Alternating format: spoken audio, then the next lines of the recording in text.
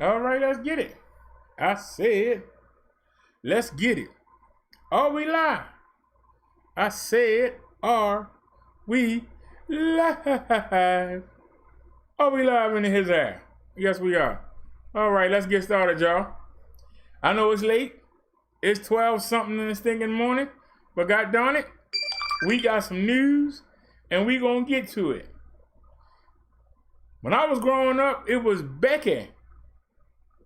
It was anime. Today in 2020, you see them as Karens. Well, let's see what happens when one of the cops that killed George Floyd gets Karen. So let's do our opening and give everybody a chance to get up into his aisle. So let's get started.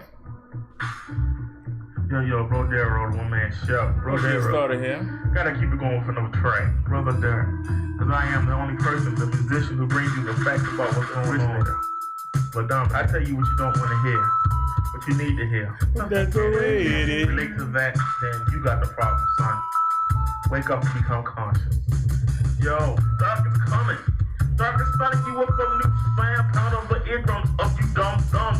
You don't want none of this attention. You promise all this split discharge from MCing you trumps abroad. Don't like it. Who gives a I won't. They shoot nappy-headed drunk. Go get drunk. Go smoke the blunt. It's time for a change. Time to rearrange the perception of a rapper from my thug childhood to a battler, a scrapper, someone with something to say. The positive MC should get the ad crazy. That's the problem with black folks. We only want to hear gossip and dirty jokes. Who getting evicted? Who's going broke? Who got locked up? Who got shot? Who got dropped? Yo, enough is enough. We need to stop. I want to hear who's making it. Who's doing right? Hey, Snazzy. Hey, Naya. Who's winning the fight against racism, homelessness, and poverty? These are the issues that are important to me, like cancer, high blood pressure, and the curve for AIDS. See, there's more to life than just getting laid. They getting paid. Yo, can you feel my rage? Yo, a new day is coming. Yo, well, that's the way it is. Okay, I said. Things are never gonna change. Time go by, but our situation stays the same. Us black folks will never learn.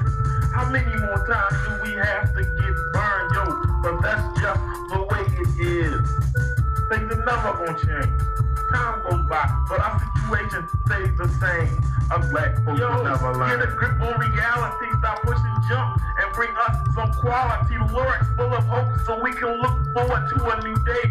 Talk about a way of dealing with life, dealing with strength because we all struggle. We all scrape to make ends meet, whether it's a 9 to 5 or hustling on the streets. We're in this together. Our race has flooded for hundreds of years. Slavery, Jim Crow, and segregation, but we're still here. But we have to overcome the last 2 generations who don't have any respect for each other. The elders, not even their father or mother. I'm not pushing, I'm telling the truth. Stop renting New Jack City and check out Bruce. Black people are the only race with no culture, but we do have a history. It's the knowledge seeping into you. Yo, listen to me, because it's hip-hop culture. It's manufactured by others, but it's all we got. Who says what's hot? Who says what's not? Not me and you, but you go along and listen to whatever song gets at play. Then you buy the gear and the video. Lexus, Mercedes, and rodeos. They're parking in a project next to the ho-hos. Alright, y'all, it's time to get a grip now. I've been nice, now it's time to bring it. That's the way it is. Things are never gonna change. Time goes by, but our situation stays the same. Us black folks will never learn. How many more times do we have to get burned? Yo, but that's the way it is. Things are never gonna change. Time goes by, but our situation stays the same. Us black folks will never learn. How many more times do we have to get burned? Yo. But that's the way it is. But I don't feel like rapping, y'all. I feel like talking. Because it's But that's the way it is. No rhymes. Look, y'all. We need to get Black our folks together. ain't never gonna I'm change. tired of riding by the projects and I see all these nice cars parked in front of these houses. Well, that's Why the don't way you it house is. person get a driveway to park your car in? We ain't gonna get it together. Press someone else, trying to look like you somebody else. You're black But that's the way it is. Black folks ain't never gonna change. Same situations never change. When will we ever learn? How many more times do we have to get burned? Things ain't gonna change. Play being a husband? Why don't you play being a father? Why don't you take control over this community because it's slipping? The women are taking over, and I see it. It started with the government with the check in the house. Now they done put your butt out the house. Come on, man. All you do is talk trash. That's really sad. When we ever gonna come together and unite and really start building and trusting each other? This is Road Down Road, the one-man show. Talent is God-given. Knowledge is Holy Spirit driven. Wake up, black people. When you gonna wake up? Let's get it together, y'all. People hit me up on the Hangouts, but it's time to do the theme song. So let's get it. And we need to change that.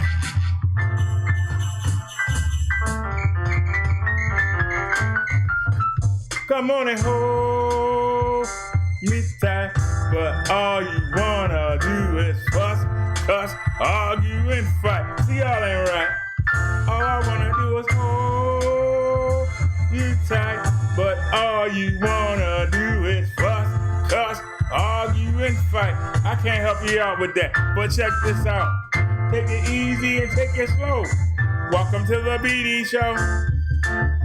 Take it easy and take it slow, and welcome to the Brother Derrick Show. You other YouTubers, y'all straight greasy. Your whack beef videos sound cheesy. Please, somebody release me. Take it easy and take it slow, and welcome to the BD Show. Take it easy and take it slow, and welcome to the Brother Derrick Show. I ain't stressing, I'm here to teach a lesson. I ain't stressing, I'm here to teach a lesson. I ain't stressing, I'm here to teach a lesson. Keeping you other YouTubers out there guessing. So take it easy and take it slow, and welcome to the BD Show. Take it easy and take it slow, and welcome to the Brother Derrick Show. Put that la-la in it. You other YouTubers, y'all straight greasy. Your whack beef videos sound cheesy. Please, somebody call Jesus. Take it easy and take it slow, and welcome to the BD Show. Take it easy and take it slow, and welcome to the Brother Derrick Show.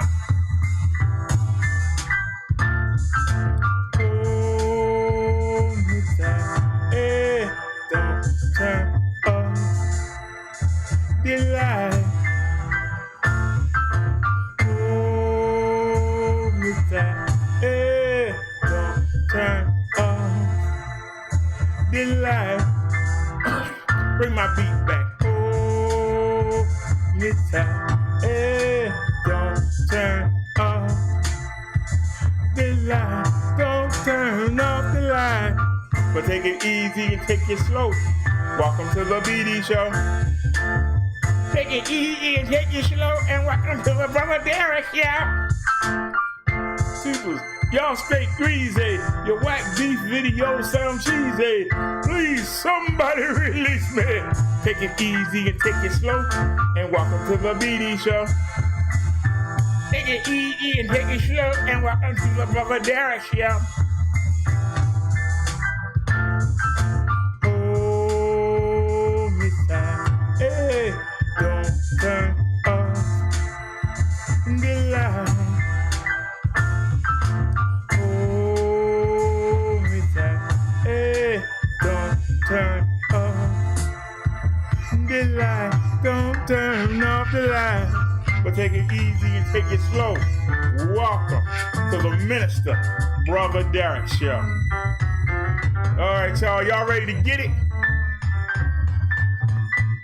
Well, let's get it. Let me stop that image there. I'm going to have to make them pictures all the same size so I can have them rotate. Give me 1 second, y'all. I got some people hit me up on the Hangouts. Let me take a look real quick.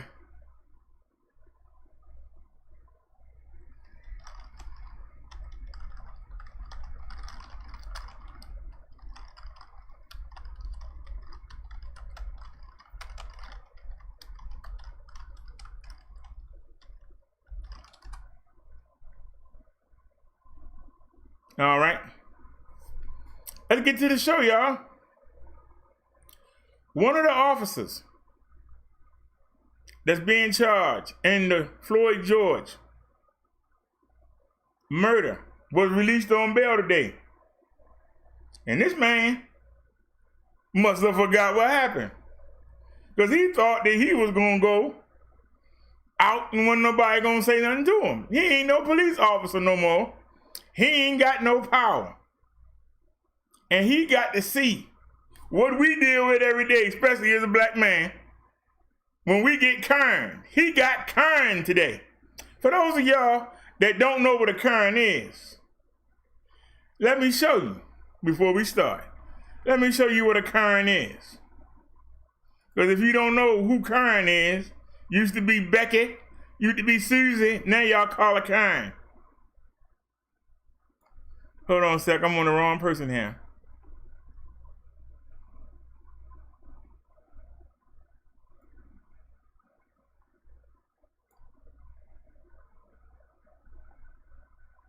And where's the link that I sent?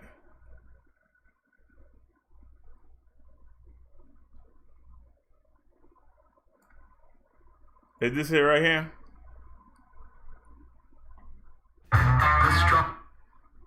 Make sure y'all can see it. Yes, you can. All right. Oh, you're going too fast. Wait a minute, son. Wait a minute. You're going too fast. Hold on. It's cute that her driver almost hit my kids, and she thinks she needs to take a video of it. I'm being attacked by a man in the ramble. Please send the cops. So let's see what Karen is. You want to call the police on him for having a barbecue on a Sunday at the lake? Yes. All of these women have been identified as Karens by the internet. The term has burst into the scene as racial tensions reach a boiling point in the U.S. The phrase may be new, but Karen-like behavior has been a constant in this country's history.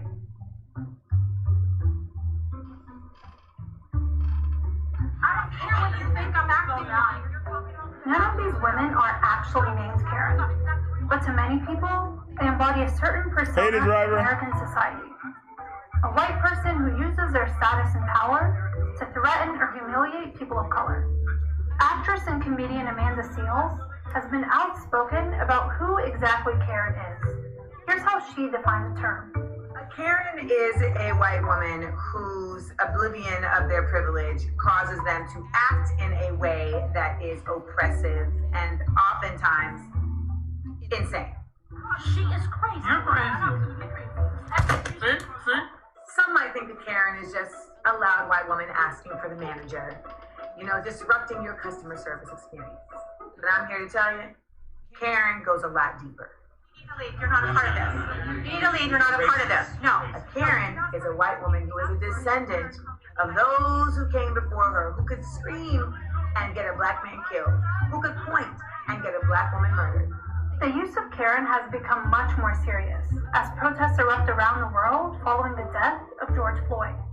People with Karen-like behaviors have made national news within the past few years and continue to be exposed.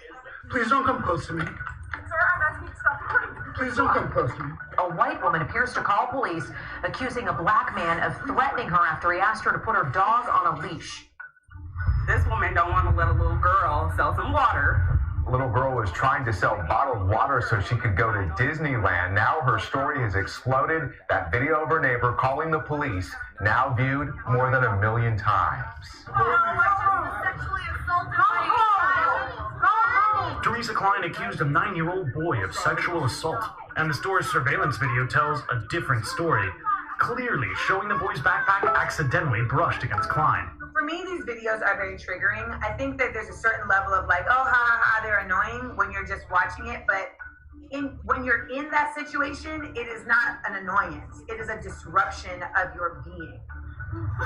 Matt, can you just back up just a tad so I can talk to her? Thank you. Sure. You know that as a person of color, specifically a black person, you are the one who is going to be in the situation of having to prove you're innocent.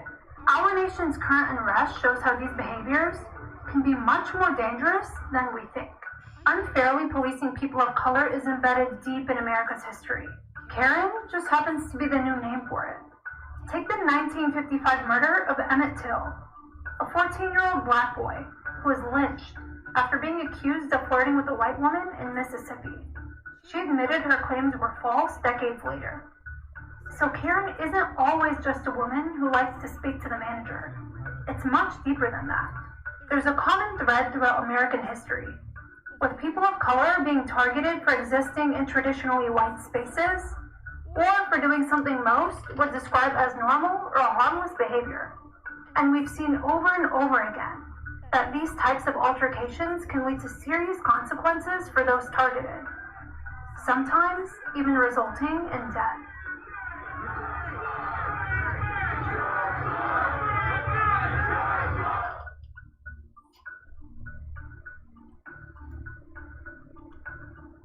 Alrighty, so now you know what a Karen is. But just to be sure,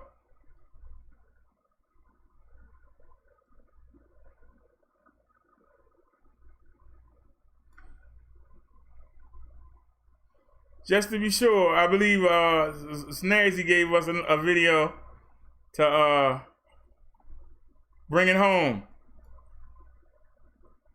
I haven't seen this. Okay, I don't care if you don't like my shirt. Are you really racist right now? I'm not saying a word. You are. No, you are. You want me to take my shirt off? I'm not saying a word. I'm not going to take my shirt off.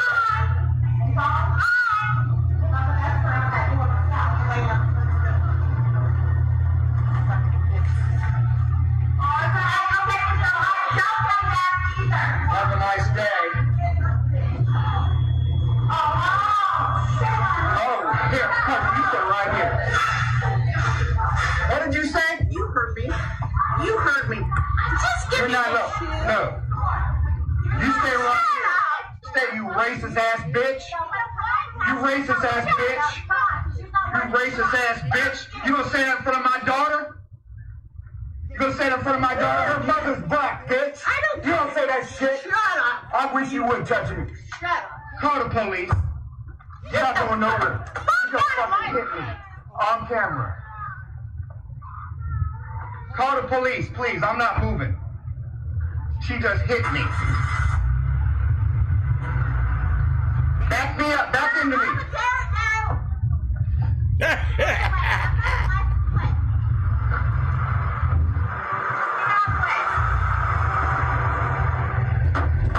Oh, look, ran him over. Are you saying? Oh, Lord. Sure. Yeah, that's a Karen. Are you really racist right now? Now that's a Karen. Karens can get you hurt. It's not a joke. A Karen can get you hurt. It was a Karen that was the reason for the jealous poor people to destroy Tulsa, Oklahoma, and Black Wall Street. It was both a Karen.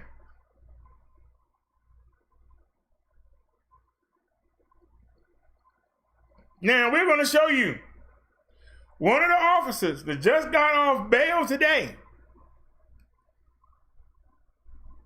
He got Karen. And he got to see what it feels like when you can't do nothing about it. He got to see what it feels like when you can't do nothing about it. Wait a minute, we got two links here. I got to make sure I get the right one. No, that's not it. Here it is. It's gotta be this one. See what it's like. See what it's like to be kind.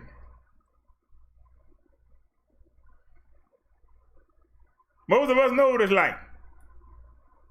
But how's an officer that used to be in authority, used to be in power, how is he gonna deal with the situation? What's going through his mind? Good. Save me the trouble of doing it. Thank you. What's your name? Oh, yeah, that's me. It is you. So you're out of prison. Yes. And you're comfortably shopping in Cub Foods. As if you didn't do anything. I wouldn't call it comfortably. I would just say getting necessities or helping. I don't think you should have that right. I don't even think you should be out on bail. I can understand. I mean, how does it feel? I'm sorry you feel that way. No, you're not sorry. Like, you're literally outside here comfortably as if you didn't kill that man? Did you think that people aren't going to recognize you? Honestly, did you? You don't have the right to be here. What you gonna do, sir? You killed somebody in cold blood. You do not have the right to be here. You can't do nothing. No, we don't want you to get your stuff. We want you to be locked up. 2 months ago. You're honestly in Fed Foods comfortably shopping. You called your buddies to come get her. Prison. Can't do it now, can you? Like, do you feel any remorse for what you did? Sit there and take it. Do you? Take it. This is the officer who was let out of jail today for shooting George Floyd. I'm sorry, suffocating him. No one knows somebody might run up and stab you. Minnesota like this. Might run up and bop you in the head. Picture, I knew it was you. You did it's what? Just like he was there when they were killing him. And it's just like, this is crazy that you're here just thinking everything's okay. How's it feel, sir? I mean, you don't want to apologize. You don't want to say anything. Like, no. What's the matter, sir? You can't do nothing? This video is going to be on the internet. Yeah, he has the nerve to literally come outside thinking that we don't know what he looks like. Are you scared, sir? How dare you? Somebody might come out the aisle and jump on you. You don't know. And you will be going back to jail. Trust. Trust. You don't have your police power, sir. Do you feel scared? Yeah, he bailed out. How'd you get the money? How'd you get the money? And you're lucky that they don't have your address. You're lucky that they don't have your address. Hi. How's it feel, sir? This is one of the police officers that was involved in killing George Floyd. He was out on bail today, and he's over here comfortably shopping in Foods as if. How does it feel, sir? We had to go through this crap every day. How does it feel? How does it feel? How does it feel? You can't do nothing. Well, yeah, that's me. Where's your baton? So you're out of prison.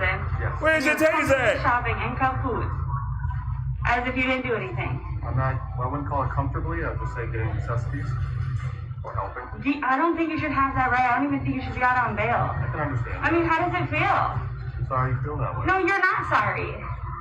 Like, you're literally outside here comfortably as if you didn't kill that man?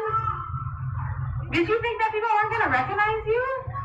Honestly, did you? You don't have the right to be here. Look at him. He can't do nothing. You do not have the right to be How does it feel? I'll get my stuff paid. No, we don't want you to get your stuff. You can't do We want you nothing. to be locked up. You on bail. You're honestly in Fed Foods comfortably shopping. Any call, you back in jail. You can't even say nothing. You just take Do it. you feel any remorse for what you did? Do you? This is the officer who was let out of jail today for shooting George Floyd. I'm sorry, suffocating him. You're not going to be able to comfortably go around Minnesota like this. I pulled up the picture. I knew it was you. It's just like, he was there when they were killing him. He can't And do it's nothing. just like, this is crazy that you're here. Just How does it feel, sir? thinking everything's okay. Sir! I mean, you don't want to apologize. You don't want to say anything. Like, no. Because this video is going to be on the internet. Yeah, he has the nerve to literally come outside thinking that we don't know what he looks like. How dare you? You're not going to be able to comfortably live in Minnesota after this, or anywhere. How does it You feel, will be sir? going back to jail. Trust. Trust. Yeah, he bailed out. How'd you get the money? How'd you get the money? And you're lucky that they don't have your address. You're lucky that they don't have your address. Hi. He can't do This nothing. is one of the police officers that was involved in killing George Floyd. He was out on bail today, and he's over here comfortably shopping in Foods as if. She just threatened him twice. He can't do nothing. Couldn't do nothing about it. What it feel like? That's what we feel like. When we know, especially if we in a white neighborhood and one of them Karens come up to us, we can't do nothing. If you look at them wrong, you move too fast. White people will come out everywhere. How does it feel, sir? Because now you feel it. She asked you, where did you get the money from the bailout? Like you ask us, how could you afford to get that car? What are you doing walking in this white neighborhood? How does it feel? How does it feel, sir? We deal with that every day. How does it feel, sir? When you pull over people for no reason and walk up to them and bug them.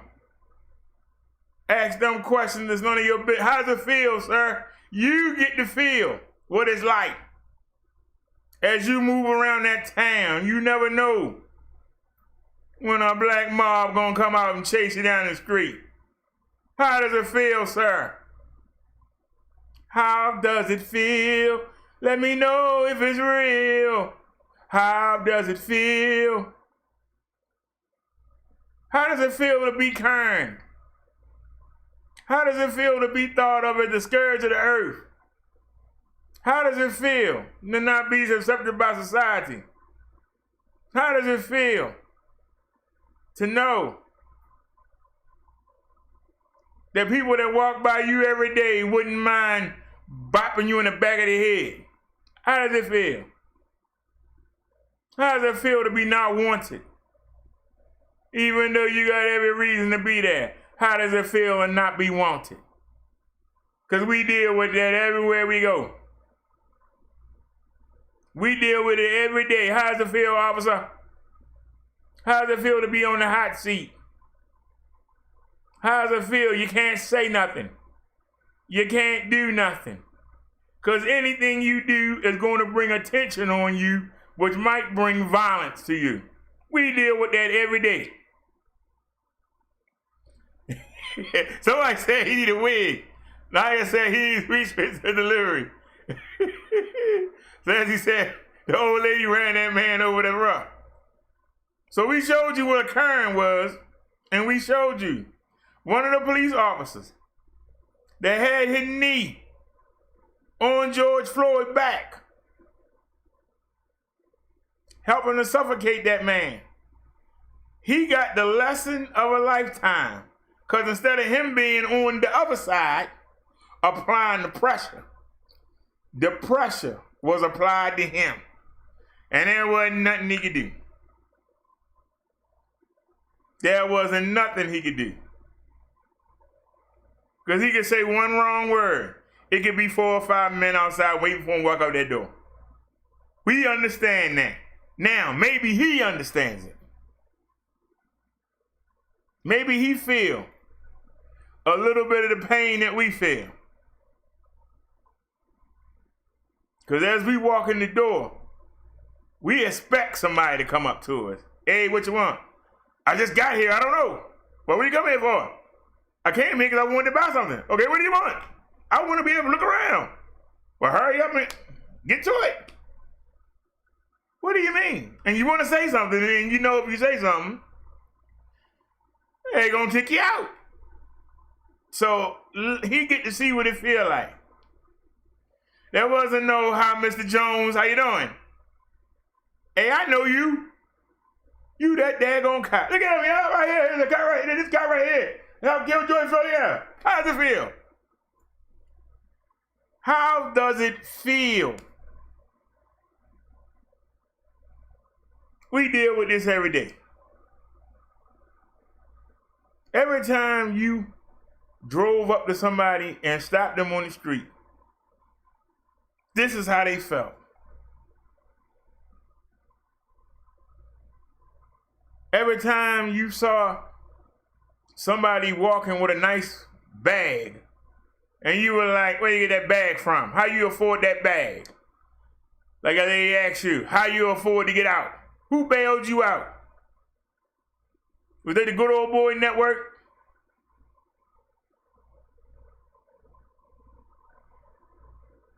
Right, that's what it's like to be audited.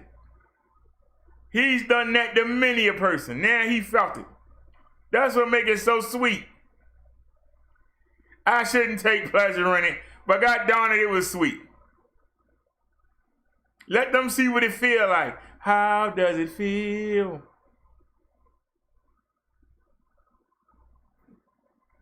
How does it feel to be public enemy number one?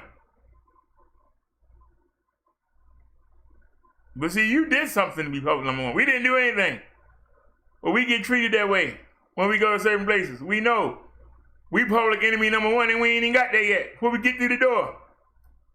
All right, you got a black man coming in the door. Everybody watch him. Hey, what you doing? Hey, why you touching that? Hey, you're a little too close. What should you put in your pocket? What's it like to be on the hot seat? What's it like to be on the stage and the spotlight always shining in your face? He got to feel it. That's what makes this so enjoyable. He got to feel what it feels like. Because that woman could have said anything. And people would have came from anywhere swinging. We deal with that every day. It's been that way since we came over on the boat. It's that way. For every Mexican across the border, it's that way. For every Japanese or Chinese that get off the airplane, it's been that way. You supposed to be at home, but you never feel at home. How does it feel, sir? You got that reality check. That's what you've been doing to people in your career as a police officer. You've been doing it. It got done to you. And you had no defense. You know if you spoke up too much, it was going to draw a mob. And all it takes for one person in that mob to bash you in your head. And then when the police come, they not gonna come for the first minority they see. They coming for you. Put you right back in that slammer. So you couldn't do nothing. That's what makes it sweet. That's what makes it sweet. You got to see what it felt like. How does it feel? Because you think that we should be able to just deal with it. And all I can tell you is, you did a great job. You shouldn't have said nothing. You mumbled under your breath, you shouldn't have said nothing. Because you learn, mumbling under your breath can get you hurt too. It's better to just take it. And wait till Karen get tired and move on and do something else. That's the best you can do. They say ignore a troll.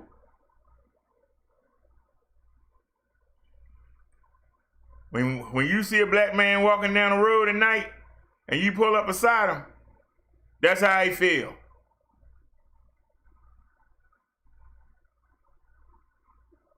When a man sitting out on his porch, chilling, and you roll up, hey, what you doing? He want to say, I'm on my porch. What do you mean, what am I doing? But what he got to say? Oh, just hanging out, officer. How you doing tonight? Because if you say something else, you're going to call for your backup. You're going to call for the rest of your gang, and you don't come drag them downtown for nothing. So we learned to say nothing. Sit there and take the abuse. You had to do that. How did it feel? How did that feel for that lady that threatened you? You can't come out here and walk around Minnesota. You lucky we don't know where you live. How many times has something like that come out your mouth when you got a young man on a dark road in a white neighborhood? How many times something like that came out your mouth, sir? How did it feel to hear it back? How did it feel? If you don't do a day of time, the treatment that you're going to get until that trial is over is worse than any time you get. Because they're going to put you in protective custody. You ain't going to be around Jim Pop where they're going to kill you. They're going to tear you limb from limb. They're going to rape you and then drape you. Take a knife and snap you.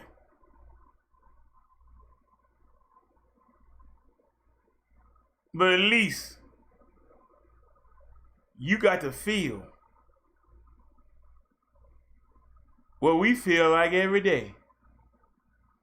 Except we don't do nothing to feel it. You had to do something heinous to feel it. But at least you get to feel it. I bet the next time you see a Karen video, you won't laugh. I bet the next time you see one of them Becky Sue videos, I bet you won't laugh. I bet when you sitting around the boys and they sitting there laughing and talking about, you remember how great granddad talked about how they killed Emmett Till? You won't be laughing. You'll remember, hey, that could have been me in that store right there. Because they could have killed me. And nobody would have done nothing. How does it feel? Did you feel low to the ground? My great grandmother had a saying. Sometimes up, sometimes down. Sometimes you feel level to the ground. You will never feel lower than what you felt right there.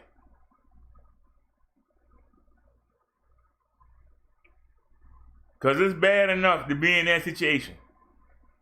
But to know, 2 months ago, you could have flashed that badge and made that lady walk away. You could have called your buddies and had 2 females come take her away. But you can't do nothing except take it. You can't even answer back. Because if you do, and somebody called the police, you on probation. How does it feel, sir? You was at the mercy of that woman. You was at the mercy of everybody in that store. Every time you walk outside, you better not go to no black community. You better not go to the Indian community. You ain't even safe in the white community. Anytime you go outside. Your word, your credibility, it don't mean nothing. Welcome to the family, officer. Or welcome to the family. You got to experience a little bit of what we deal with every day.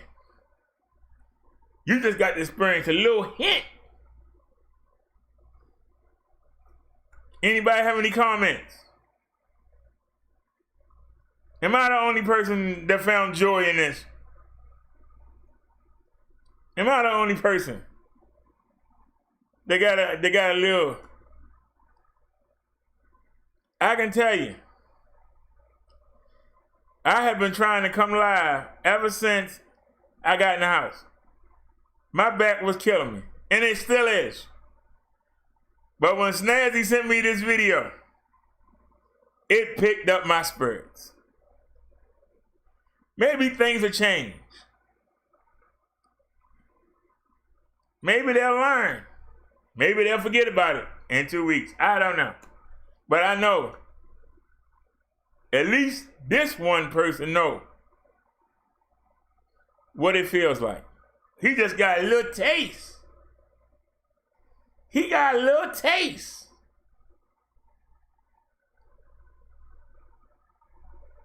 Little taste.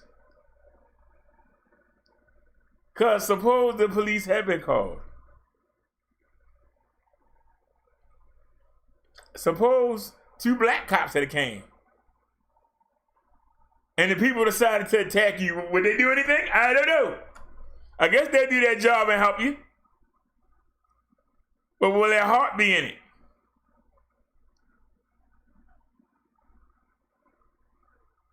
Will they hold back both arms of somebody that's hitting you? Or will they hold one arm and be like, we don't know. But see, that's what you got to worry about. Now you get to see what it's like. And I'm enjoying it. And if somebody got a problem, come see me.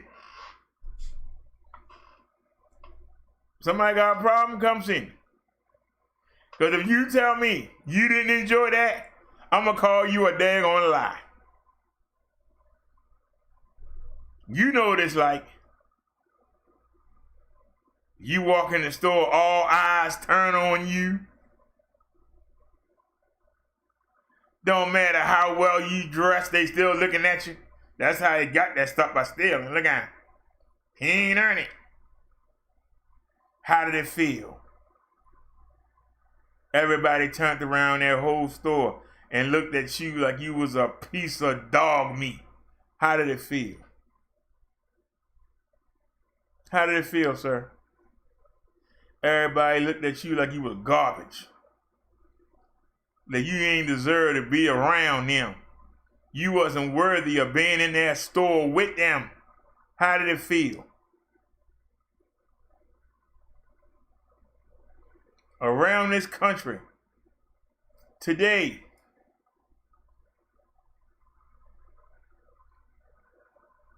I know 100,000 minorities felt that just today. That's why I take pleasure in it. All right, y'all, let's get to our next video. I hope y'all enjoyed that, because I did. And I ain't got no shame. I enjoyed it. The strongest, most... I'm about to go buy me a truck if I had the money. I'm tired of seeing the commercial.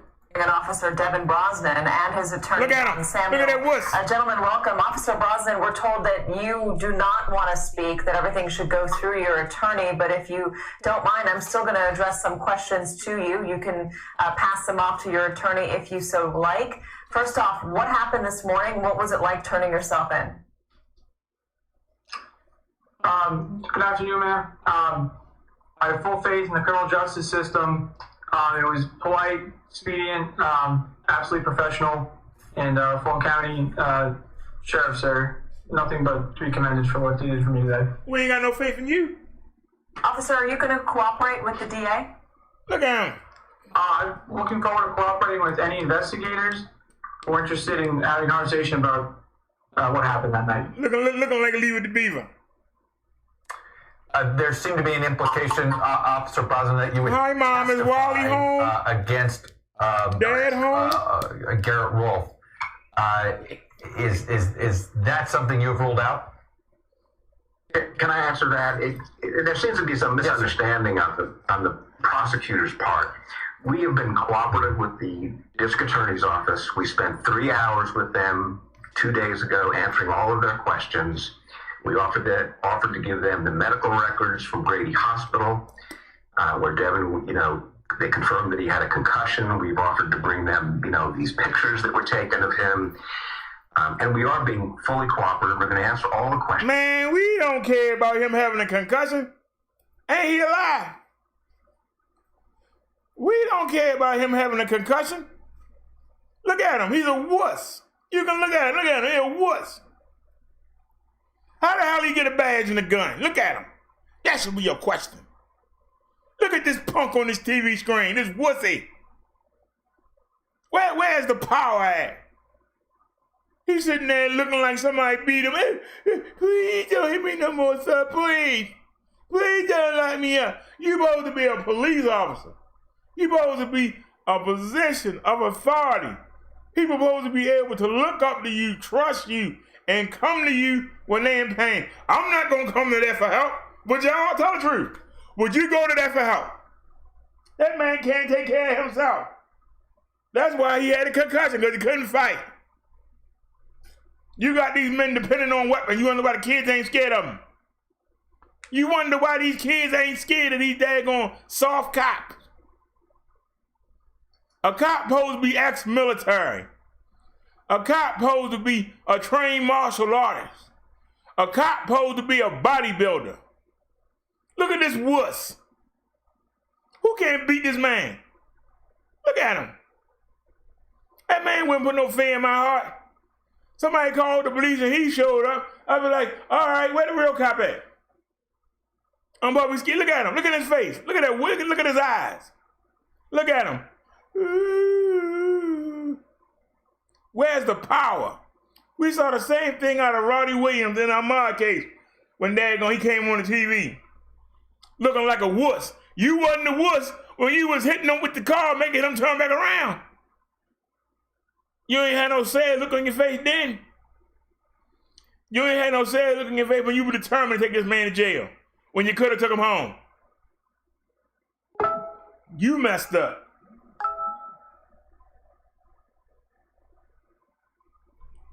They're going wuss. Supposed to feel sorry for him.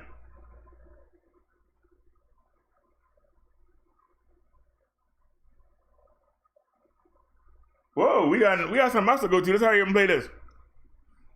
Questions that they have or the GBI has. We've already arranged to have the GBI interview next week. But he's not a state's witness or a defense witness. He's a witness. He is going to answer anybody's questions accurately. And if Officer Rolfe subpoenas him, he'll answer his questions. Right now, the DA has charged him with a crime, so he's a defendant now. And he's not going to answer, the DA's questions, while they bring these false charges against him. So, I regret that the district attorney apparently was given misinformation yesterday. Officer Brosnan is not going to be a, quote, state's witness, which is, kind of TV talk. He's either going to be a witness and describe the facts, or he's going to be sitting next to me at counsel table.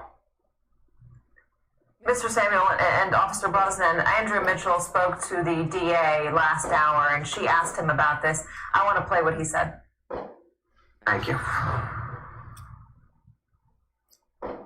His story, but that he's not, quote, a state's witness. Andrea, let me tell you, that's really just, that whole discussion is subterfuge away from the real important issues in this case. I will just say that we stick by our comments made on yesterday, but I'm hoping people will turn back to the crux of this issue. And the crux of this issue is that Mr. Brooks is dead for really no valid reason at all. Mr. Samuel, Officer Brosnan, can you clear that up for us? Because you both are saying two different things on what seems to be just a yes or a no answer. Is he going to be cooperating with the DA against Officer Rolfe? No, he's not cooperating against anybody. He's going to provide accurate information about what happened. He's going to describe what's in these videos and in these body cams. He's going to describe what he saw, what he heard during these events. Witnesses are witnesses. They don't belong to either party. They don't belong to the prosecution. He doesn't belong to the state. And he's not going to testify against someone. Right now, we are focusing on, the defense of him, the false charges that the district attorney brought against him, which, by the way, have nothing to do with the shooting, but the allegation that he was too slow in rendering aid, which is just preposterous if you look at the videos. I kind of agree with Mr. Howard. It's a little bit of a tempest in a teapot. It's amazing how he wanted to, I can't let him go. I want to get to Snazzy's story, but we can't let him go. You're not coming on my platform and telling half truths. It don't happen here. We're going to call you out. And that's what I do. I listen, and then I beat you upside the head with what you say. First off, this man wanted this guy, RASHARD Brooks, to go to jail so bad. His insistence, because he could have took the man home. He wanted that man to go to jail. He wanted that man to be arrested. He pulled out the taser, the stun gun, because he cheated, because he ain't had a cartridge. Them cartridges cost money. He just had the stun part. If he would have had a cartridge, they could have stunned him with the taser while he was on the ground. And he would not have got up. See, these are the things that you're trying to sugarcoat. His mistakes. He's a lousy cop, a lousy one. And look at him. He ain't got where's his muscle mass? How you gonna be an officer and you sitting there, you ain't got no shoulders? You got the shoulders of a daggone woman. I can show you black women that got better shoulders than that man. Where is Sissy Mayor when you need him? That man should be behind a desk somewhere, filing paperwork. That's not a police officer. Y'all can talk to me till you're blue in the face. If I called the police and that man showed up, I would call back and say, send me a real police officer. What is this? Why the heck did you send me Leave It to Beaver? Why did you send me daggone Skippy? Don't send me Screech. I asked for a police officer.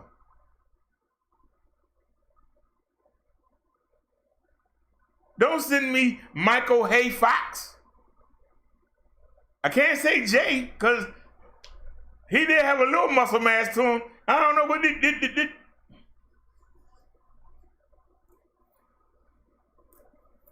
I called for the police. I want to see the Hawk. I don't want to see Bruce Banner. Okay? Don't send Bruce Banner to my door. Send the Hawk. Look at this man. But he the one that kept amping everything up.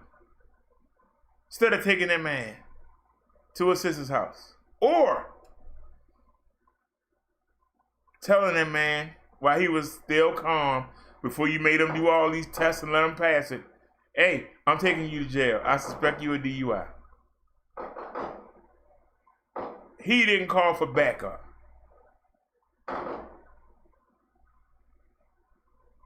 Look at him. Who was he gonna handcuff?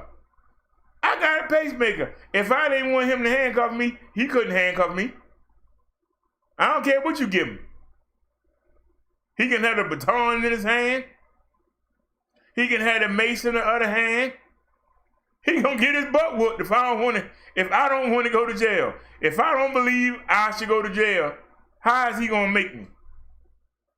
This is why we need to train our officers and have men that can do the job. You gotta make somebody do something. Make them. You can't, this guy can't make me do nothing. This guy couldn't make me give him a quarter. Somebody tell me I'm lying. Somebody come in the chat and tell me I'm lying. I take you on. Where you at? Come on in here. Come defend this wuss. Look at this daggone putz that's on your screen. And you tell me if this man came to your door in a uniform, you wouldn't tell that man, send me a real cop, please. If somebody was chasing you, and you saw this man standing here, you would go right around him until you ran into a real cop. What's he gonna do? You gonna have to help him. He supposed to help you. You gonna have to help him. Cause you gonna feel guilty for getting him involved when he getting beat up by the person supposed to be beating you up. I'm looking at the chat. I don't see nobody saying nothing. Where everybody at? Where's everybody at? Come on in here. Somebody come defend this wuss.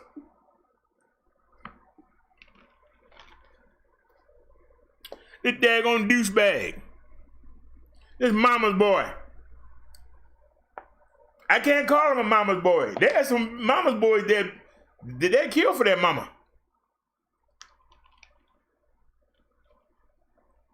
That's an insult to George Floyd. He called for his mama. I can't even call him a mama's boy. Maybe a mama's nightmare. Mama's shame. Look at him. I wouldn't be looking sad. I'd be angry.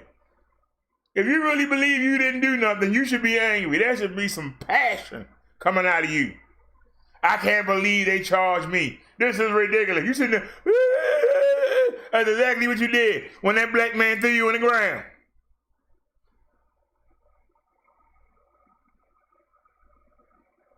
When he took the taser from you, took the stun gun, I'm sorry. He took that stun gun from you. And you tried to get it back. And got tased on the forearm. You went down like a wuss. But you had it on that black man for 20 seconds. And he still got up and took it from you. You a wuss. You ain't no real cop. You an embarrassment. And to any cop that backed this loser, you should lose your badge too. That's a loser. Somebody tell me I'm wrong. Somebody tell me I'm being too hard.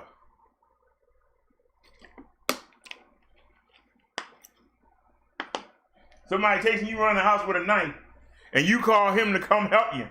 You're going to have to help him with the person that's attacking him. You gotta protect him. What he gonna do?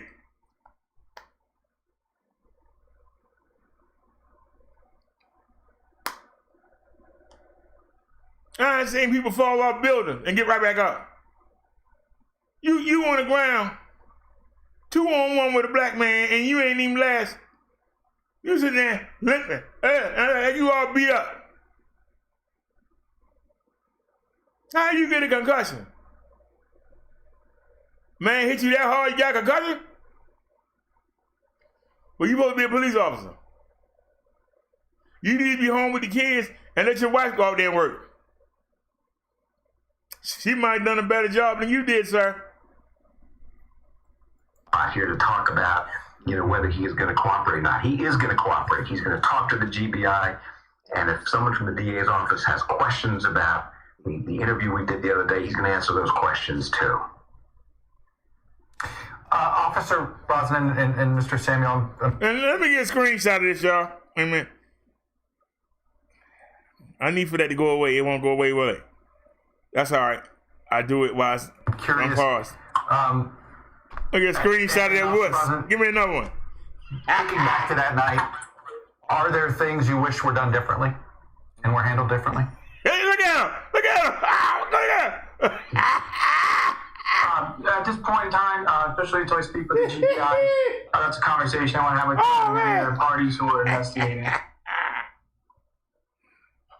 Do you have any message to Mr. Brooks's family that you want to express? Yeah, I think this is a tragic event, and it's totally a total tragedy that a man had to lose his life that night. Officer Brosnan, the DA says Officer Wolf kicked Mr. Brooks twice after he was shot and on the ground. Boy, Snazzy throwing the links. All right, y'all, let's start watching this one. I did not. Snazzy's hitting us with, we're so far behind. We'll be here all night trying to show all these. Let's say something for tomorrow. We might have to say something for tomorrow. We got links everywhere. I'm sorry. Oh, man. Y'all can say whatever y'all want to say. Y'all ain't gonna get entertainment like this nowhere. The driver got links too. We sit down here at 1:24 in the morning. Let's get it. Let me get this before it leaves. But first, hold on a sec. Wait a minute.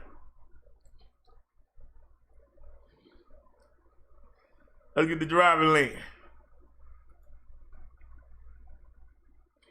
Who else got entertainment like this? Nobody. They ain't got the courage.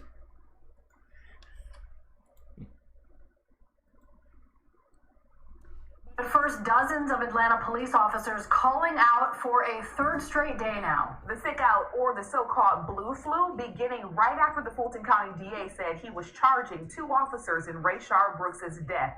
Many of you have contacted us, urging us to find out how this sick out could be affecting 911 response times and overall safety in the city. Tonight, we are finally getting some answers from officers themselves, Cheryl. Tracy Amick Pier is live on the 17th Street Bridge with more. Tracy? Well, Atlanta police officers tell us today that in Zone 5, 25 officers called in sick. Now, that's everyone except for the 3 supervisors. They also said that homicide detectives were responding to 911 calls. Now, in Atlanta, there are 6 zones. So usually if there's a shortage in one zone, other zones will send in officers. We showed this yesterday, driver. You late. Those other zones have shortages. Where were you at yesterday, sir? Serious problem. I've never seen the morale so bad that it pushes the majority of an agency to do this. For enforcing the... Vince Champion is the regional director of the International Brotherhood of Police Officers. And while he didn't know so many officers would call in sick since Wednesday. Now that look like an officer. That look like a man right there. They want to do their job. They still what the heck was that thing we saw on TV? Where they're not respected and where they'll be betrayed. The sick out started on Wednesday, immediately after District Attorney Paul Howard announced charges against the 2 police officers in the RASHARD Brooks shooting. Champion says the investigation by GBI, which is the lead investigating agency on this case, could take months, and there's no way for due process to happen so fast. They think, that this could be me, and I could be doing my job, and next thing I know, I'm fired because the mayor doesn't like what she saw, and then I'm... You wasn't doing your job. He wasn't doing his job. Like what he saw. During a virtual meeting with the city council today, interim police chief Rodney Bryant says so far the sick outs have not put the city at risk. And while pending 911 calls have reached more than 30, they're usually low priority calls. I'm gonna tell y'all something. I'd rather that old man show up at my door than that wuss we saw on TV a minute ago. I'd rather that old gray man. He looked more of a man than that wuss that we just saw. If you was in a fight, anybody that watched the wrestling, if you watched the WWF, WWE, if you was in a fight, who would you rather have at your side? Would you rather have Shane McMahon or Vince McMahon? I take Vince McMahon, and he goddamn 70-something years old. I take the jacked up jackhammer boss than his sissy-looking son. His sissy. That's what we gonna call him. We gonna call that cop Shane McMahon. I kept saying who he remind me of. He looked just like Shane McMahon. A wuss. I said a wuss. If y'all watch the wrestling, you know what I'm talking about. And Bryant says that number is not far outside the norm. In this COVID period and the call volumes are low, the number of sick outs does not have a dramatic effect on our response and our ability to address any given emergency that arises in the city. Bryant says for now they don't need outside assistance for 911 response. Champion says if they do ask, he's not sure how much help the city of Atlanta would get. Quite honestly, if I was a police chief or a sheriff of another county, and I've got a DA that's charging officers with murder to what appears to be them doing their job, I wouldn't send my officers there. Now, for the last 2 days, our team has reached out and repeatedly asked to speak to the interim police chief and the mayor about these sick outs and to answer your questions and concerns about public safety. Once again today, we did not receive any response. All right, Tracy, thanks a You lot. know There are a lot of something? questions If they don't want to go, if they like, I tell the truth, and y'all might not like it. If they like that wuss Shane McMahon, matter of fact, can we get a picture of Shane McMahon? He should be enough of a celebrity. Name should have popped up. Would that show you? There he is. You know, can we get a picture of Shane McMahon? Let me find one when he young. See, he old. Where was he young? Can we find a young picture of him? Can we find a young picture of him? Not when he gray. Find me a picture of when he old. I mean, when he young, not when he old. All these pictures are when he is old. We want to see him young.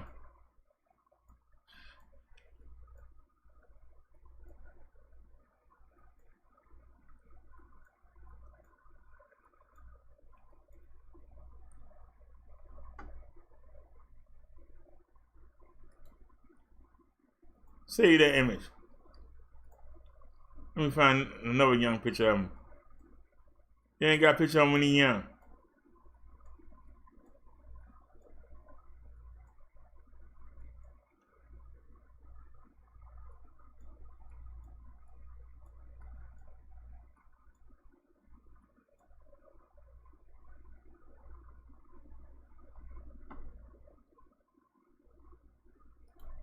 And I'll take that one.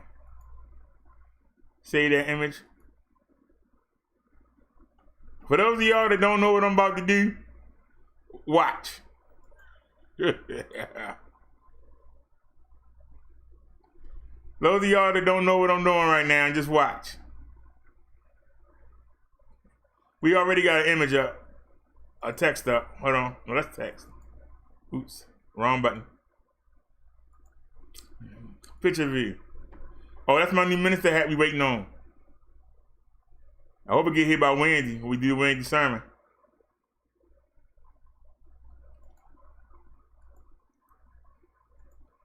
So let's take that picture.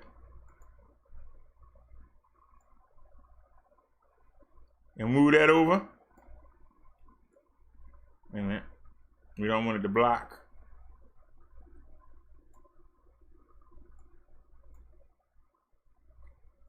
Bring that over a little bit. All right, lock it. Now, give me a new picture. All right. We gonna call this we just call this cop. Should call it beaver. Leave it to beaver. Now where's that screenshot I took? Go to pictures, go to screenshots. Give me that screenshot I took. All right. Now, I'm gonna show y'all some technology here. And y'all see that picture, right? I want y'all to watch. Just watch. I know y'all got links for me to show, but hang on a sec. Y'all help pay for this technology. Let's put it to work. Give me 400 to the left. Give me 800 to the left. Give me 1,000 to the left. Still not enough. Give me 1,100 to the left. Give me 1,150. Still not enough. Give me 1,190. All right, let's do it manually. Because all we need is him. Put his picture around in there. Almost. Almost. Get the other guy out of there. Get the other guy out of the picture. Almost. All right, now, take off the top. Yeah. Y'all can see it on your screen because it's getting bigger.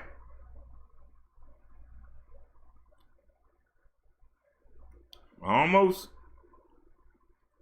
All right, now the bottom. Give me 100 on the bottom. Just give me 100.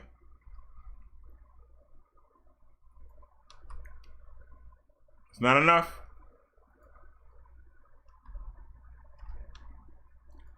Hold on a second, y'all. Give me 200. That's too much. Give me 150. There you go. Now let's get it nice and tight. I'm tightening it up. Let's tighten it up. There you go. Actually, you can get rid of that yellow. We can get rid of that yellow. There you go. There you go. Right there. Now. Told y'all he looked like Shane McMahon. Look at him.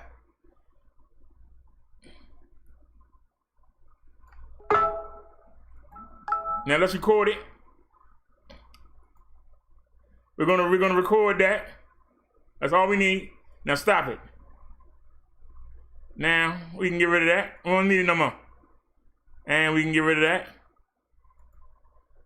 Now, I want y'all to watch this real quick. Scroll down. I'm showing y'all my secrets. I'm showing y'all my secrets. These are my secrets I came up with. We're gonna record that. That's all we need. Now, put it on repeat. We're gonna record that. That's all we need. I need the line to go away. Go away, line. We're gonna record that. Go away, line. That's all we need. We're gonna record that. That's all we need. We're gonna record that. That's all we need. All right. We're gonna record that. Now, I want y'all to watch something real quick. Now let's go back. Make that full screen. Gotta unlock it. And y'all can see, I actually, look at that. I can just do that. But we're gonna make a full screen. All right. Now, I'm gonna show you what I just did. And I'll be right with y'all. I know I got something to show you. Hold on. Bear with me, y'all. Now,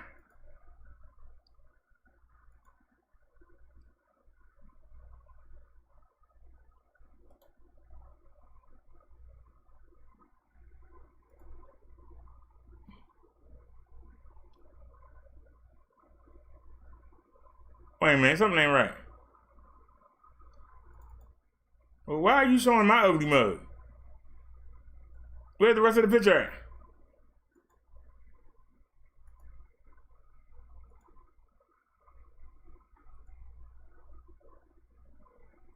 Why is it only showing me? Oh, the filters. Default. There we go. But while we here, now, I want y'all to watch. It's only gonna take a second. So, well, come on. All we gotta do is just tighten it up. We're gonna have this picture ready. It's gonna be ready for y'all. All right. Take out the top. Come on. Clean that top up. All right. Take the bottom. Clean that bottom up. Clean it up. Clean it up, sir. Come on. Come on. Clean it up. The Windows Media thing showing. Come on. A little bit more. All right, now we gotta get rid of me. Give me 100. That's not enough. Give me 200. That's not enough. 300. God damn. Give me 400. Give me 470. Give me 490. All right, give me 500 then. Give me 5. God darn. Oops. All right. Now let's close it up. We got to tighten it up a little bit. We got to tighten it up. I'm showing y'all how to make a photograph. You can do this as many times as you want to get as many as you want in there. Now, we took them 2 pictures and made them 1. Now we're going to record again. 1, 2, 3, 4, 5. Start the recording. All right. Now, show recordings.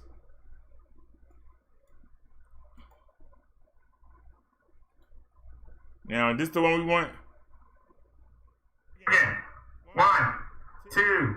Now, we want to pause. And it's supposed to go away, but it's not going away. That's what's irritating me. 3, 4, 5. Stop it again. 1, 2. Got it. 3. Got it. 4. Got it. That's all I needed. All right, now we can get rid of this. Actually, you can take this, transform,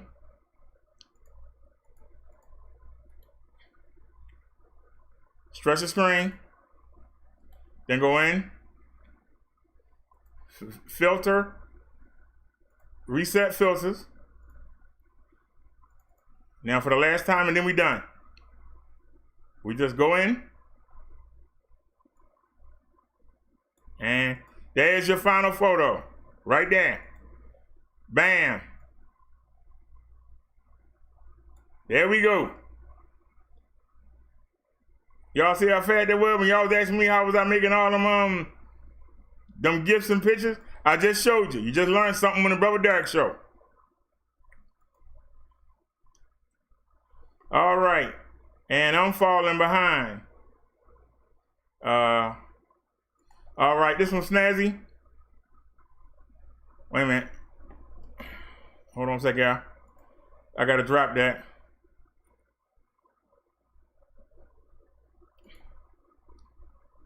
And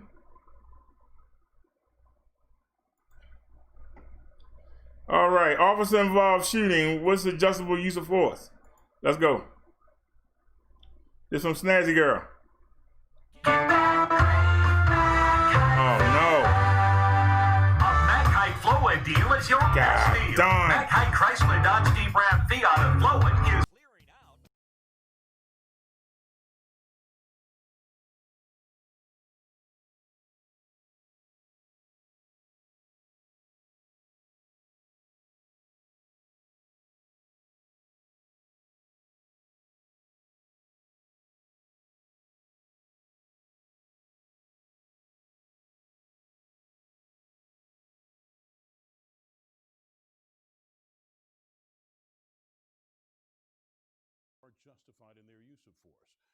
Decides Therese April gets answers from officials on what actually constitutes a justified shooting by law enforcement. Now you working hard here. On any given day, around 800,000 local police officers are working the streets of this country. Of those 800,000, police shoot and kill, on average, about 1,000 people a year. That's Byron Police Chief Luke Thompson, who's the current president of the Mississippi Association of Chiefs of Police. 375 million contacts that people have with police, and 1,000 of those are deadly. The question often arises, how do investigators and prosecutors determine whether a police shooting is justified? Michael Corey and Francis Springer have both represented and brought cases against police officers in use of force cases. They say there's one intangible factor that outweighs a lot of others. What did that officer perceive at the time, and was his reaction objectively unreasonable at that split second that officer had to make the decision to use deadly force or not? It's becoming more important that investigations be extremely thorough in today's climate. Because this is a public official, who's carrying a gun and has the authority of the law to take your life if necessary. So there's got to be an intense investigation. There's no problem with that. And every officer, I believe, expects that. Both attorneys and police say the majority of police officers get through their entire career without shooting anyone. Thompson says most lawmen never even come close, just like most lawmakers. A lot of our elected officials that are trying to come up with these different guidelines have never been in the situation. That guy was so fat he couldn't even walk. In their life. In Jackson, Therese April, 3 on your side.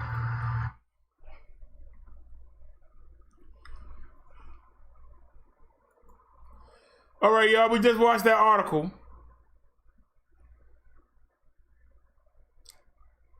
I don't disagree.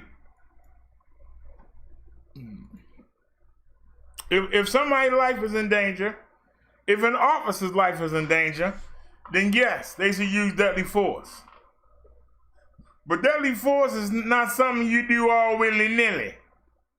You taking somebody's life. And somebody's life should be in danger in order for you to take somebody's life. Somebody running away from you.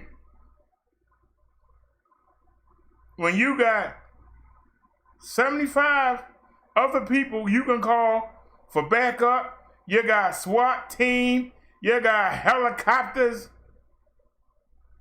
you got the state militia if you need it. Why would you have to execute somebody because you scared of them? If anybody can give me a justifiable reason, I won't talk on it again. Anybody can give me one reason, I won't speak on it again. You can't. That's why that man need to go to jail. You can't. You can try. Let's keep it going.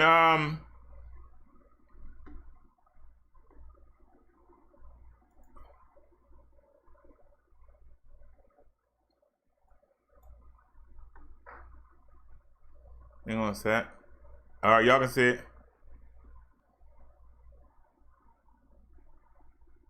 Officers have now quit the force, and several more are reportedly in the process of resigning over what they call a lack of support both from the department and city officials. Matt Finn is live in Minneapolis for more details. Matt, good morning. Good morning, Ed. Minneapolis police confirmed to us that 7 officers have separated from the force, and it's not clear how many more might. In a statement, the police department writes, quote, "People seek to leave employment for a myriad of reasons. The MPD is no exception. We thank those who are leaving for their time, commitment, and service to the city of Minneapolis. They have given of themselves, and they are appreciated."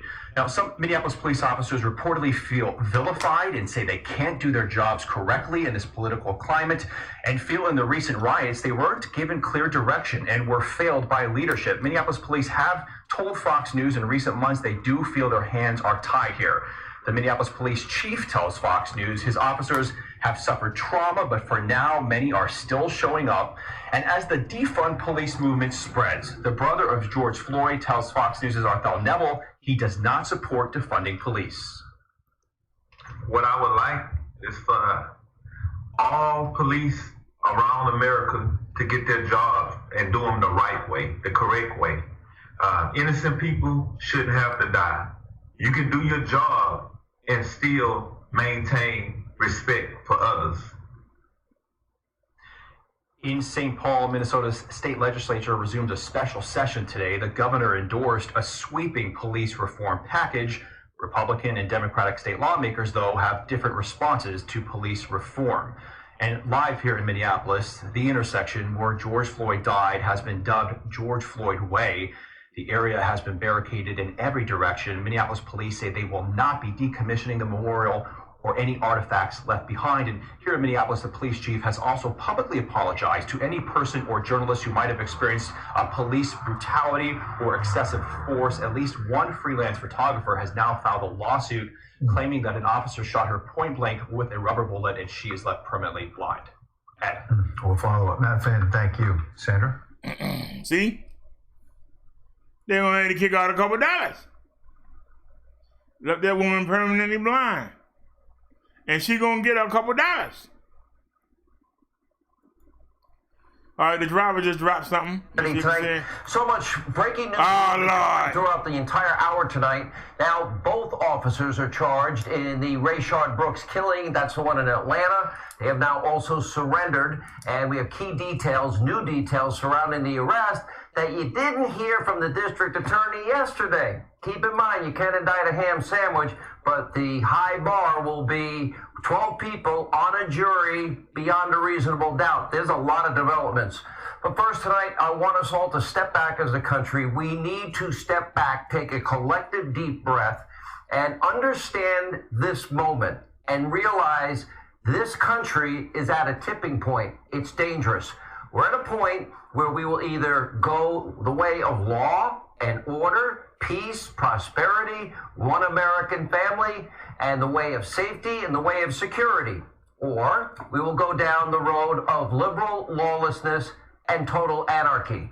Now, because the sweeping, broad, and many... That's not what you want, sir. What you want is us to go back to the way it was. Some men like you, they use your platform to be a hanger-on to the 3%. Good job, Hannity. Good job, Hannity.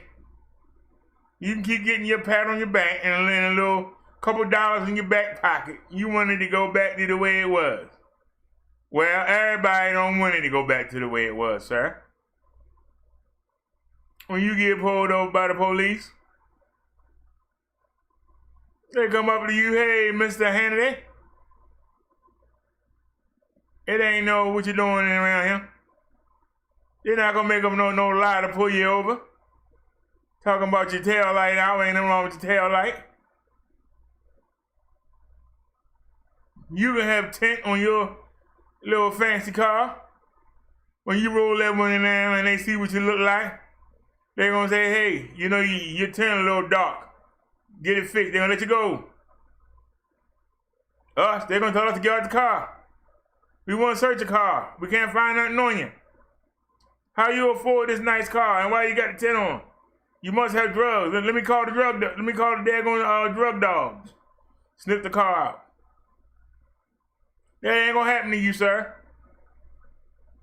And until you understand that, I don't give a darn what you say. So you can go ahead. You can go ahead and buck dance for the top 3%. That one thing to stay the way it is.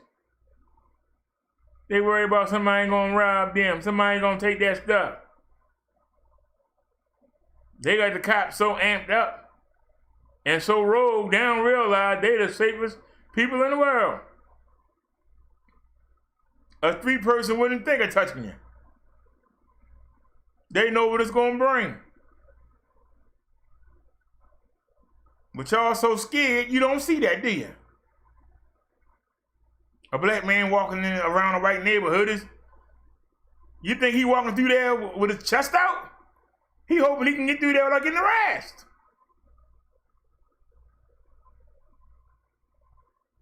You got Sister Mayor talking about if you see somebody walking down the street and they in the hood or something, you cross the street and they cross over, you should shoot them. They might be trying to cross over to get away from you. They don't want to engage you. Because see, if somebody black shoots somebody black, the police look for 2 days and don't think about it. They on to something else. But let somebody white get shot. It'll be 6 months later. We still on the investigation. You got other cases piling up. All they Negroes, who cares? We're going to find out who killed the white person. So, they more afraid of you than you are of them. They are more afraid of you than you are of them. For you young white ladies, these young black men are more afraid of you than you are of them. Because all you got to do is do a Karen and they're going to wind up hanging from the damn tree. All you got to do is scream.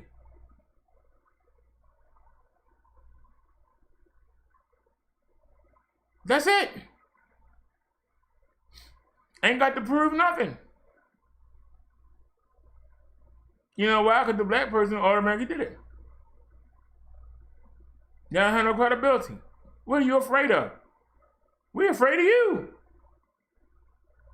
We know physically, one-on-one, you can't do nothing. Not all of you. So some of you can fight. The majority of you, one-on-one, you can't do nothing. But it don't matter if we in a black neighborhood or a white neighborhood. We know if we put our hands on you, y'all gonna come in. Led by these rogue cops. Y'all gonna come in that neighborhood and you gonna find us. And you gonna beat us down. We know that. We ain't scared of you one-on-one. But we 13% of the population and you 60-something% of it. You got numbers. We got heart. We better athletically, but you got numbers. And see, you got the majority of the people so afraid that when you come in with their numbers, they won't come match it. They'll look out the window instead of coming outside. You know this. The deck is stacked in the deck of cards is stacked in your favor. And yet you still go around acting like you all scared. When you gonna stop doing that? Seriously. When you gonna stop patting us on the head and saying, hey, how you doing? And then walking away, what was you doing talking to him? When you gonna stop it? That's the question you should be asking, Sean Shittity. Sean Tittity. Sean Scrubbly.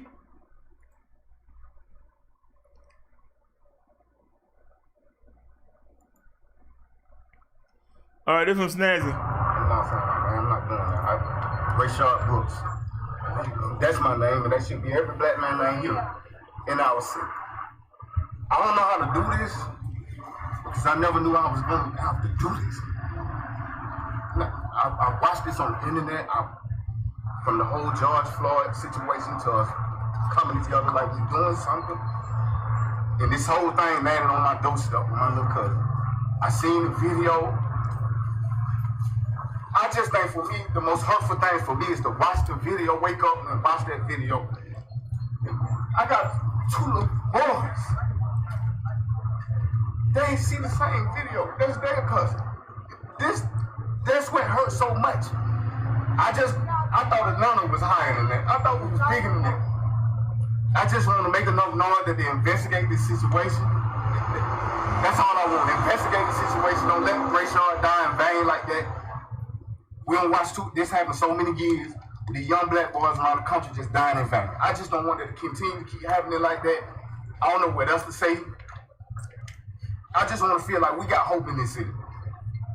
I'm much older than RASHARD. You'll think at this point it'll be over. It seems like this, it ain't gonna never stop, man. I don't want this on my doorstep like this, man. I'd rather be behind that computer watching. I ain't think it gonna hit right here, man. I thought this city was better than that. They gotta answer. Somebody need to say something. Somebody need to at least let the family know something. We need to at least know that the city is with us. Just don't hide this. Just don't leave it buried. Just don't let my little cousin die in vain. That's all. We just don't want him to die in vain. That's it. We really don't have much to say. We just want everybody to know that he have family. He have family. This ain't just a little boy that just died in the street. He have family. This is brothers and sisters, his big cousin. He got family. We hate it. It happened. We done cried already. We don't know what to do. We'll figure it out. We just want to know that it's hope in this city. We don't want to feel like this city is just like any other city. Have the practice talk to your family? Have the practice talk to your family? No, ain't nobody talk to us yet. I don't want to do too much talking. We getting lawyers. We're gonna do this like it's supposed to be done. Just know that. They need to know that. He's just not finna die like this. We finna get these lawyers together about this, and we're gonna investigate this story. One thing I want y'all to do know about RASHARD, though, this is a guy that left this city to get himself together and came back to this city with himself together, with his wife and his kids, and y'all just took him away from his wife and took him away from his kids. He went out here breaking no crimes. That boy went to get something to eat and fell asleep up there. Y'all know what happened. And them videos out there. We're gonna get these lawyers on this situation. Y'all better know that. I hope that y'all took notice. Every man that was on that stage looked more like a police officer than that Shane McMahon looking wuss. Every man that was standing there, even the guy with the glasses, looked more manly than that wuss that we saw sitting up there.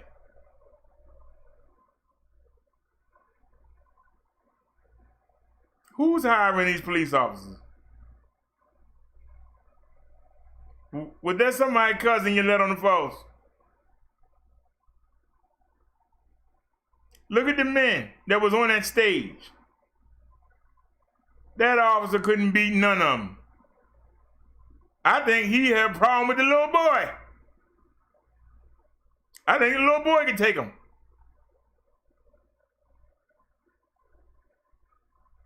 I don't think that officer can handcuff either one of them. Not even a little boy without no help. But you're giving them a badge and a gun and giving them permission to kill people. That's what we gotta fix.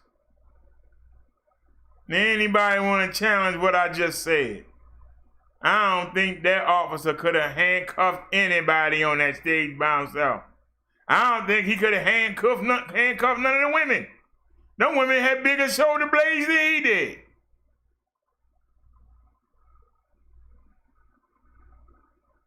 Let's get on to the next story here. We got plenty of them. Thank you for that, Snazzy.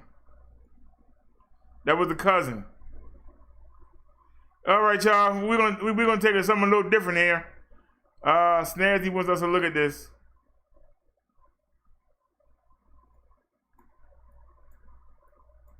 Is there a video here?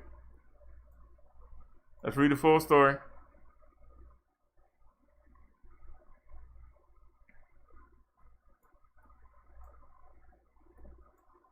All right, I don't think it's a video here.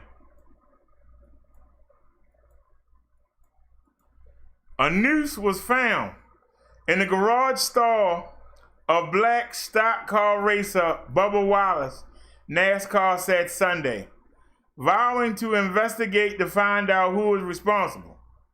The discovery was made before a postponed race at historic Talladega Speedway, about 50 miles east of Birmingham, Alabama, officials said. We are angry and outraged and cannot state strongly enough how seriously we take this heinous act, the organization said in a statement. We have launched an immediate investigation and will do everything we can to identify the person responsible and eliminate them from the sport. Earlier this month, NASCAR, a bedrock of Southern culture, banned the Confederate flag from all its events. The stunning action was taken in the wake of George Floyd's death, which has sparked worldwide protests against brutality and systemic racism. As we've stated unequivocally, there is no place for racism in NASCAR, and this act only strengthens our resolve to make the sport open and welcome to all. Well, I got news for you, sir. You want to make NASCAR open for all. Fact of the matter is,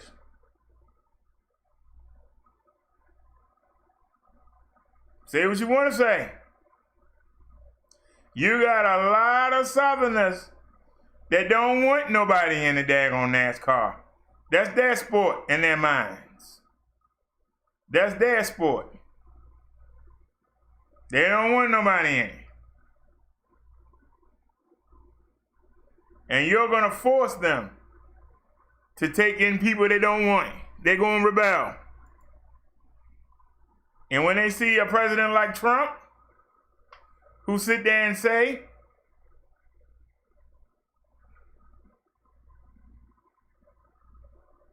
during the Charleston clans, when you had the white racists clashing with the white non-racists, there's good on both sides. That told the racist whites, hey, we got a president that ain't gonna do nothing. And so far they've been right, because he ain't done nothing. And they feel they can hang people, they can shoot people, people can disappear, they can write "and go home" on your door, on your car. They feel they can hang you from the trees and nobody gonna say nothing. That's what they feel. Now with this George Floyd thing kicking off, white folks that normally sit back and don't say nothing, their kids is coming out and saying something. That's amping up the racists even more. Because in their mind, these young folk don't know what they talking about, but we gonna preserve this the way it is for them. They just don't realize it. And until we get that thinking changed, there won't be no change at all.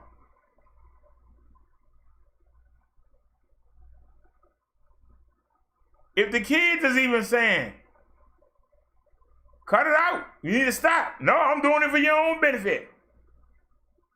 This system is set up for your benefit. Shut up. Shut up and let us take care of you. And they saying it's not right. Well, I'm gonna take your allowance away. I'm gonna take your car away. You ain't gonna be able to play on Little League. Since you love them now, your grandfather and your great-great-grandfather and your great-great-great-grandfather set this up so you can have the advantage. And now you want to make everything equal? Well, go be equal and get out. Don't want nothing to do with you. This is set up for your benefit. And you out there with them? Get out. I don't know you no more.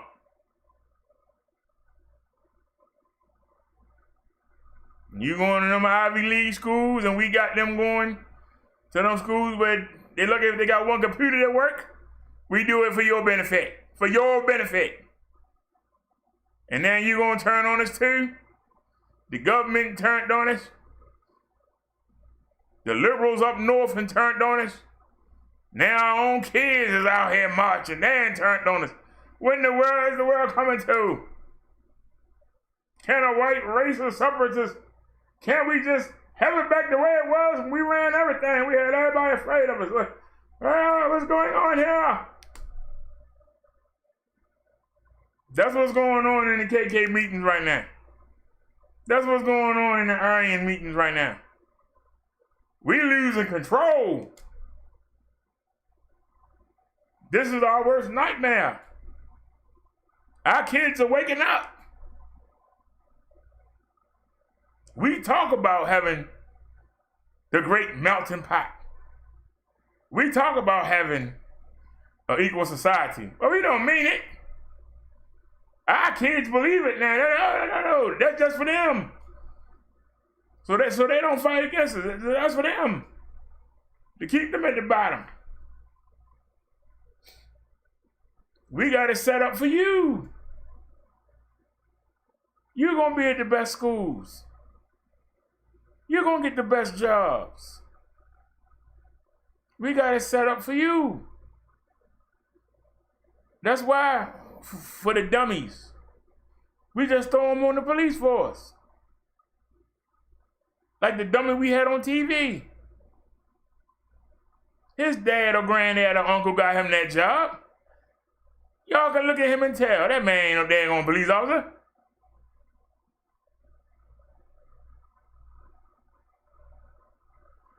If that man was a different color, he would not be in that uniform. Ain't no way in the world somebody would hire that wuss. It would have to be an inside job for him to get hired. And I said both of them.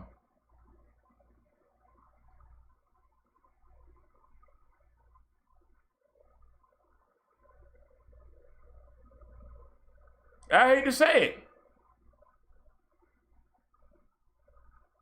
If I didn't know who Derrick Chauvin was, and you sent one of them two wusses that shot Floyd, and then shot one of them, and then sent Derrick Chauvin to my house, I would talk to Derrick Chauvin. At least he looked like a damn cop. Not much of one either, but he looked more than the daggone wuss we looked at. He might put some fear in you until you look him in the eye. But this dude sitting there looking like his father just died, along with his mother at the same time. We sat here and watched Roddy Williams, Roddy, whatever they call him, sit there with his lawyer looking all sad. Looking like somebody just killed this puppy when he was 5 years old. But yet, when they're in a setting, when it's 3 against 1, when it's 2 against 1, they got all the balls in the world. But when it's just them, I just have nothing to do with it. I don't know why I'm being included in the investigation. I just recorded it. I didn't do anything. And almost ran the boy over. These wussies that had their secret meetings where they get together and figure who they gonna gang up on. Whenever somebody lynched, it ain't one person. It's always a mob. The same way when the cops come. It's a mob. Why wasn't there a mob this time? You had 6 police on the scene with George Floyd. Why you only had 2 cops on the scene for RASHARD Brooks? And 2 of the wussiest looking cops you ever seen in your life.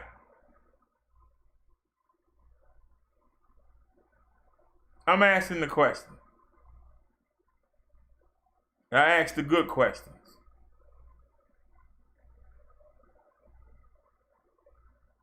They ain't even had sense to call for backup.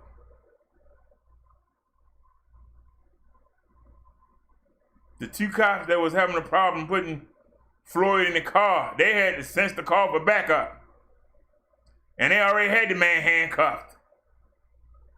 But you, these 2 idiots, Wolf and whatever the other cop name is, Shane McMahon we call him. We don't call him Shane McMahon. They don't call for backup. Matter of fact, the cop Wolf, he didn't call a real cop. He called somebody to do a test. Suppose the man decided to run away on the test. You should have had a nice, bulky officer there. A couple of them. You have them standing around any other time. Last year when we had the shooting at the drive-thru, y'all remember? It was 4 or 5 police cars there when they shot that man. It was 4 or 5 police cars on the scene. Why were there only 2 here? And the backup that came was a field sobriety test expert.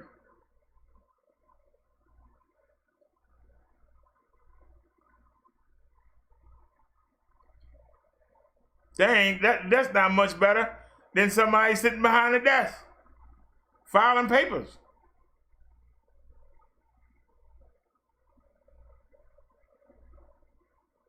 He called that wuss. And the cop that called him, I bet you he ain't been on the force more than 4 years.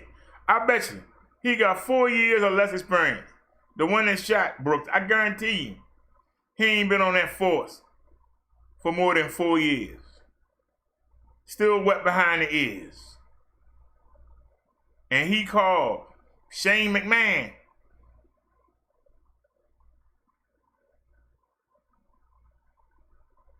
To be in charge. And when he went down, he was in charge. And instead of him calling somebody else, he decided, well, I'm just going to kill him. I don't feel sorry for him. I hope that whoever mopped that jail, whoever responsible for bringing him that food, I hope they put glass in his food like they did on ours. And let him die slow. Don't let him die. Let him die slow. The same way RASHARD Brooks did, while they was standing there with the foot on him, while they was kicking him. Let him die slow, laying in that cell. Put some glass in his food. Let him feel it. The same way that officer got Kern today. Let him feel it. Let him see what he been dishing out. Let him see what we got to deal with all the time. Let him experience it. Don't put them police officers in segregation. Put them out there. Put them out there in gen pop. Put them in general population. So the prisoners can say, "Hey, officer, what you doing here? Why you walking down this hallway of the cell block? You don't belong here." Let them experience what it feel like. Let them experience what it is to be in fear all the time. Let them have to watch what they say. Let them have to not make no sudden moves. Let them not be able to reach in their pocket. Let them see what it feel like. You've been doing that to us for hundreds of years. Let them experience it. Let them be sitting in the dining room. That's a nice tray you got there, officer. How'd you get it? Who'd you bribe? Where you get the money from the bribe? Look like you got double helpers there. At the Old Boy Network? Well, we gonna take your food. Go up there and get some more. And when you get that, we gonna take that too. Let them starve to death in that prison. Till you skin and bone. Let them see what it's like. Let somebody pick him up and body slam him on that hard cement floor and then put him in his bed and cover him up. So when the CEO looking there and go, "There he is, officer, he ain't around with him." How you doing? Let the CEO walk on down the hallway while he lay there and suffer. Because it's happening to somebody black right now. CEOs and beat him up and throw him in solitary where nobody can see him. And they leave him down there until he heals. Then they bring him up. Why don't you let the prisoners put him in solitary? It's been 5 days. Why he won't come out of cell? He said he don't feel well. Hey, Derrick Chauvin, you all right? I'm all right. He's sitting there. 4 ribs broken. Fracture of the knee. Shoulder fracture. Well, he gonna let it, bye. Because we had to deal with it. Why can't they deal with it? Why they get to go to a special segregated police unit? Put them in there with the gym pop. Put them in there with the people whose rights they violated. And let them get some revenge. Stop showing favoritism. Stop showing privilege.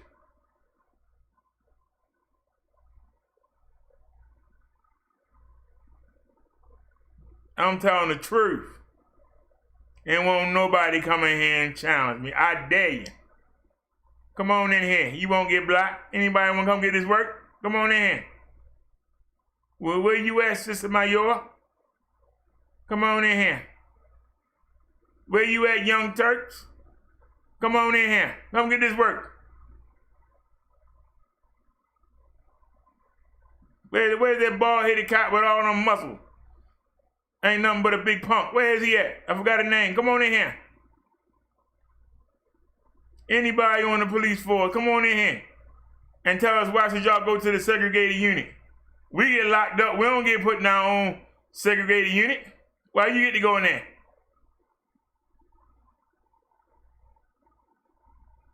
Anybody who you locked up for doing something wrong won't bother you.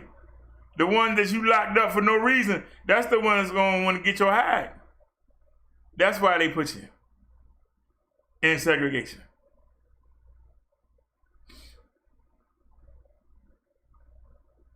Even in the prisons. All you hear about is the Mexican gang. All you hear about the black gang in the prison. It's the white gang that's doing all the daggone killing and running that damn thing. Well, you don't hear about it. They're the ones that run the CEOs and that. But you don't hear nothing about it. But all you hear about is what the Mexican gang doing. All you hear about is what the Blood and Crips doing. You don't hear nothing about. It's a gang here in Maryland. I forgot their name. There ain't nothing but a bunch of sissy boys protected by the CEOs. And 9 of them are stabbed one black person. 8 or 9 of them. And 3 of them still get beat up. But they got the CEOs in their pocket. They got the correctional officers. They know they better not touch them white boy. They know it. And they walk around that prison like they own it.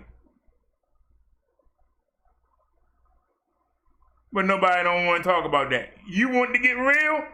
Let's get real.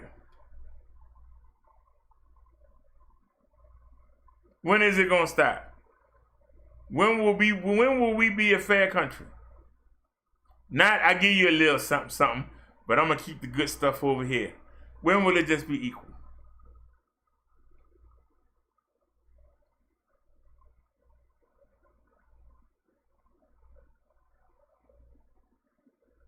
When will it be equal?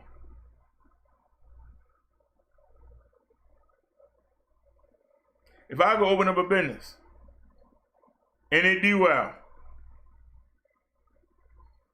they're going to stick a chink right next to me or at the end of the block, or they're going to put an Italian store, they sell the same thing I sell at the end of the block, and they're going to sell everything under me, and they're going to undercut me and drive me out of business.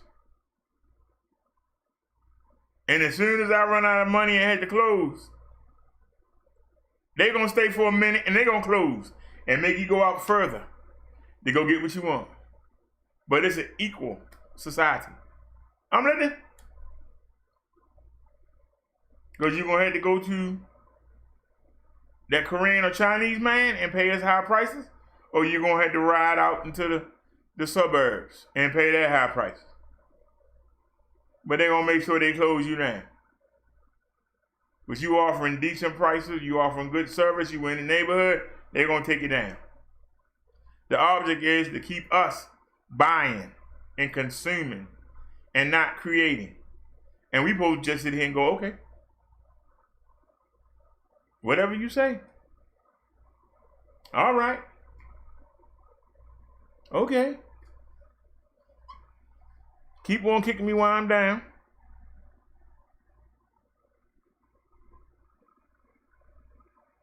But when somebody rise up, they all jump on them like a pack of wild dogs.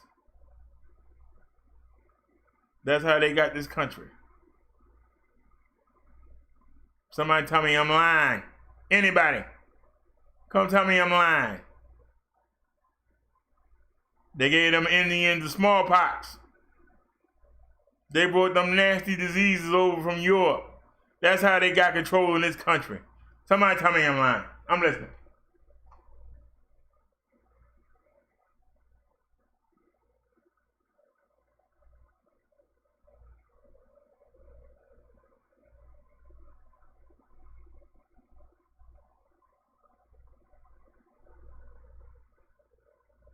You gonna sit there and tell me the British government, England, had the best army in the world, and they lost the 13 colonies?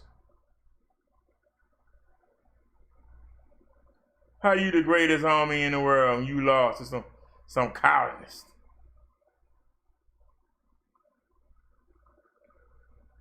Because they didn't fight fair.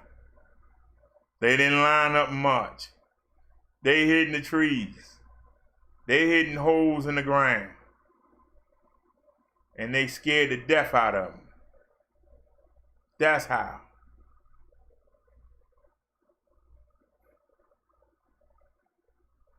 You ask anybody in the South, they'll tell you the Yankees are wusses. Yet, in the Civil War, they got their butt kicked by those wusses. But they laid around and drank all day with the stomach hanging out and smoked cigars. And then tried to go fight and got their butt kicked.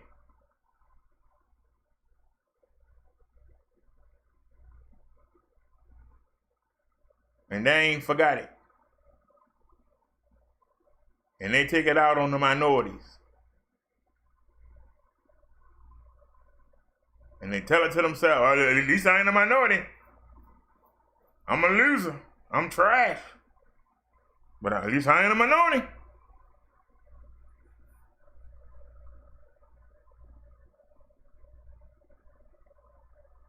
Somebody, anything I said wasn't right. Anybody want to come challenge me? Floor is yours. You can call in. 443-461-4518. Hit me up on the email.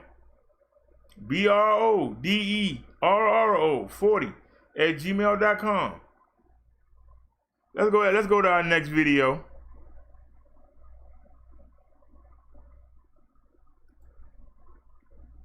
You ain't gonna hear this stuff from other YouTubers. They ain't got the balls to say it. I ain't got nothing to lose. I'm supposed to be the one that's broke, but I ain't scared. Why is that? Should not be scared? Well, we're gonna make your landlord throw you out. So? I pay too much rent anyway. Ain't hurting my feelings.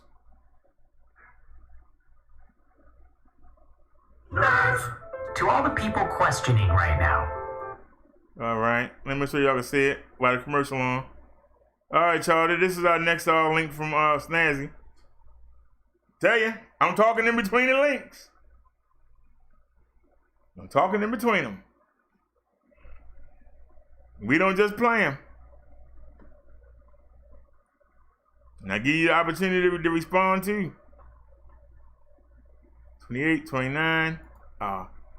Comments on testing while facing more scrutiny over the firing of a top federal prosecutor in New York. Nicole Killian continues our coverage. Go to the bathroom real quick. President Trump spent Father's Day on the golf course, winding down after his first campaign rally in months. But after making these comments about coronavirus testing, I said to my people, slow the testing down, please. The White House said the president was speaking in jest. That was tongue-in-cheek. What you heard from the president was frustration. Frustration in the sense of that we are testing. A senior administration official tells CBS News the president never directed the coronavirus task force to slow testing. More than 25 million tests have been conducted, reflecting a steady national increase. This week, task force members are scheduled to appear before a House committee. Speaker Nancy Pelosi says the American people are owed answers, tweeting, "The president's efforts to slow down testing to hide the true extent of the virus means more Americans will lose their lives."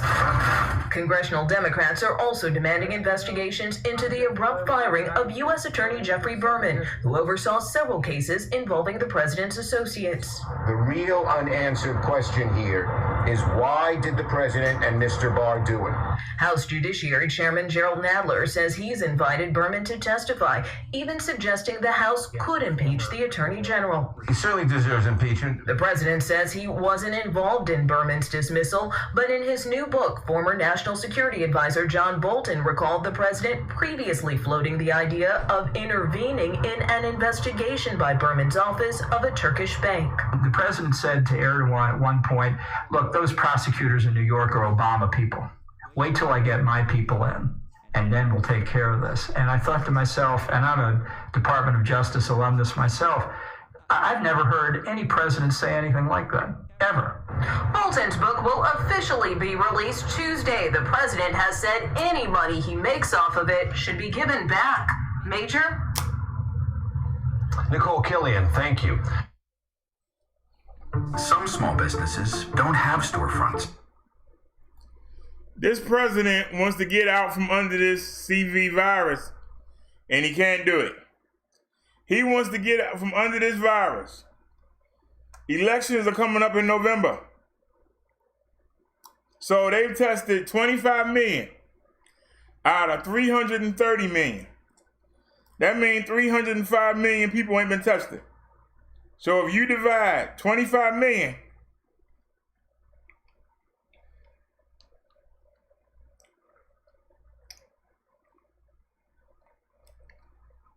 anybody have a calculator? Somebody tell me what 12% of 300 million is. 12% of the people are dying.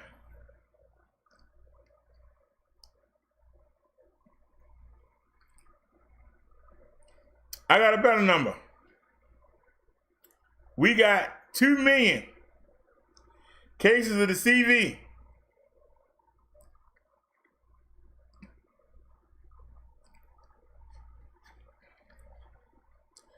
$2 million going to 330. How many times? Times that by 12%. That's how many people could be infected with the CV.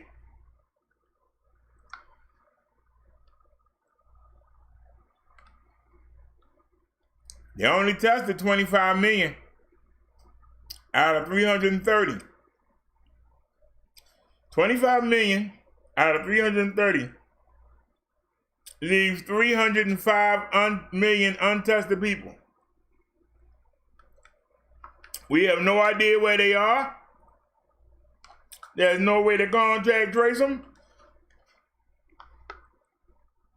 They could be breathing in your face right now. Next time you go to the store, you might be standing 6 feet behind them. They might be doing your order.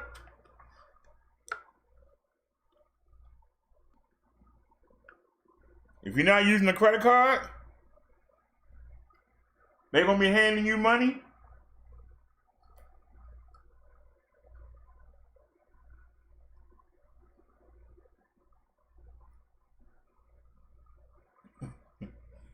All right now, good looking honky.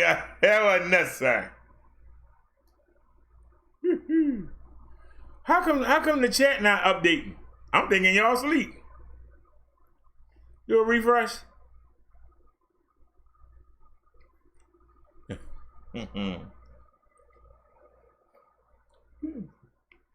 If he ain't, it's coming. And I think it's gonna be one of the police officers that he locked up with. Might want some fresh meat.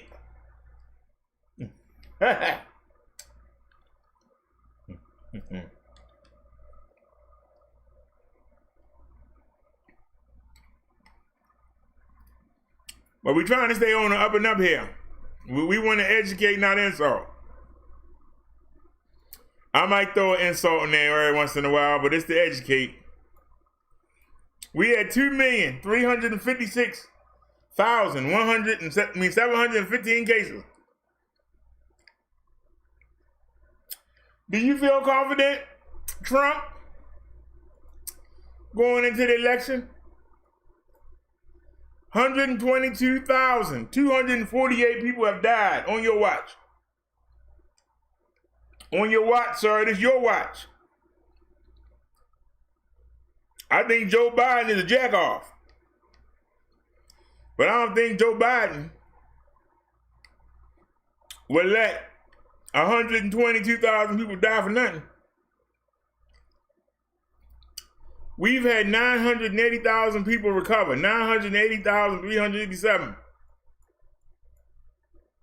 So we got 89% that have recovered a discharge.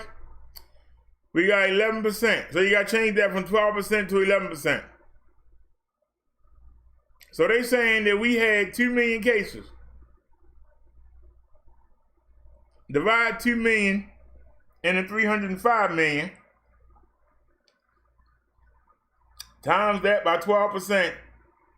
That's how many people are going to die.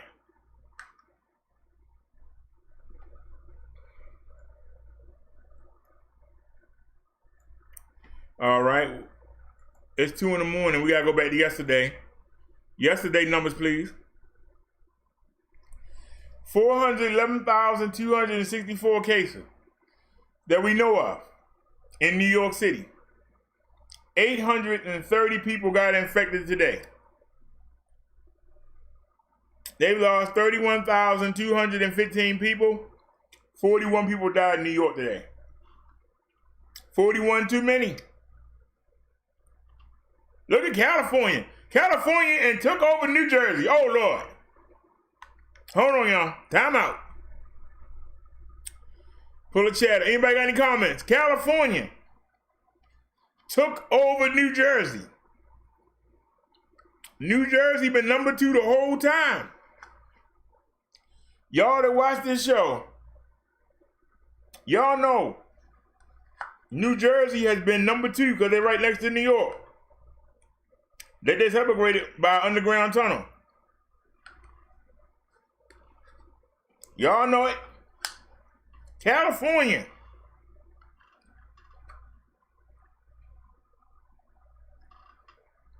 I'm sad to say I was right again. I'm sad to say I was right again. I told y'all. Y'all thought I was joking when I was saying stay off the beaches, cowabunga, dude. Look at them. You've been watching this show. You know California was doing well. Look at them. Look at them. They're number 2. They took out New Jersey. What are you doing, Trump? What are you doing, sir? Talking about opening up. There's no way we can talk about opening up.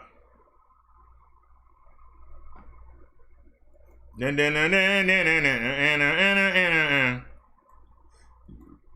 we first started this, California was low. I told y'all when they opened them beaches up, it was going to blow up. They got almost 4,000 new cases today. They got almost 4,000 new cases today, y'all. Yesterday, they picked up 3,000 or something. Day before that, it was 3,000. There was 29. There was 24. It was 2,000. I don't know what to say. But California, they number 2. 178,557. They picked up 3,589 new cases. Total deaths, 5,518. 24 people died in California today. New Jersey, 172,077. They picked up 290 cases. Total deaths, 12,997. Total deaths, 12. Illinois, 136,762. They picked up 658 cases today. Total deaths, 6,647. 22 people died today. Texas, they coming up. Anywhere you can find a beach or a lake in Texas. Wee-ha! Yee-ha! Just a good old boy. Couldn't change if they could. They diving in the creek, trading CV, they up to no good.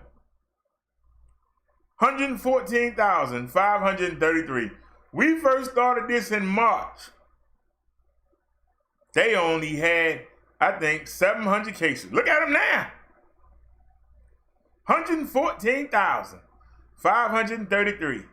They picked up 3,125 new cases. So, for all the idiots back in March that said, when it get warmer, the cases are going to go down. When it gets warmer. Well, California is picking up 3,500 cases a day. Texas is up to 3,000 in one day. I thought the heat made the virus go away. Ain't Texas and California two of the hottest states we got? I'm listening. Anybody want to come in here and comment? Anybody got any cojones? Come on here and get this whooping. They got 2,202 deaths. 9 people died today in Texas. Massachusetts, a cold state. 107,061. They picked up 125 new cases. Total deaths, 7,858. 30 people died in Massachusetts today. Here we go with another warm state, Florida. They had 97,291. When we first started, they ain't even have 1,000 cases. Look at them. They had almost no deaths. Look at them. They picked up 3,500 cases today. Who picked up more, California or Florida? I want y'all to check this out here. They all at the bottom of the country. They all down there touching the equator. But the heat killed the CV, right? California had 3,589. Texas had 3,125. And Florida got 3,494. Pennsylvania, 85,983. They picked up 306 cases. Total deaths, 6,482. 5 people died in Pennsylvania. Michigan, what up, though? 67,711. They picked up 166 new cases. Total deaths, 6,090. 3 people died today. Let's go to Georgia. 64,701 total cases. They picked up 892 cases. Total deaths, 2,643. 1 person died today. So Michigan and Pennsylvania, where it's just starting to get decent right now, they probably in the 60, 59, 60 something degree range. But Georgia, which is warm right now, they picked up more cases today than Pennsylvania and Michigan put together, and they big states. Maryland, my city of Maryland. Maryland, oh Maryland. 64,306 cases. We picked up 350 cases today. Total deaths, 3,066. 14 people died today. And in your sweet name, Jesus, Lord God the Father, thank you that I'm not one of them. Because I went outside today. I hope I didn't pick anything up.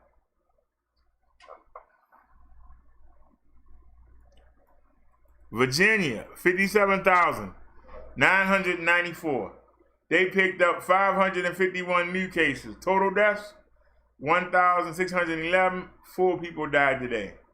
North Carolina, no night by Cass. I know she's not watching. She sleep, but your state, 52,934. We picked up 1,321 new cases. Total deaths, 1,272. 3 people died in North Carolina today.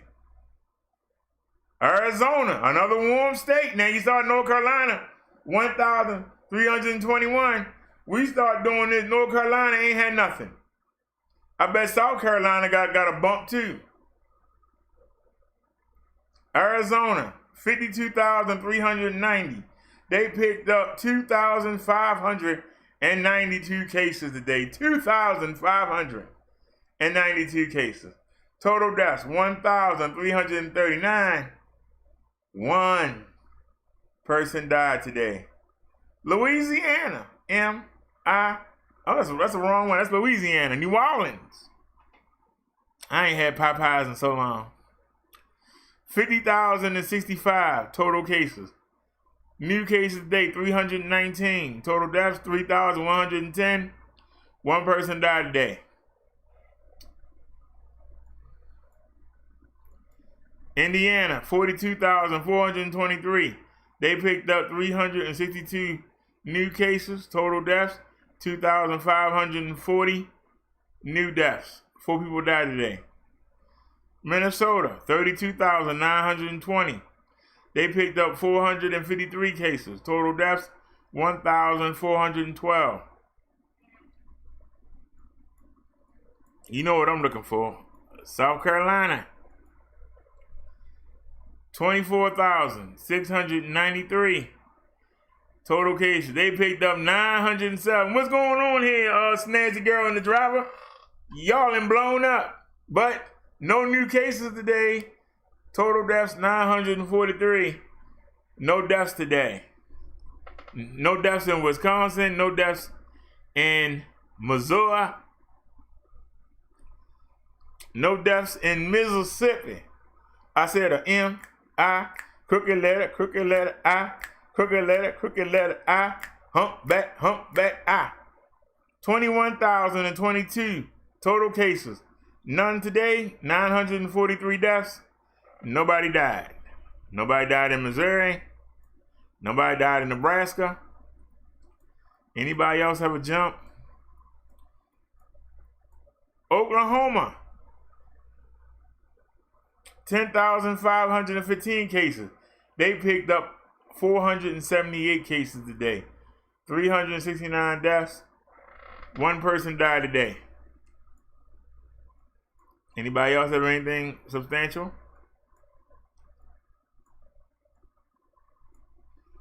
All right. So we got 2,356,657 total cases. New cases, 26,079. This new cases is very important, ladies and gentlemen, because we had dropped to 19 for 3 straight days. And now we ain't shot back up to 26,000 a day. That's not good. Total deaths, 122,247. New deaths, 267. So this telling me social distancing and people wearing masks are working. The deaths are coming down, but the infections are not coming down. The majority of the people are protecting themselves. These are the people that ain't. And they're going to keep it around. They're going to keep it around. Y'all, we got so many links to look at. We haven't shown any No Night by Cares links. We need to go do that. And wait a minute. We got to do this one. Fired for the violation of being related to someone? That's what an Atlanta mortgage company is being accused of. Equity Prime Mortgage terminated Melissa Rolfe, the stepmother of former Atlanta police officer Garrett Rolfe, this week, where she worked as the director of human resources. How does it feel? CBS 46's Carolyn Ryan is live outside that office tonight with exclusive new details. Carolyn. How does it feel? Equity Prime Mortgage facing enormous backlash after firing their director of HR, who also happens to be the stepmother of former Atlanta police officer Garrett Rolfe. According to sources, the news broke on a cable news program Thursday. Rolfe was promised that her job was safe, but today she was told, and we're quoting, "We have to terminate our relationship with you." No other explanation was offered, and honestly, no other explanation was needed. The company did explain, however, with a tweet a short time later, saying in part, Melissa Rolfe's termination was a direct result of her actions in the workplace. She created an uncomfortable working environment for other employees, and her views created a hostile working environment. I'm Cameron with CBS 46. I visited the company's office Friday to see whether they'd elaborate. The employee I spoke with appeared caught off guard and nervous. My cell phone recording the exchange. Anything to say with you? Not at all. We have how do I say this? A company that's handling everything. Okay. They understand everything. But at this time, we don't have a comment. They don't have a comment, but the public has plenty of comments for them. Thousands flooding the company's social media pages, expressing outrage and leaving bad reviews. The company's decision to part ways with Miss Rolfe, giving reason for thousands who don't agree to part ways with them. And that was Carolyn Ryan reporting. Georgia is an at-will state, meaning a company can fire an employee for any reason unless that reason is illegal. And you can bet there will be attorneys looking into finding that out. Live in Atlanta, that was Carolyn putting that story together. All right. Y'all think that it was fair? It ain't fair when it happened to us. Why should I care? Why should I care? Why should I care? When Lala told everybody that I scammed her, and Vic believed it and told his army not to come over here anymore, my check almost vanished.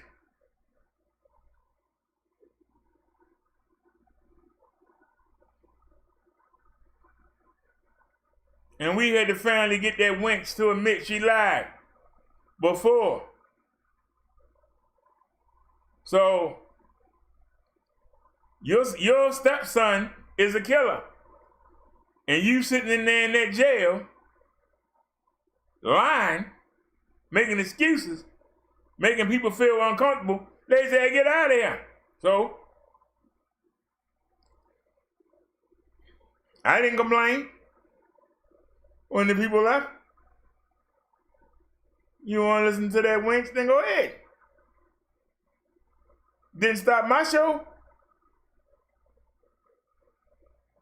I'm sure the good old boys on the network gonna make sure she get another job. We're gonna take care of her. The same way the good old boys gonna bail her son out. The same way the good old boys bailed out the cops from Minnesota. I'm sure they gonna take care of you, honey. I don't feel sorry for you. Because you got the good old boys. Just the good old boys. Wouldn't change if they could. They walking around with briefcases instead of white hoods. Things never gonna change. You can't tell me how. But I know they all being exposed. And it's been exposed right now. They hiding in the weeds, saying what we're gonna do. 'Cause the blue line has been shattered, that is true. They running for cover, and it's hard to do it in the light. They just can't come together and say, come on, let's do what's right. 'Cause no, I got to be a good old boy. Things remain the same. We're going to agree with you in your face, behind your back we'll complain. Just a good old boy. Same old excuse. I wonder what kind of law they gonna try to use to explain the failures of keeping their boys in check. They keep messing up and the money will no longer protect. None of them getting sued. We're going to have to dismantle all these police programs and take these crooked old country boys and put them in the slam. They're just a good old boy. Let's keep it going, y'all. We got a lot of stuff to get to. Let's get it. All right.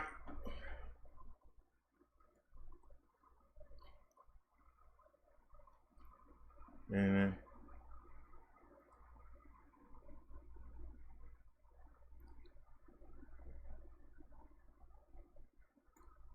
Wait a minute, so where did I put it at? Is it under Liz? No, you already saw that. Hold on.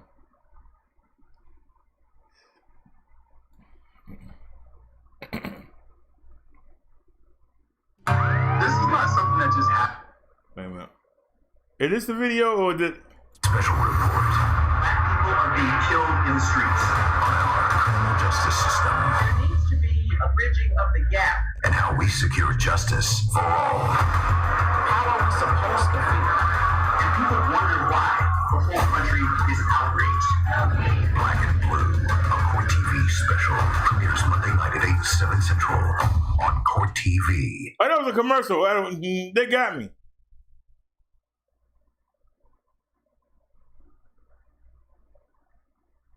They got me, y'all. A Griffin police officer was completely cleared after his wife was found shot in the head with his duty weapon. But that's just the beginning of the story.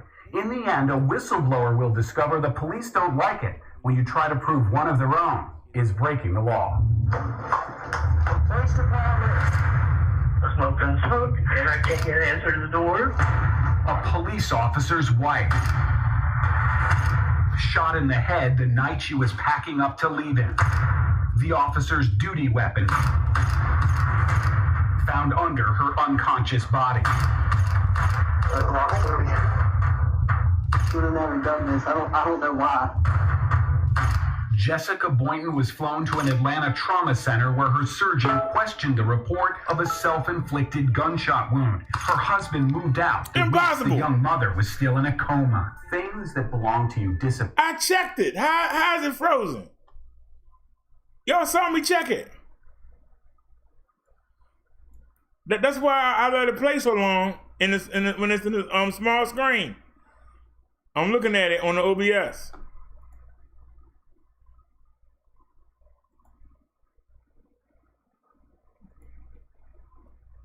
She said, making their way the only way they know how.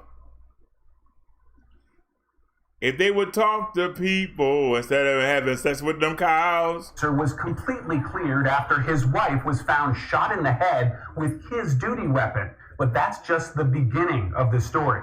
In the end, a whistleblower will discover the police don't like it when you try to prove one of their own is breaking the law. Police department. A smoke and smoke. And I can't get an answer to the door. A police officer's wife shot in the head the night she was packing up to leave him. The officer's duty weapon found under her unconscious body. Should have never done this. I don't know why. Jessica Boynton was flown to an Atlanta trauma center where her surgeon questioned the report of a self-inflicted gunshot wound. Her husband moved out the weeks the young mother was still in a coma. Things that belonged to you disappeared while you were in a coma. Right. I mean, these were your things, and while you were in a coma, your husband at the time moved them out of your apartment, right? He did. Officer Matthew Boynton was cleared in the shooting months before it was officially ruled an attempted suicide. Jessica filed a complaint with Griffin police after their divorce, alleging Officer Boynton refused to return many of her belongings. They asked you for a statement, but they also asked him for a statement. What did he say? He said that he didn't have anything. None of it. None of it. Was that true? No. Unzip it. It's Jessica stuff. That's a whistleblower named Will Sanders. He showed up at police headquarters and turned in a gym bag. Inside, dozens of Jessica's things, including her bras and underwear. Sanders showed investigators a cell phone video recorded by Officer Boynton's new girlfriend. She's the one who got Jessica's bag from the officer's storage room so Sanders could turn it in. I'm sure he's not going to be hanging the camera when he finds out that bag's missing. Because that right here is about, what, 5 felonies? Well, I mean, I ain't rocket scientist. I ain't a lawyer. Well, let me tell you, truck driver. Before Will Sanders found this bag, who was investigating this case? Nobody. So Will essentially was the self-appointed citizen investigator. Yes. And he solved it. He did. You have the right to remain silent. Do you understand that? Officer Boynton was brought in for questioning by his fellow officers. He wrote a statement saying he didn't have any of our items. We gave everything back that we had. Whose bag is that? Jessica's. And the contents in the bag? It's got all her stuff in it. I did not have any other items of Jessica's. This is Matthew Boynton. Is that your statement? Yes, sir. Is that Matthew? That's Jessica's bag. The bag was turned into us. We had possession of the bag that came out of your storage room. Is that true? Yes, sir. Do you believe that statement to be accurate and true? Not now. Did you believe it then? No, sir. Officer Boynton takes off his Griffin police uniform for the last time. Take it off. Take off that bag. Arrested by his own department on 2 felony charges, filing a false statement and violating his oath of office. But when you knew you had the bag and you didn't do anything about it, then you put me in a situation where I don't have any other choice. I'm clear. I'm clear. See, I want to protect you. How long did it take for the district attorney to bring this to the grand jury? A year. A year? Yeah. A full year. For 6 of those months, the Griffin district attorney couldn't find Officer Boynton's oath of office. An ADA told Jessica one of the charges against Griffin's ex-officer and her ex-husband would have to be dropped. It was gone. It was gone. This was a felony charge he was facing for violation of oath of office, and that piece of paper vanishes, and so does the charge. Yep. A newspaper reporter found a copy on file with the magistrate court, 1 floor directly below the DA's Spalding County office. Then the original was discovered in police evidence. The grand jury comes back with an indictment, right? No. They came back with a no bill. No bill. No bill. He was completely cleared. Completely. How can you have a confession and then not get an indictment? The Griffin Police Department wasn't done. They had a new target, right? That's it. It was me. And what's your Facebook name? Will Sanders. Police got a secret search warrant for 7 months' worth of Will Sanders' private Facebook messages. What did they allege was the crime they were investigating to get your private Facebook messages, not only without your permission, but without your knowledge? They said I was connected to 2 commercial burglaries. What? Yep, 2 commercial burglaries. In what the DA and police department now insist was merely a typo, Griffin police swore before a judge that they needed access to Will Sanders' private messages as part of an unrelated burglary investigation. No one outside of Griffin knew about this shooting before you started asking questions. Correct. You filed the first records requests to find out what happened inside that apartment with Matthew Boynton and his now ex-wife. Yes, correct. And that led to our investigation, which led to international coverage of this. Yes. If they suspect you're the origin of all of this embarrassing news in the Griffin Police Department, that's pretty strong motive to come after Will Sanders. Absolutely.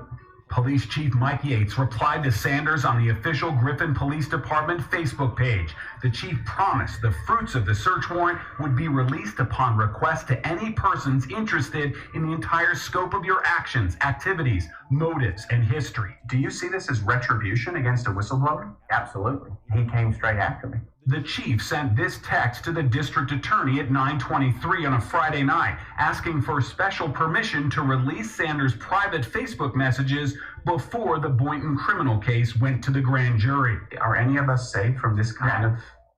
No. What can a citizen do to protect themselves from this? 0. So did the chief make good on his promise? Faith, he did. We got all of Will Sanders' private Facebook messages when we asked for the criminal case file, including some potentially embarrassing nude photos.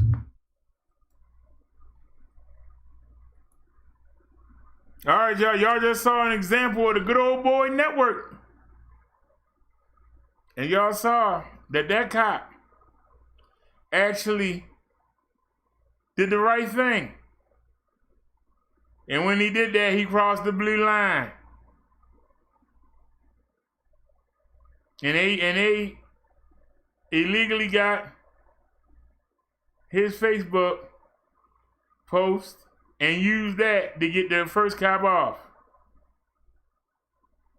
That's called the good old boy network. You keep doing what we telling you to do, and we got you, buddy. You do what you gotta do, and we gonna protect you. You just keep those criminals in line. You make sure you keep your foot or your knee on the neck of these niggers out here, and we gonna take care of you. You make sure of it, we gonna take care of you. Even if we had to break the own laws that we write, we gonna take care of you. That's a daggone shame when you hear cops say, if this happened to you, what chance does a normal citizen have against the good old boy network? And what the cops say, absolutely no chance.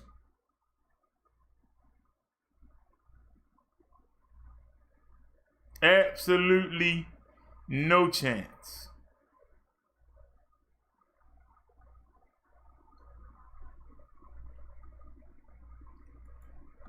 So even a white cop got absolutely no chance. No chance. What chance you got? Black man? Mexican man? Chinese man? What chance do you have? In a deadly shooting overnight that also injured 11 people. The 911 dispatch call is capturing the moments as police work to figure out how many people were shot. You can see some of the aftermath pictures there. More resources are hold on here. Huge crowd. More victims. I have 3 gunshot victims outside of 2939 Hudson. Link 173, we're getting a report of 2 more shooting victims in the alley. Nobody's with them. The victims were all taken to local hospitals for treatment. Police believe more than one gunman was involved.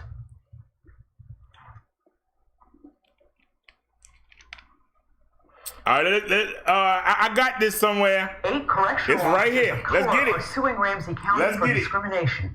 An attorney representing the officers says they were prohibited from entering or working on the floor where former MPD officer DERRIK Chauvin was being held.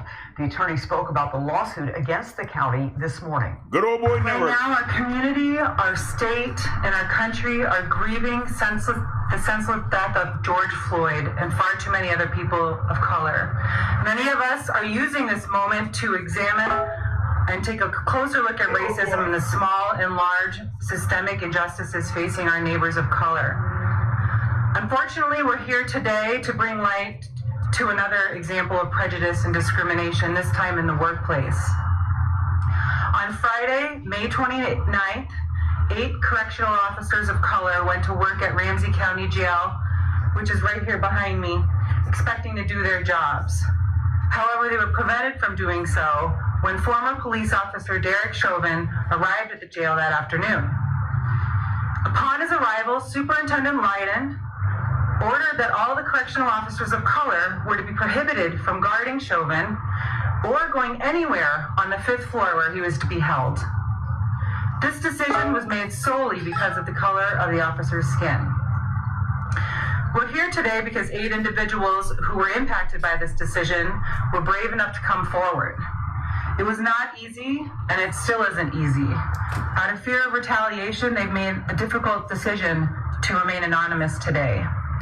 They're fearful of losing their jobs and livelihood and putting their families at risk.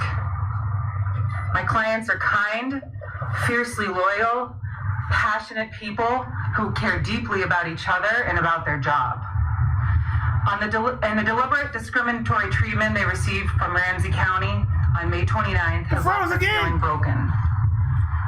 This morning, I'll share a brief overview of the events at Ramsey County Jail, and then I'll take questions from reporters. On May 29th, officers of color were busily preparing the jail for Chauvin's arrival when they were informed in various ways that they would be reassigned away from any task requiring them to be on the 5th floor of the jail where Chauvin was to be held. For example, 2 of the officers of color were tasked with cleaning the 5th floor to prepare for Chauvin's arrival, which involved removing urine and other unsanitary waste. When the cleaning was done, they were hastily reassigned away from the 5th floor once Chauvin arrived. One acting sergeant was stopped in the middle of booking Chauvin by the superintendent himself, who told the sergeant he did not want the sergeant transporting Chauvin to his unit. One acting sergeant was stopped, several correctional officers of color were interrupted in the middle of responding to an emergency call and informed that they would not be permitted to complete the emergency procedure because it involved taking an inmate to the 5th floor. Another officer realized something was wrong because he was in the control room and noticed on the jail's cameras that all of the correctional officers of color were on the 3rd floor. These officers initially thought the interruption to their schedules was odd, but later learned it was no coincidence. Superintendent Leiden had issued an order prohibiting all employees of color from working on the 5th floor. At least one officer of color was also reassigned away from the 5th floor for her weekend shift on May 31st. I want to note that this was not a split-second decision, as the sheriff's office seems to be saying at this point. Superintendent Leiden shared his idea of segregating officers with one of his sergeants prior to issuing it. The sergeant, a person of color herself, informed Leiden that his plan was offensive, but Leiden marched on and issued it anyway. And that lieutenant was not alone in objecting to the superintendent's order. The superintendent implemented his order and stuck by it despite receiving urgent complaints from several other employees, including many of my clients. In the face of these complaints, Leiden initially defended his decision, claimed it was backed by Sheriff Fletcher and other leadership, and justified it by saying that the officers of color were a liability around Chauvin. After some time, Superintendent Leiden finally backed down and claimed he had decided to change the order, but at that point the damage had been done. Shifts had already been reassigned, and the blatant discrimination had broken the trust in the bonds between the jail staff and the supervisors. Some officers of color were so upset they went home, concerned emotions would endanger their fellow officers and inmates. The employees affected by the order were hurt and upset the jail leadership did not trust them because of their skin color. These employees are highly trained professionals whose job it is to keep each other safe, the inmates safe, and the jail safe. That trust is critical to maintaining safety in that dangerous and intense jail environment. In the words of one of the officers, he said, "As correctional officers, we work and live in an environment where we are vigilant and constantly protecting each other. The segregation that was brought to the facility that day has created a divide amongst the officers that work in the jail. We have accepted this job to be responsible, professional, and dependable officers. In this time of crisis, minority officers have not been given an equal opportunity to show these abilities. Superintendent Leiden's actions created lack of trust and respect for minority officers." Ramsey County's segregation order caused immediate and long-lasting damage. It has made going to work difficult for the affected employees. They're dealing with humiliation, emotional distress, and some of them have had to take time off or give up overtime shifts or promotions due to their distress. And now they're coming forward with their stories and they fear retaliation. Unfortunately, instead of issuing a public apology and addressing their mistake, the sheriff's office went on record just a week and a half ago with Reuters insisting there was no truth to the employees' claims of the segregation order, further deepening their wounds. And it has utterly failed to take adequate action to ensure that the victims of this segregation order are taken care of and that this will not happen again. On Friday, Juneteenth, 8 of the correctional officers of color that were affected by this brazen discrimination filed charges of discrimination against Ramsey County with the Minnesota Human Rights Department, seeking an impartial investigation into the sheriff's department and how it could allow the May 29th order to happen. They are demanding that steps be taken to address the injustices faced by officers of color. Superintendent Leiden remains employed by Ramsey County and in the same building as my clients, despite promises that he would be reassigned from the jail. If there was an internal investigation by Chief Deputy Matusalem, as the sheriff's office now claims, none of my clients were interviewed. No formal apology or mental health resources have been extended to the affected employees. To address the harm they faced, these 8 officers are asking for removal of Superintendent Leiden and swift discipline of any other leadership who were involved or complicit in these actions. They're also requesting comprehensive in-person diversity and anti-bias training for all jail staff, a formal apology and retraction of the defamatory statements to the press, and a concrete plan to ensure that this discriminatory behavior never happens again at Ramsey County. In addition to those steps, they're seeking compensation for their emotional distress and lost earnings. These individuals want their experience and trauma recognized. They want their credibility restored, and they want justice served. In response, Superintendent of the Adult Detention Center, Steve Leiden, says the decision out of care and concern for employees who may have been traumatized by recent events. He says he changed that order within 45 minutes of making it. Leiden also says he issued an apology to the affected employees. We don't want to hear. That's another example. Of the good old boy network to make sure that they protected their boy, George Chauvin, who made the mistake of killing George Floyd. Instead of punishing him, they are protecting this man. They got officers surrounding this man's house. Even in jail, they don't even trust the black correctional officers to handle this man. But if it had been the other way around, say it had been a black cop that killed a white cop, they would let the white cops handle that black man. Do y'all see how the good old boy network work? You see how deep it run? It runs from the daggone court clerks. It runs the city hall. It runs through the police force. It runs through the SWAT team. It even runs to the daggone state prison. Do y'all know how bad this makes Minnesota look?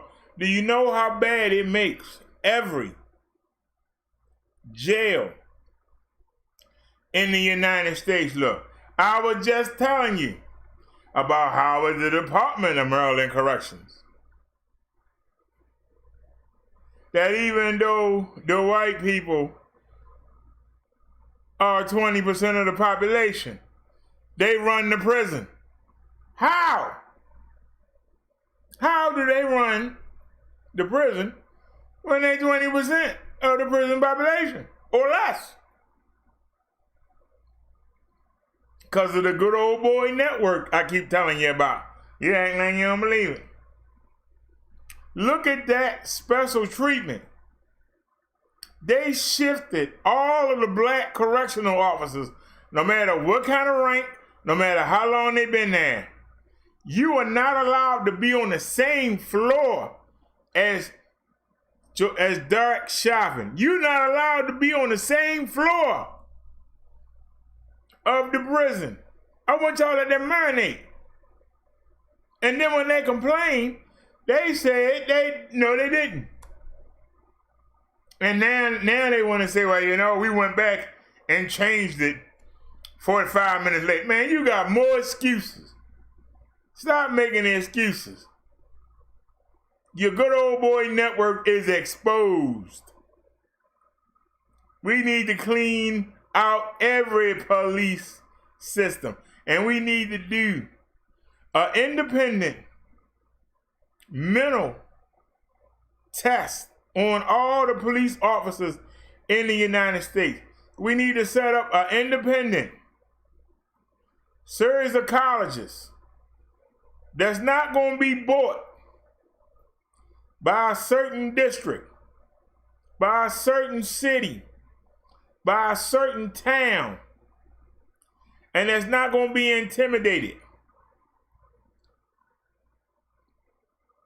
This is a network that's been set up over the past 100 years. It's going to take a while to separate it. Look at how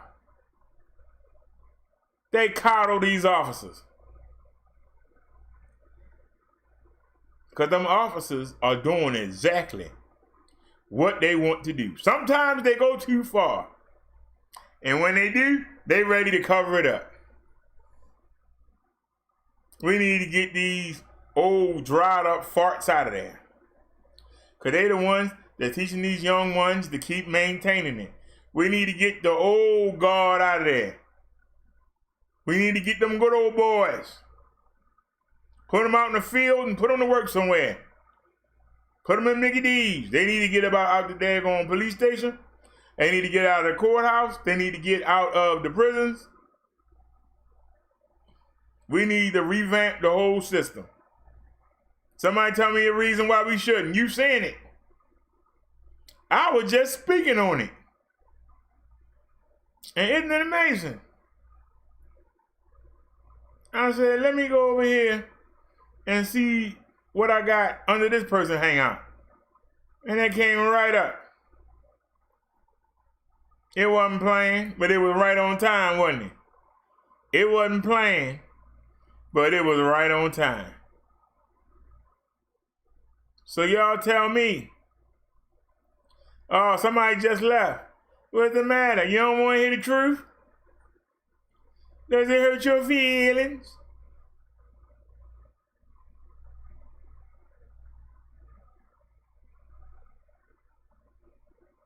Nancy said, George Chauvin getting the country club treatment.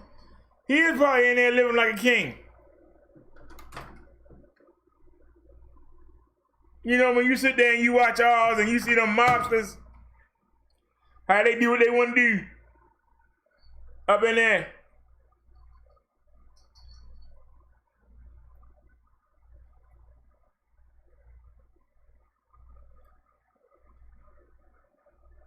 Remember, it wasn't Adebisi that had the idea to put the glass in the mobster food.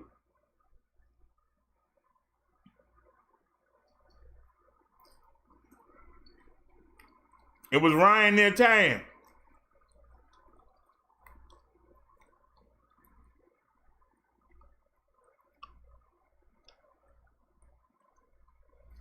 Or was he Irish?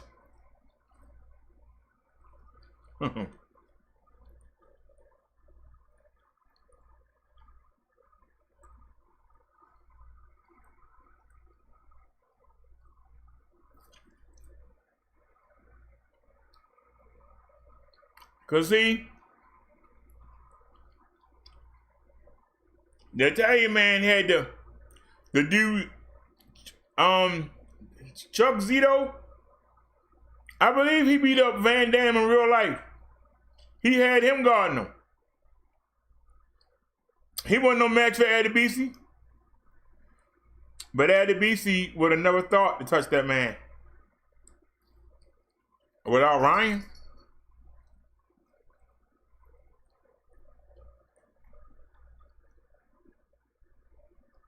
Adebisi didn't need Ryan. But we've been taught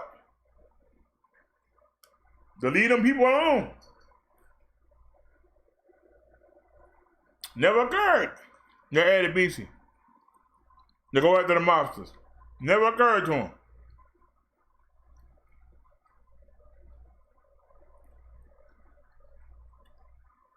We need some Ryans to step up. We can dismantle these good old boy networks.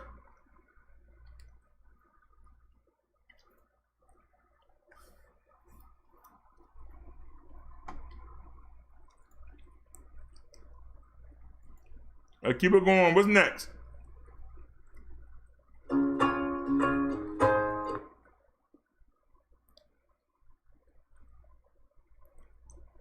Hey guys, I got a riddle for you. Hey, how many cops does it take to arrest a shoplifter? Apparently it takes 3. All right, now you can see it. I'm looking at it. You can see it.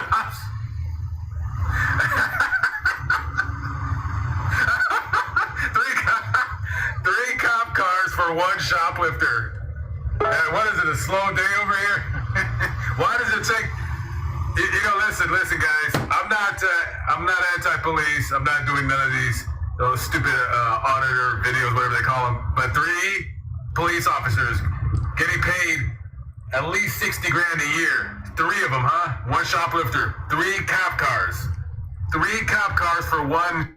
Snazzy, send the link in your hangout. Just go up there and copy it and put it in again. So it's first, and I'll see it. I'll play it right after. Shoplifter stealing makeup. And you guys wonder where your taxes are going? They're going to pay 3 cops to arrest 1 shoplifter. What is that? 3 cops, 1 shoplifter. I can almost understand 2 if they were riding in 1 car. Oh, and there's a 4th one. Must be a slow day out here in Janesville, Wisconsin. 4 cop cars. Look, this is ridiculous. This is your tax dollars, guys, right here. This is your tax dollars. That's amazing. 4 cop cars, 1 shoplifter. 4 cop cars, 1 shoplifter. I don't know, man. Shouldn't you guys be...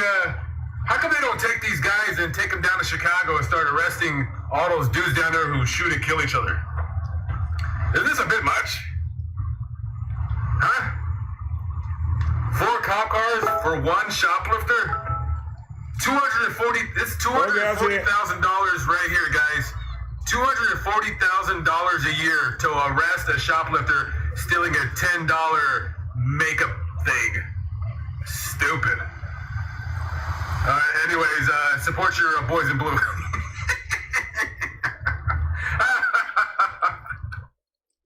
I think we already are. All right, y'all, we got another link from our Snazzy, y'all. Scroll down to the bottom. We'll just hit it right there. Should pop right out.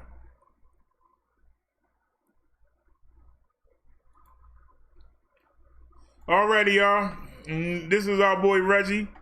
Rag 2 or Rag Incognito. Hope I'm saying his name right. It's a weird spelling. Peace, everybody. You're now tuned in to the All Viral Access Media Show. Alright? Let's get it. Now tune in to All Viral Access Media. You dig? Peace. This my nigga Big Reg. What's good, King? Talk to me. Yeah, I was online for a minute. Oh, I even know, family. Yeah.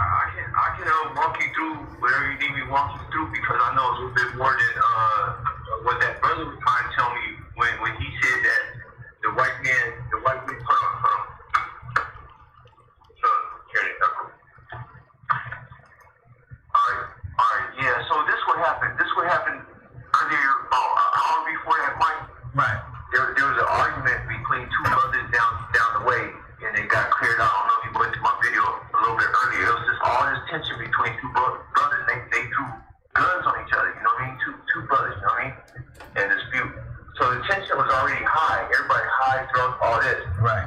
About an hour later, there was a white boy trying to get through the intersection. They had the intersection blocked off. Like they didn't want nobody coming down there because you couldn't park. You feel me? You just want to park. So they did give people attitudes like, hey, bro, you can't come down here. You can't come down here. They even did me like that because they don't want you coming down there. Right. So I guess when the white boy came up to the barricade, you feel me? They chopped off at him, and I guess had a CPO on him. Everybody carrying straps out there. So he brandished his gun out the window and zoomed past the barricade and get down to the other side where he's trapped. And from there, all I know is this was a big old argument. And then somehow he got through that barricade and he supposedly shot. He supposedly has shot. I don't know, as someone shot in the air as he's leaving. And then just all hell broke loose with gunfire. And then, like you said, I heard you saying that why ain't they shooting at that one direction, that car? Everybody just started shooting at everybody. Right, left, front, back. So, Mike, when I seen the tension going down, if you see my video, I said, oh shit, I think it's going down. I knew brothers were on the side of me, behind me with guns. I said, well, let me get to this little white van that's in front of me. And maybe when the guys start shooting from the long way down, I'll be protected because I know where the guys are from the left and right behind me. And Mike, they were shooting from one side of the street to the other side of the street, from one side of the street. They just all random shooting at everybody. The white man gone. Right. And Mike, I swear to God, I looked out my peripheral vision to my left side to the gas station, and I see flames. I see pow, pow, pow. And someone told me to move from the back and get by the tire. Right. I get by the tire, me and this lady crunched down. I'm crunched down with her. And I look back, and I'm thinking like, oh man, I hope this little girl, get out the way. And it's just like, pew! If you look at here, the video, it's so pew! Right by my foot, and then hit the ground and bounced up and hit her. Mike, I had just moved in a minute. But yeah, brother, I got the shell cases right here with. That's the shell case I picked up because I knew there was fire coming from that gas station towards my way, trying to shoot over across the street. They were shooting some big shit. It sounded like an AR. Like I'm about to play it. Hold on, I'm about to play it one more time because it's right at the moment.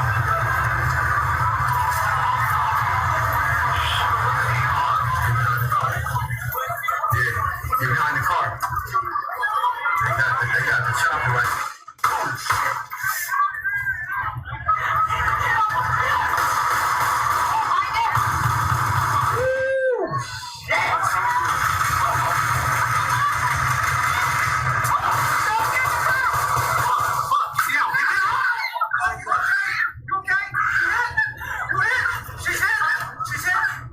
Yeah, man. That was some big shit. Boo, boo, boo, boo. No, Mike, not one gun. Mike, I'm trying to tell you, on the gas station side, maybe one or two guns. On the other side from the gas station side, where that dude had that chopper, a couple guns there. Down the street, a couple guns there. Another shooting happened after the video was done. If you see at the end of the video, somebody came back through the alley busting at the other guys. You feel me? Like you see, like a little bit down the video, at the end. Right. And everybody's hiding from the store. Yeah, somebody kept through the other gas station and came through and shot. It was just brothers against brothers, man. You feel me? I didn't even understand it. Right. If the white man did do that, he did do that at the beginning. I don't even know if he really shot Mike. And, and that brother right here, he was like, oh man, I'm saving him. I let him go. I don't know what happened, but he did come up to the barricade and bust through it, waving his pistol. The white did do that. Right. But brothers shooting at each other randomly, like, they just like, you know that little, how you shoot your gun sideways, holding that shit, just bouncing the street. Motherfuckers just doing that shit just at anybody. And luckily, nobody was murdered, right? What's going on now? Nobody was hit but hurt. That's all. Them bullets was flying everywhere. Nobody else was hit but hurt. Man. She was a medic. She was a volunteer medic. Hold on a second, y'all. People just in case, people get hit with mace and stuff like that. She came there to volunteer. No, it's showing. Some type of class. And she got it. She took it like a soldier, though. Absolutely. And she was mad calm. I ain't never done no shit like that before in my life, Mike. Bullets flying everywhere. Not just one gun, two guns, a whole bunch of guns. Yo, and definitely God got a shield over you, brother, because they know, he know that you're doing some work, some good work. You know what I'm saying? So what you doing is you know what I'm saying? So, but so let me ask you a question. Yeah. With the now when the police came and they was all in the police face. Now he made the police go sit the fuck down. But the question that I have for you, and then you can explain how it happened when you was actually there. Do you feel like that they did not let the police assess the scene how they should have if it was a white man that was shooting at them? Do you think that did they overreact, or how did you feel about that? If you go to if you later on go to the beginning of my video, there's a guy with a bullhorn. As soon as I got there, as soon as I got there, I don't know if it's the first part or the second part. It's one of the first parts on the first video or the same video. The dude got on the video and he says, no matter what happens, the police is not allowed here for any reason. He said if EMS come through, paramedics, we must let them through. You must not attack them. You must let them help. But he said as far as law enforcement, they're not welcome here. So they was already up on that hype mode about that. So the brother that took off his shirt, that brother pulled me to the side and took me to go meet Rashard Brooks' sister. Oh wow! So he was with the family. He's with the family. The one took off his shirt, pushed the coffin off the chest. Yeah. He's part of the family. But anyways, so that's what that was about. No, I'm saying from not me. I'm just there recorded. The whole thing was supposed to be off limits to cops, and the cops was trying to explain that hey, we gotta come through and start doing our part with rendering aid and make trying to document a crime scene. Dude was like, hey man, get the fuck out of here. We don't want you here. And that's when he shoved the cop in the chest, and then turned around and chased off the white one that pulled up, made him get back in his car. You seen that? The one that I seen that. Car. Yeah. So the whole rule was what you said that did they not let them access? No, it was not supposed to be no cops there. Period. From what they had organized, that they weren't gonna let no 12 come through. I just learned what 12 was when I was in Minneapolis, but they was gonna let no 12 come through for no reason and chill and kick it. And that puts everything in perspective. Yeah. If y'all watch the video, when he was in Minneapolis, talking about Reggie, and everybody kept saying F12, it took me about 30 seconds to realize what they were saying. I told y'all the TV show Adam 12 was a cop show back in the 60s, I believe. And the officers, they were Adam 12 over the CB radio. Adam was the force location and 12 was that number. They were like, Adam 12, I need Adam 12, Adam 12, you there, Adam 12, Adam 12. That was their number.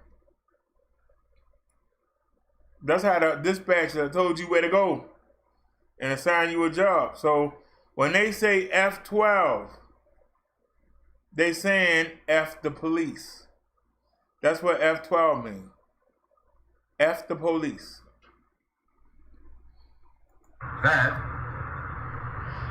Yeah, the same brother, this is true. He doesn't know the same brother and sister that he pushed. They came up to the Black Conference and they bought shirts. They bought, I can't read shirts from a brother up the street. The same house that they pushed, the brother and the sister. Right. Yeah. So it was just crazy. It was just crazy to see that because they pulled up at the corner earlier and pulled up on a guy and bought a couple of shirts. Yeah, you're right, Stanley. One Adam 12. That sister and that brother. One Adam 12. One out of 12. That puts everything in perspective too. So it's salute to the cops that they know what it is. They just had to do their jobs and all that. That black power. So when I was actually looking at this, I felt good too. So I'm not gonna front. Like you see how we come all together as one and we protect our own. You see how they didn't want no police in because that all puts a lot in perspective. And they didn't give a fuck if law enforcement was here. Get the fuck out of here. It was fearless, warrior like. Mouse type shit. I felt that. But then I liked it. I liked that too. I was like, wow. I was like, whoa, I liked it too, bro. Yeah, I'm just playing it, humbly. Yeah, but I like that shit too. Like, hey, get up out of here. Yeah, that shit felt good, man. They couldn't even do their real job, like take shit off like a real crime scene. Like first grade, they couldn't take shit off, go look for bullets. They had to kick rocks, man, on a real shooting scene. Wow. That's power in numbers, man. And how, overall, I ain't gonna hold you too long. How was it down in the whole experience? Like, You know, what was it like besides what we saw? Yeah, the point was to go down, go visual and be a part of it. You feel me? It was just all love in the beginning. You know, just everything was bomb until two people had an argument. And it happened, and then we cleared it out. But then they eased it out. But then some just took a left turn with this white boy, whoever he was. What I've seen, it was a lot of people that just was rebellious. Like, I don't want to go around. It wasn't just him, but a lot of people that I guess this one he did pull out the gun. But that shit, whole shit was love. I just left there. I just left there right now. Right now, my last video right now, they over here with guns. If you see me pull up rifles and shit, just chilling, kicking it. Right now. Yeah, man, it's just all love, man. It's just like, man, we can do better. And like, you know, RASHARD Brooks, cause and effect. Like, stuff to be killed, but we gotta be careful with that alcohol, you know? You gotta be careful. And the same thing that was going on last night, tonight, and the same thing kind of going on right now. We gotta be careful with how much of that stuff we consume, because it just changes our whole demeanor. That's right, and that's why we just tighten up, like, on a few. Yeah, it's all love, bro. You know, I'm used to that shit. I'm used to that, like, on my chat, hey, get out of here. Man, I'm used to this, man. I'm from the bottoms. I'm from that struggle. I love that, man. Yeah, the unity. When you spoke to RASHARD Brooks' sister, what was it like? Well, you know, I mean, certain things I don't know what the conversation's like. What you can't share is understandable. But whatever you could share, what was the conversation like? Yeah. Well, if you see the video, you go through and scan it, like when I get down part 2, the brother walked up to me because they seen me there earlier. I said, yeah, I come here from Michigan. So he seen me again. He pulled me, the one that took off his shirt and pushed the cop. Right. If you see him, he takes me over here. And he just said, hey, sis, this brother came all the way to Michigan to represent him. She said, oh, okay, thank you. It really means that. But that was a whole family involved in the middle. If you see the whole family tent, that's all his wife, his kids, his sisters, nephews, nieces. Yeah, so I tried to keep the camera off that. But if you see the drive-through where he got laid down at, that's all family, man. It was just all love. It was just all positive, man. Yeah. That's what's up, man. It was beautiful. Hey, man, keep up the good work, man. Yeah, hey, Mike. Yes. Hey, Mike. I don't know if you know, but I went to Minneapolis and I stayed over here on 38th Street in Compton Ave. What? And I did the resistance against country, yeah, and that was the same way. And I'm letting you know, them Antifa guys were there, man. That's real talk. For the first time I seen Antifa, and it was crazy, but the white boys had that shit organized. Not like the brothers called video, but yeah, I got the video, everything was going fun. I did it. And, the fire, the riots, all that. I got shot with the damn rubber bullet. Word. Oh man, you got it up on your page? You got it up on your channel too? Yeah. I'm definitely gonna watch that. It's on there, but if you see the country resistance, seeing me stay up all night for 3 nights man, this is beautiful. And the National Guard and the police didn't even want to come bombard us, man. At the memorial right there where you got the knee put on his neck. Man, that's dope, man. Keep up the good work. And what I want to do too is collaborate. I'm gonna talk to you behind the scenes. I ain't gonna put everything out right now, but I'm definitely gonna give you a call a little later. Like, I'm gonna let you get your rest because you've been doing a lot of moving around. So I'll give you a call. We gonna chop it up. Yeah. Definitely want to collab with you on some things too. Okay. Well, yeah, God bless and thanks for having me on, man. Hey, man, anytime, man. Salute, man. The homie Big Reg. Wow, thank you, King. All right, peace out. One love. That's what's up, man. Y'all see that? He used OBS too. Exclusive, y'all. Now, that was exclusive. Everybody, please go to his channel. Please support. Please go subscribe. Please donate. That man is putting his life on the line. Yeah. He used OBS too, y'all.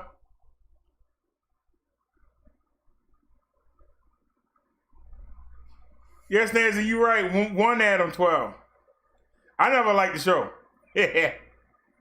I never liked the show. My stepfather liked it. I never liked the show. To be honest with you. I don't remember that much about it. I know it was some white people in the old police car.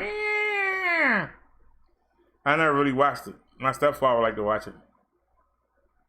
You know. That was a little before my time, but it wasn't that much TV on back then. Ain't like y'all got now. Y'all got all the cable channels, over 400 cable channels, Hulu. Y'all got all that stuff. We didn't have that.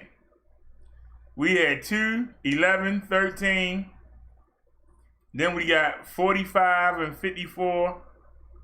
And if you had a good antenna, you can get channel 5. And it's really hard to get channel 20. But that's all we had. He said it was way before our time. Yeah, it was definitely in replay. Just like the Superman. I really didn't like the TV show Superman. But that was because they didn't have, you know, the graphics and the sound effects back then, you know, that we have nowadays. And I thought that I didn't like the cape. You know, because his cape drooped down in like a U on his back.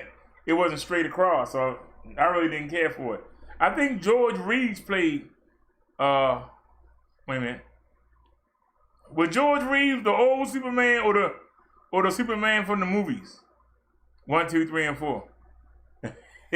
My memory, I'm getting old, Snazzy. My memory ain't the same. But I'm gonna tell y'all something. I really respect Reg. Cause Reg is like me. I'll go to any link to get y'all the story. If I can get there. I don't want to be far away. Like when we was watching the video when the man was talking about, look at all these police cars. He way down the street on the other side. I'd have been right up on that. Hey, officer, what's going on? What did he steal? I would be right up. I would be as close as they let me get. And then when they weren't looking, I get even closer. And they're like, oh yeah, I forgot. I'm sorry. Let me back up. Then he said, I enjoy Soul Train. I'll be honest with you. The only part of Soul Train I like is the end when they did the lined up for the dancing. That was the part I like. I would go do something else. And my sister would say, Derrick, come on. Come on, they get ready to line up. And I would come running. And I sit down there and watch them come down. That's really the only part I like. I really didn't care much for Soul Train. I didn't hate it. I just didn't really care much for it. I think I've always been different. That's how you know when you're chosen. When you don't like what everybody else likes. I think that difference is what determines what you are. But like I said, I got a lot of respect. You know, Snazzy, I've been doing live streams since March of 2018, and you know because you were here. Reg is the only person that I've sent a donation to.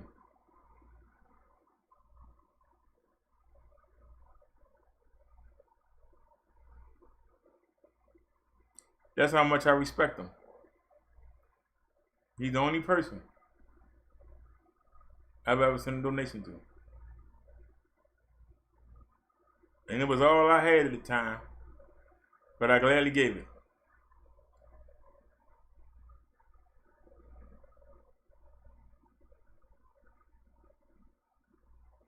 Snazzy, it wasn't enough.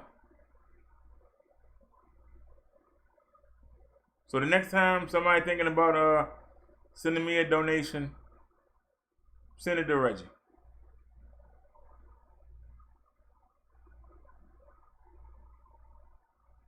Before he did that Minnesota coverage, we were keeping 4 people in the room.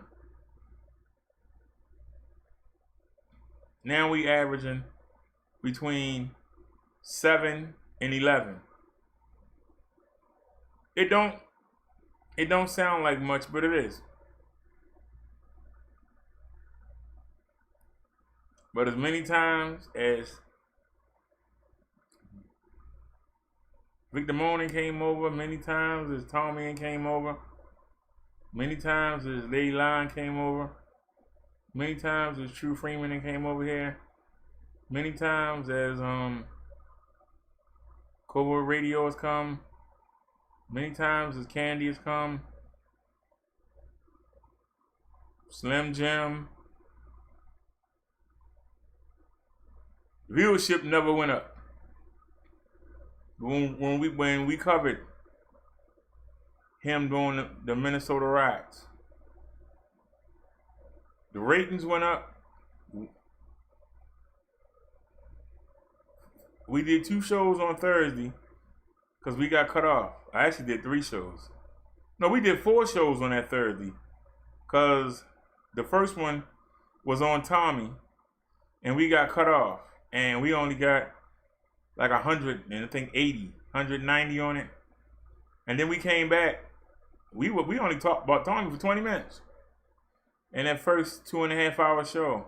But we came back for 30 something minutes and didn't talk about Tommy, and we did 400. Then we started covering the riot, and you came in and you told us that we could use Reggie footage, and we did 1,000.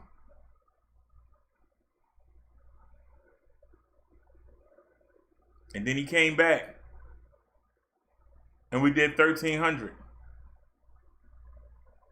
And then Friday came and we didn't cut off. And we went the whole night. I did my show and then I followed him the rest of the night. We stayed up all night and we got 1,800. Then Saturday came and the police came, the National Guard sent everybody home with the rubber bullets. And the people went home, but the white people didn't. And Reggie stayed out there with them and we did 800. I said, no action, everybody went home. Then we came out the next night and then we did 400. And then the next night, I think we dropped to 100 and something. And then we came back and then we got, I think, 200 and something. And then he left and our ratings went back down. And we were like doing 35, 30. But then we started coming back up and the people that had came, some of them came back. And like I said, we've been maintaining. And with the RASHARD Brooks coverage, we've been maintaining, you know. The chat has been busier. The viewership ain't that high, but the chat been busier. And I'd rather have the chat busier than to have more views. Because at least there's people talking in the chat. You know, but I appreciate you, Snazzy. You know, you one of the founders. You know, you, No Night by Cares, Papa D, Artsy. Y'all were, I hate to say it, but Lady La 2.0, Victor Moon, even Nat B deserves a shout out. Y'all were here at the beginning. Some people go, some people stay, some people come back and forth, but I don't forget. That's why I always leave the door open. You know, always leave the door open. Because if it wasn't for y'all, who would watch a fat man on disability?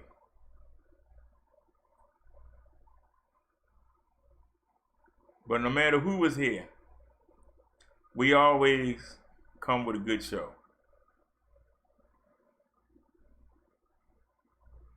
That's why I got a little irritated. I woke up and saw this on my screen, and I walked over to the, because the chat wasn't moving, which was weird. The chat wasn't moving. That's how I know somebody wanted me to see that. And I mentioned it earlier. And since we got a moment, let me run over here and let me take a look. I'll show y'all what I'm talking about. I believe I took a screenshot of it.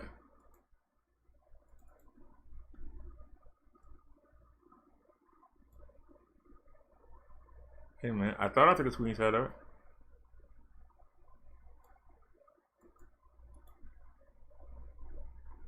Let me look at it before I show it.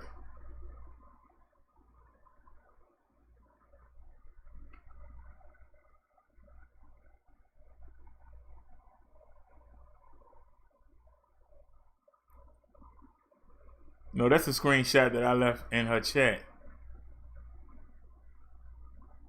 There it is. Alrighty, y'all.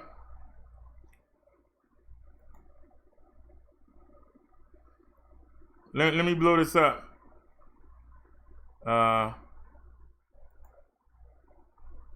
Make it full screen.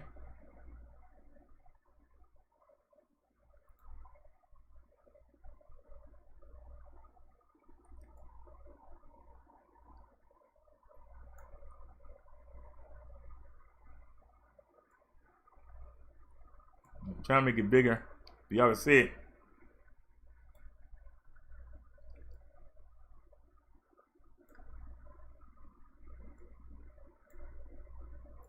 Now, I don't know if this was referred to me, but I can't imagine why I woke up and saw it and why it stayed on screen long enough for me to walk over and take a screenshot. But it says, donors are important. And they said but I think they meant if. If more people thought that way, BD wouldn't be subpar. Donors are important. If more people thought that way, BD wouldn't be subpar. Now they were talking about selling renters. But I'll read it again. Donors are important. If more people thought that way, BD wouldn't be subpar. Were they referring to me? I don't know. How many other BDs was in the sector?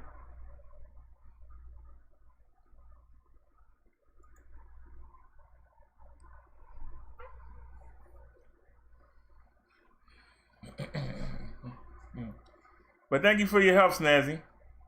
But y'all tell me.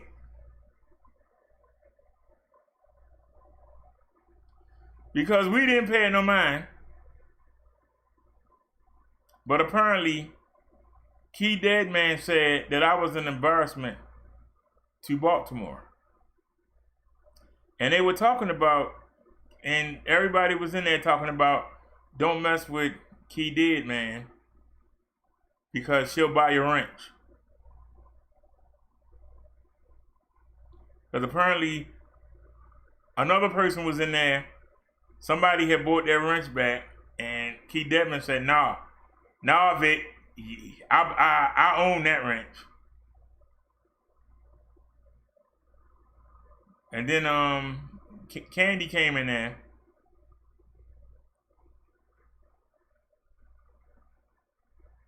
And Vic was defending Chucky. And Candy came in because he said her name. Just like she might come in here. I don't know if she up at 3:55 in the morning. But if somebody say, hey, bro, Derrick said your name, she'll be right here. And Key Deadman bought her wrench. And everybody in the chat was like, oh, I'm not going to mess with Key Deadman. They were like, Key Deadman is rich. And like I said, you know how you just laying down there sleep? I'm just laying down there, like coming out of it. And then I just happened to sit up and look, and I saw BD from across the room. I said, BD? Oh, what I got to do with this? So I walked over to the computer, and it hung there. Nobody was saying nothing. It just kept hanging there, so I just screenshotted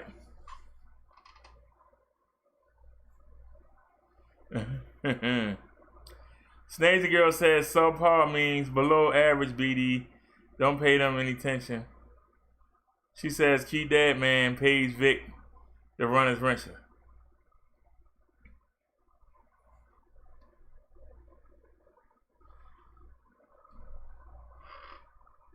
I just don't understand. You know, you earn a wrench over here. You don't buy it. I remember when RC Studio had the idea about doing the wrenches like Vic was doing. I told him. And I told her the night by Cage, and she said, they ain't gonna go for it. And he kept saying, try it. So he came in the chat and he brought it up. I wasn't gonna bring it up. And then I said, yeah, what do y'all think would be a good price to start buying wrenches? And the people kirked out. I think we lost like 3 people that day that were regulars.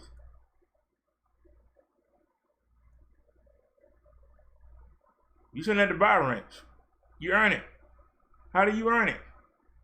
Come here every day and chat. Somebody's going to say, hey, give so-and-so a wrench. And all another person got to do is agree. And that's how you get a wrench. How you lose a wrench? 2 people with a wrench say their wrench need to be took. How do you get blocked? 3 people say, get them out of here. How do you get back? 3 people say, bring them back. That's how it works. You know? Snazzy says, I like the earning a wrench idea better. It's fair to your lower members. Yeah, because think about that for a second. Suppose you don't have a lot of money. Suppose you don't have extra money. Suppose you can't afford to buy a wrench. But you come here every day and you participate, you become part of the family.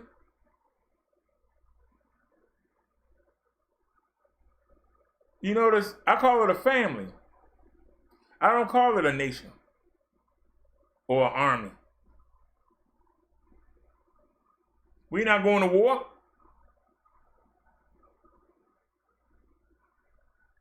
Why are we calling ourselves an army? What are we fighting against? Some other YouTuber?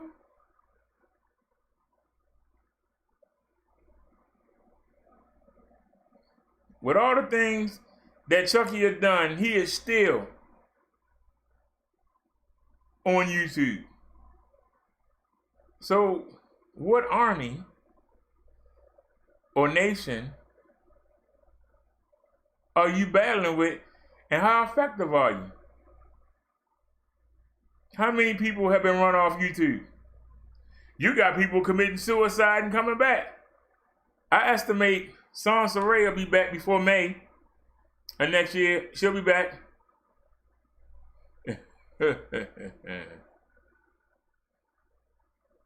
Snazzy says, plus with the idea, you get better wrenches. You get better wrench holders. Yeah, you get people that keep coming. One thing I learned, people always come back. They'll leave. They'll say they leave. But you see the numbers. And you say, I only had 5 people in the chat. How do we do 100? I learned that lesson, like I said, when me and Naya did that World Star video. It was just me, Naya, and there was a person we never seen before. They came in for a few minutes at the end and left. But basically, me and Naya ran. We did that whole video, and we got 4,300 views.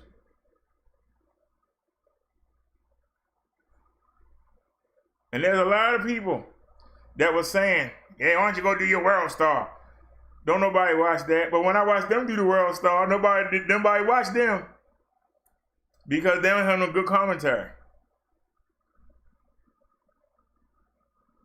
They don't have any good commentary. That's the one thing we always have. We have good commentary.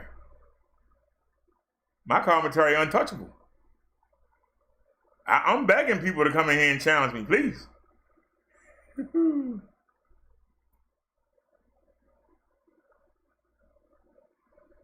Snazzy said, I think she's really gone, BD. Did you read the article her daughter posted and see her picture? No, I didn't, Snazzy. Could you please put it in the chat? Out of respect, I'll show it. It won't be to exploit. It'll be out of respect. Because I don't know much about Sansaray. I know that when I came in September, that she was getting into it with Tommy. And I don't want to get them mixed up. There was a woman that lived in New York on the hill. And she used to sit in her car and do her shows. And she lived in a small apartment. And that she would sing in this band. And it was 3 other white people. And she would sing in the band. Was that Sansaray or was that somebody else? See, I got a weird kind of memory. Some things I can remember picture perfect. But I don't know, did she move from New York to California? Or is that a different woman? Now I'm asking you, was that the same woman? Because I know it was a woman, I think she was in New York. But I know she lived in an apartment. And it was a house apartment. Like the Cosby Show house, but it was an apartment. And I know that at night she'd be sitting in a car and she'd be fussing about Tommy. And Tommy be showing her and she sung in this band. I can't remember who that was. That's why I told you I came in at a weird time with the girl in the freezer, and I came in just after Nutwood lost his $300 that Tommy sent him and he got it back. Told you I came in at a weird angle. When the man was crying on the show, that's the first video I ever seen in this sector. All right, y'all. This is from Snazzy. I don't know why it's so small like that.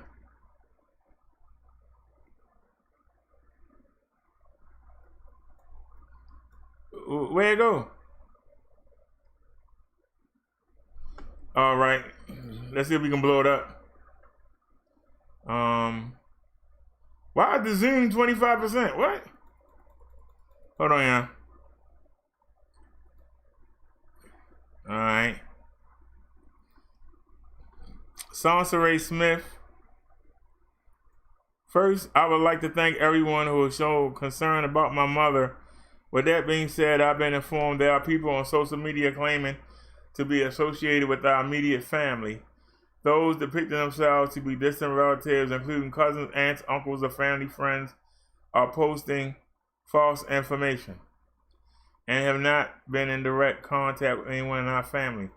We understand your concerns, however, we ask that everyone respect our privacy. Although Sansaray has lived most of her life in the eyes of the public, we haven't. From this point on, we want to be at peace and privately move on with our lives. Me, my mother, and our immediate family, including my dad, were severely stalked and harassed online and or by complete strangers. Please understand that this is why we are not releasing any more information about my mother. This will be our final statement. Your compassion and sympathy for me and my family is not undervalued. We love everyone who loved my mother and still do. Be blessed, Dominique.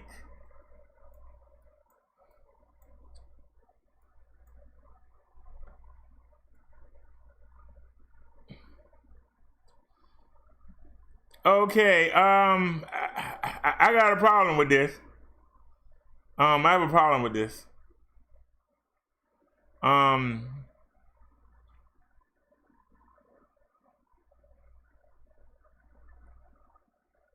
Do her and her mother have the same name?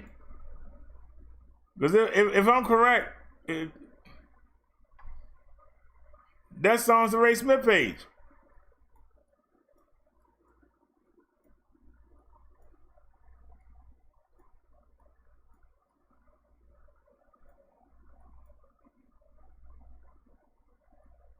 And we are on the page.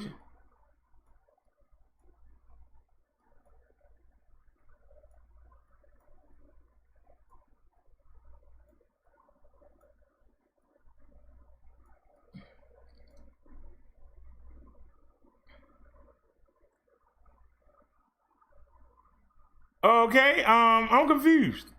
Let me go back to the chat.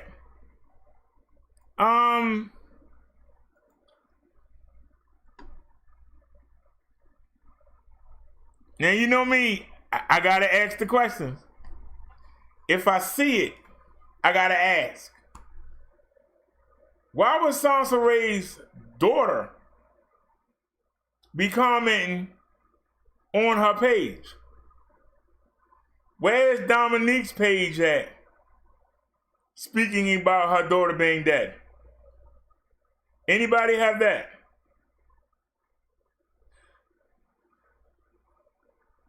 Can somebody find me something on Dominique? On her page? Not supposedly her speaking on her mother's page. Can somebody send me something from her page or any relative page? I'm just asking because I know somebody was wondering it. If I'm wondering it, somebody else is wondering it. And here, on the Minister Brother Derrick show, we don't like to wonder. We don't like to assume. We like to know. And that seems weird.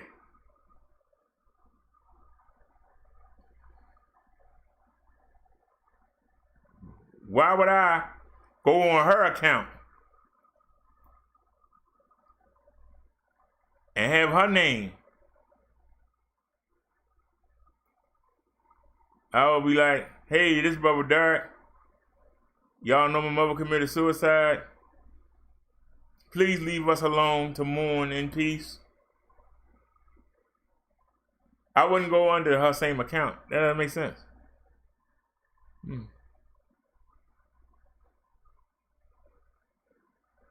I'm just asking it.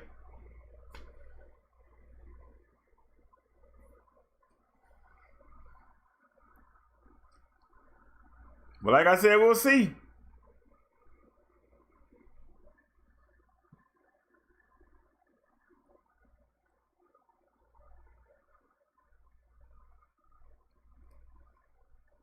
Because I'll be honest with you, Snazzy, I don't want anybody to die. I really don't want nobody to commit suicide. Because that's a sin against God. And we know that there's no way for her to get to paradise. When you commit suicide, there's no way.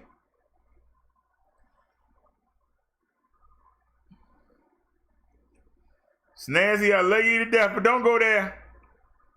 It takes 5 minutes to set up an account. Matter of fact, I'm supposed to be setting up my Twitter account. I can't remember the password. I could have sworn the password was Brodero, but it's not working. I can't remember what the password was, but I think I'll find it when I move. Because I think it's in the big notebook, and I think that's up there in the storage area. And I think it's up there in the storage area. Because like I said, I wanted to wear my orange shoes. I had orange on today. I had camouflage black and orange jeans on. I had this shirt on, you know, the Oreo hat. And my shoes, I put them up there. And I ain't feel like getting them. So, you gotta get on the chair. And that's like my little attic storage area. I didn't feel like going up there. So, but I know that book up there. I know it's there. But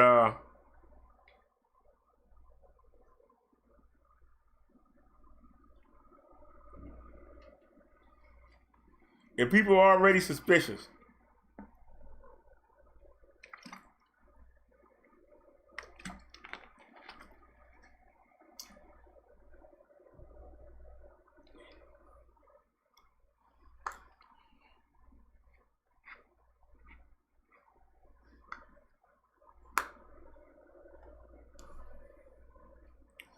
well, Snazzy, you hold me to it. You hold me to it, dear. You hold me to that. And we don't hit them by for next May. You come back in here and you say, Brother Derrick, I told you. And I'll say, yes, Snazzy, you were correct. But the detective sense is going off. It's not 100%. But I'm usually right about most things. So maybe you get to prove me wrong, dear. I love to be proven wrong. It's exciting. Maybe we'll do a show. May 1st, 2021. Brother Derrick was wrong about the return of Sansaray.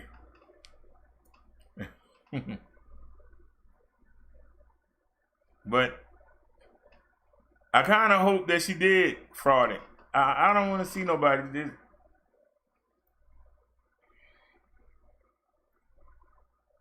That means she gonna be in baby torments.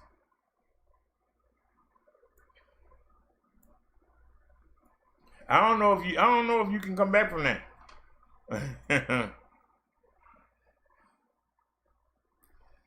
Snazzy said, "True BD. I also felt it was fake till I saw that picture." Well, like I said, we'll find out. But that's the one thing. Everything done in the dark, sooner or later, it comes to the light. Everything that's done in the dark, sooner or later, comes into the light there.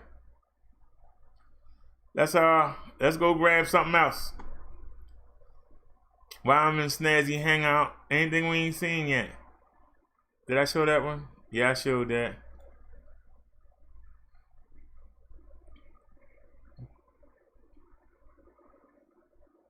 I think we showed that.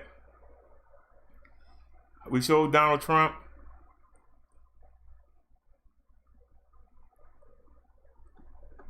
Justifiable force, we saw that. Okay.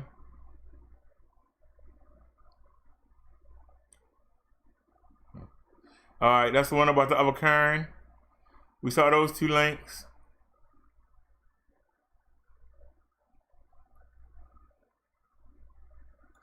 I sent you this link. I wonder what it was. I sent you a link. Did we play it already? Switch to sprinting at 4 lines unlimited for just $100. Plus get 4 amazing iPhone 11s. Hey, try and get me flagged, man. Yeah, we saw that already. I'm trying to make sure I got you tightened up. Reg did the interview. We got that one. What was this one?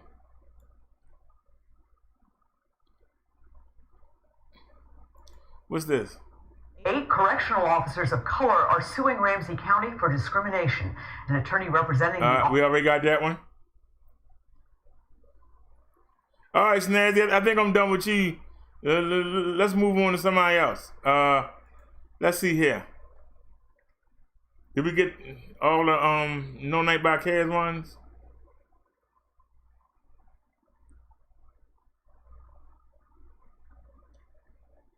What the heck is that?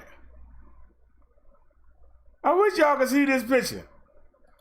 Let me see if I can copy the image. Let me say, what the heck is that?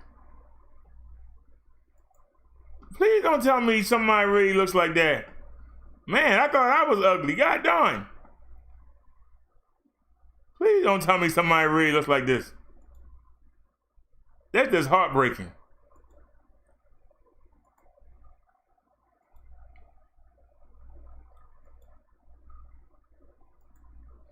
Somebody please tell me, what the hell is that?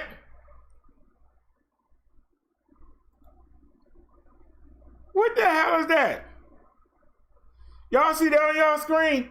What the hell is that?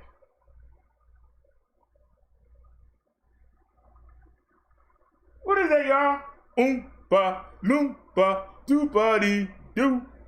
Goddamn, nobody is as ugly as you. Face so hard and full of a rash.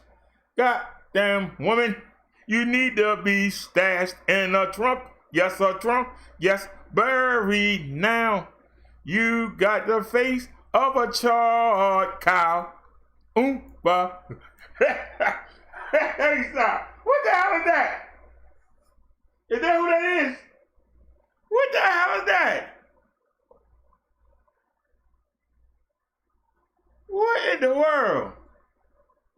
I don't mean no harm. Goddamn, I know I'm ugly, but goddamn. It looked like somebody burned her face and it's charred. You know how you put a burger on the grill and it get charred?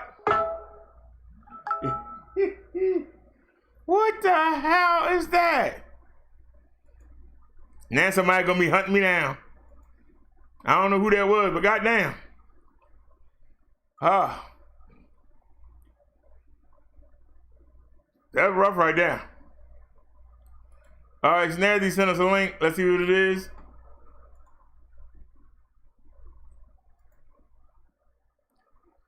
Woo, child. That's a face only Jesus could love. I'm gonna go to hell for that. I'm still dressed as Sharifa Adams, y'all. Let me hold on, because when y'all come on here, I won't be able to see y'all.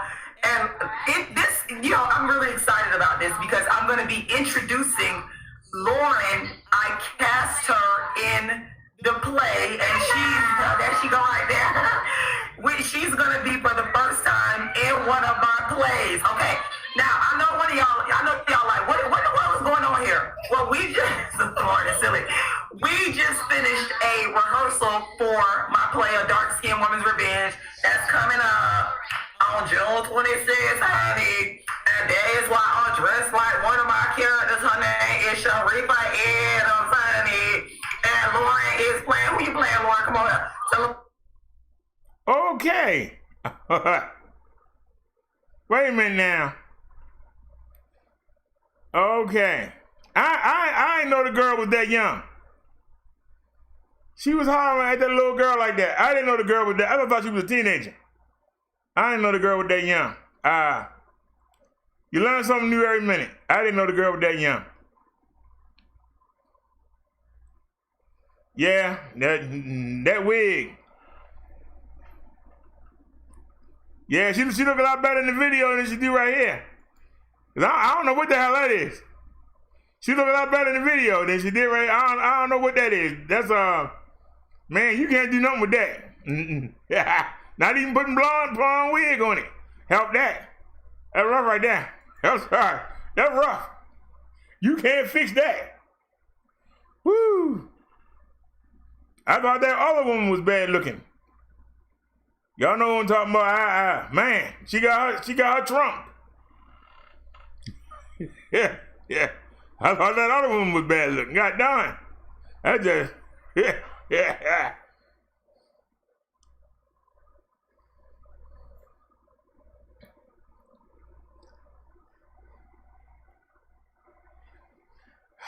For the trolls that's watching, there ain't no need in running over there.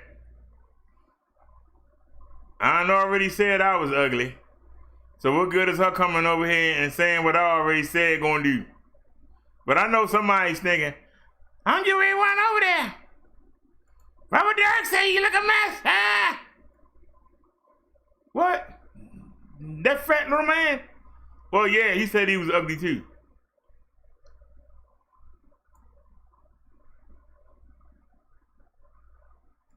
All right, this from No Night by Kez.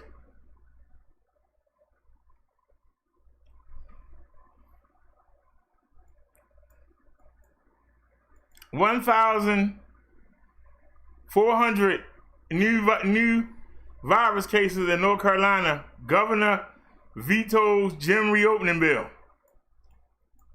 You know there ain't people mad about that. I can't go to the gym. I can't go to the gym. As Governor Roy Cooper is expected to make a decision on the status. Hey, y'all see that? Cut me right off. Let me blow it up so y'all can see it.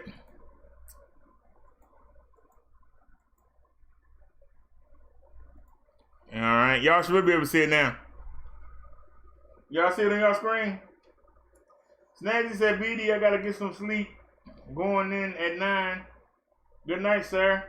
Good night, Snazzy, and thanks a lot for your help. You have a great night, and hopefully we'll see you tomorrow. Hopefully you'll have some more great links. As Governor Roy Cooper is expected to make a decision on the status of Phase 2 reopening, he vetoed a state house bill that would have allowed gyms, fitness centers, and other exercise facilities to reopen. Tying the hands of public health officials in times of pandemic is dangerous, especially when case counts and hospitalizations are rising, said Cooper in a statement. State and local officials must be able to take swift action during the CV-19 emergency to prevent a surge of patients from overwhelming hospitals and endangering the lives of North Carolinians. North Carolina moved into Phase 2 of reopening on May 22nd. That phase is effective through June 26th unless canceled or changed. Cooper indicated he will announce the next steps this week. That includes considering a face mask requirement. On Sunday, 1,412 additional cases of the CV were reported, according to the latest Carolina Department of Health and Human Services data. The highest daily increases of cases were 1,768 on June 12th, 1,652 on June 20th.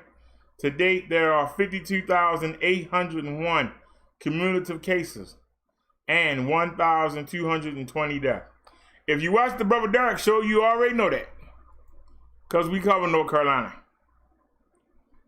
If you watch the Brother Derrick show, yeah, it's picking up in the heat, Snazzy, but they said that I thought the sunlight killed it.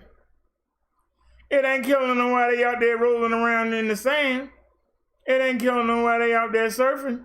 It ain't killing them while they out there on the dune buckets, out there riding around in the mud. It ain't killing them. It ain't killing that virus. That virus is hanging in there. That virus is saying yes. Yes. All right. Hold on.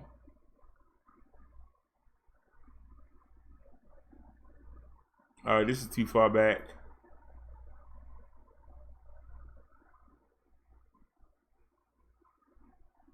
You went way too far back.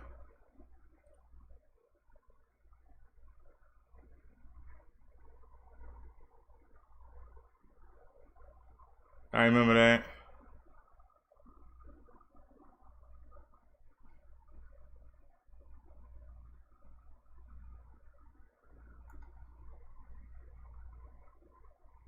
All right, I'm not sure if this is today, but it's relevant to the topic we just covered. Hold on, y'all. Let's check out one more for No Night by Kaz. I'm not sure if this new or old. Oh, somebody took it down. Dang. It was on the virus. Somebody took it down. That's rough right there.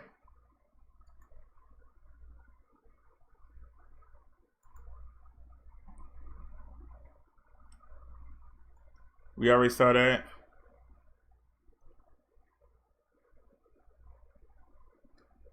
I think we already saw these. Yeah.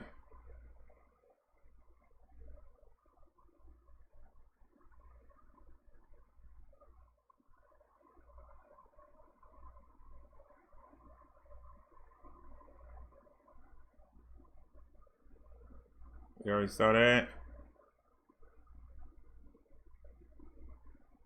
And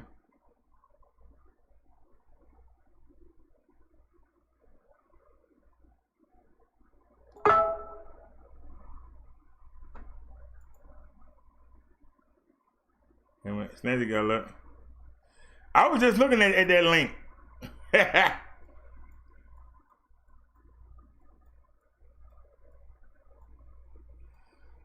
As a series of protests and events to mark the life of George Floyd began in Minneapolis earlier this month, a memorial was being held 10,000 kilometers away in Ghana's capital, Accra.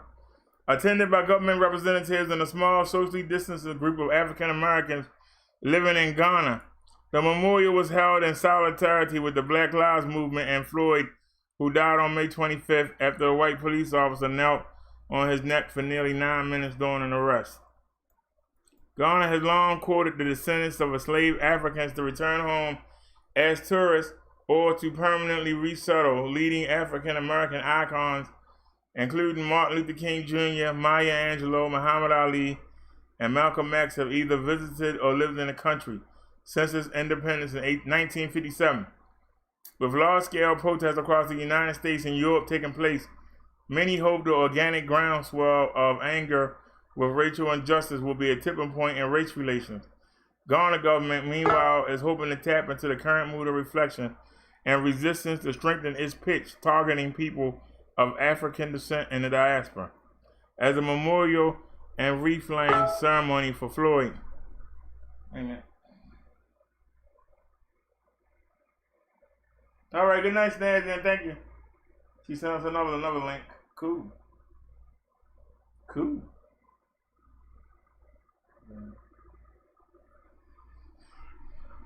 Well, where are we at? As memorial and wreath-laying ceremony for Floyd, at the memorial, the Minister of Tourism, Barbara Oteg-Gayazi, re-echoed the government's message to African Americans to come home. We continue to open our arms and invite all our brothers and sisters home. Ghana is your home. Africa is your home. We have our arms wide open, ready to welcome you home, she said. Please take advantage. Come home. Build a life in Ghana. You have a choice, and Africa is waiting for you, she added at the event held at a center dedicated to another prominent African American, the Pan-African sociologist W.E. Du Bois, who lived his later years in Ghana and is buried in the center. Even before the memorial, Ghana's president Nana Akufo-Addo had condemned Floyd's killing and called for justice. We stand with our kith and kin in America in these difficult and trying times, and we hope that the unfortunate tragic death of George Floyd will inspire a lasting change in how America confronts head-on the problems of hate and racism, he said in a statement. The overtures by the government have been noticed by Floyd's family, who, during his globally televised funeral in Houston, thanked Ghana for unveiling a plaque in his honor at the Du Bois Center, or Du Bois, however you pronounce it. The family is deeply moved by the generous act of the Ghanaian government to solidify George Floyd's legacy, and announcer said at the standing ovation. The government declared 2019 as the year of return to commemorate 400 years since the anchoring of an English ship in Jamestown, Virginia, carrying a small group of enslaved Africans. The Congressional Black Caucus rapper Ludacris, a television presenter Steve Harvey, and the Prime Minister of Barbados, Maya Motley, were some of the high-profile visitors that traveled to the country last year as part of the year returns activities.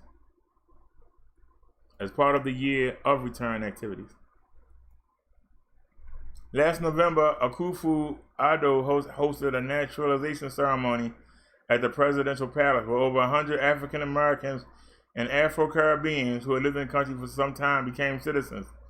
The granting of citizenship gives added force to the country's right of Adobe law, which was passed in 2001. That law gives anybody of African ancestry in Americas the right to stay in Ghana indefinitely.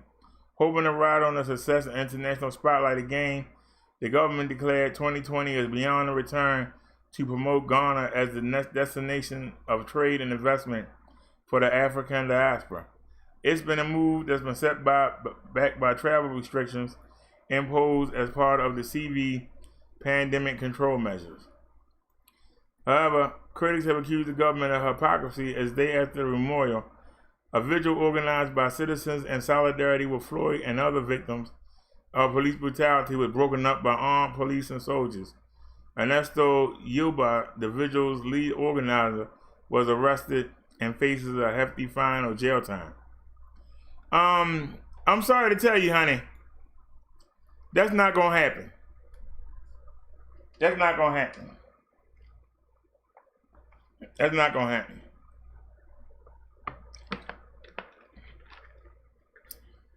As I've said before, we showed that black people and Asian people economy, we spend $3.9 trillion a year. Trillion.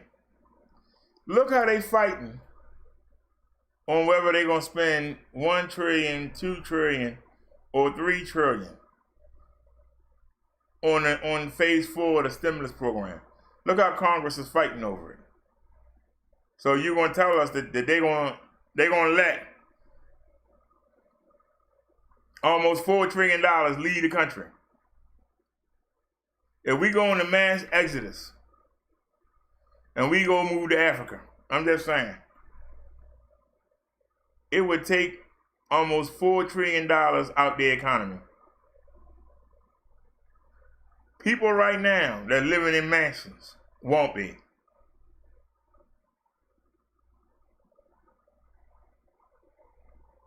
You really think that they're going to let that money go to Africa? You really think they're going to let that money go to Africa?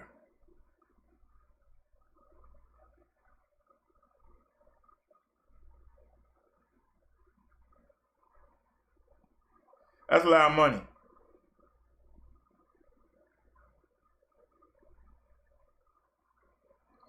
Take that money out the American economy with the debt it already owed.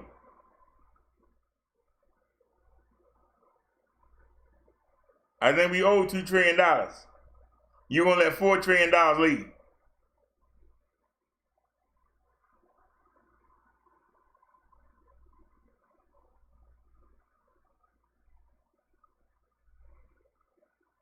It owe 2 or 3 trillion, and they're going to let 4 trillion leave a year.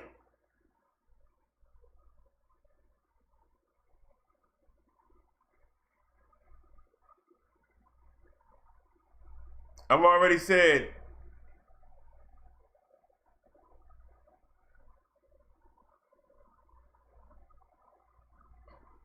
black people spend money. White people spend it, but they also save it and invest it.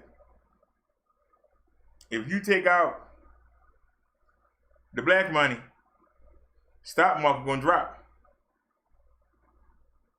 There are people who can't stand black people, but they need their money. You think the Koreans like working in neighborhoods that are mostly black? They need money. White folk ain't coming in there. They're not coming in that store. We are. You take out the money, they're going to have to leave too. How are they going to make money?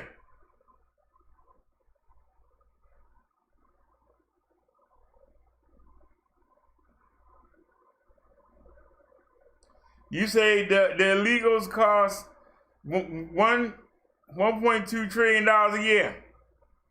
And by them working illegally under the table for crumbs, how much money do they make off them illegals? I bet you it's more than 1.2 trillion. I bet you it's more than 1.2 trillion. You can get them to come over here and work for peanuts.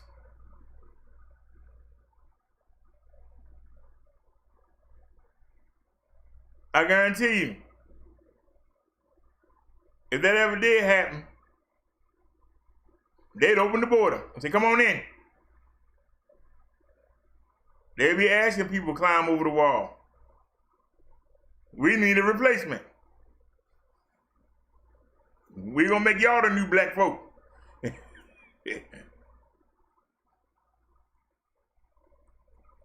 Now, the problem with the Mexicans is the Mexicans come over here and work for 20 years. They send their money home. Then they go retire. Rich. Well-to-do. Wealthy. Because the peso ain't worth nothing. They come over here and work these jobs we don't want. They'll work under the table. Western Union make more money off of immigrants than they do off Americans. You see 9 of them in the house. They all working full time. They send their money home. When they get tired of working, they go home. You say they take jobs from native-born Americans, but yet, who gives them jobs knowing they're illegal? Who benefits from them working for them? If I had a car, I could go to Home Depot every morning and I could show you how many illegal immigrants are outside of Home Depot waiting for some white contractor to come pick them up to go do some work. Work that should be going to American citizens.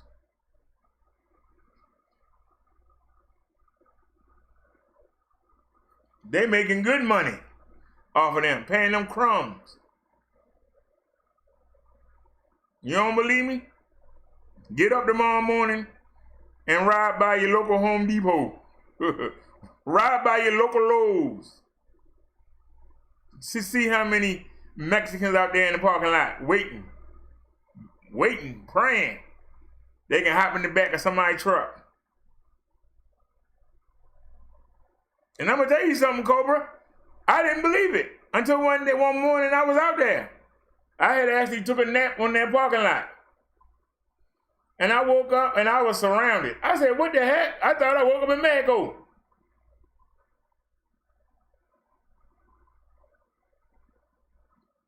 And it's a Wendy's right there. You can Google it. Ricestown Mall, Home Depot. It's a Wendy's right next to it. I stayed there long enough, waited till Wendy's to open. Then I got something to eat and went home. I just sat there and watched them. Jumped in the back of trucks. I was like, man, imagine what it is in California. Imagine how it is in Louisiana, Texas. They come right over the border and go to work. Climb the wall. Hey, see you work. They do whatever you tell them to do. They don't care. Whatever condition, they don't care. As long as you give them some money.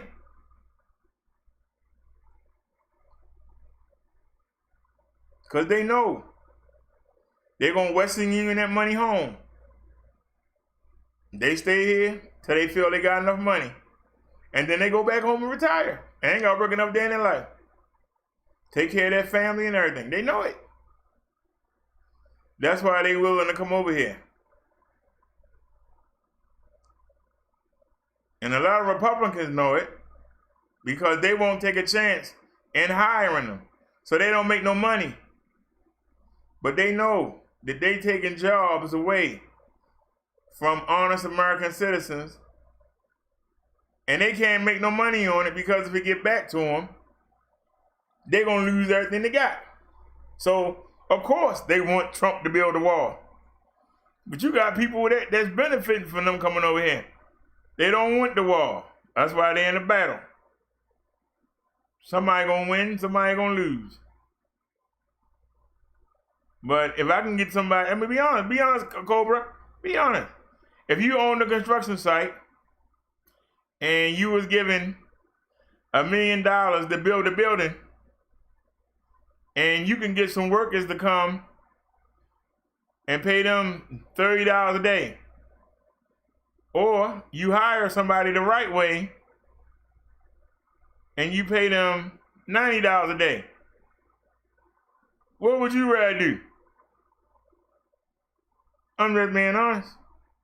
Ain't no different than the countries that got people in China, Malaysia, India, paying them people 40, 50 cents an hour. That's better than paying somebody, $15 an hour over here. A pair of tennis shoes. You got black folk paying $400 for a pair of Michael Jordan tennis shoes. It costs them less than $15 to make them shoes, including the combined shipping. It costs them less than $15. Who making all that money? I'm sure Michael Jordan probably get $5 off every pair of shoes. $5. Maybe he get $10. They getting 300 and something off of every pair of shoes. Every time you go buy a pair of Jordans, somebody getting $300.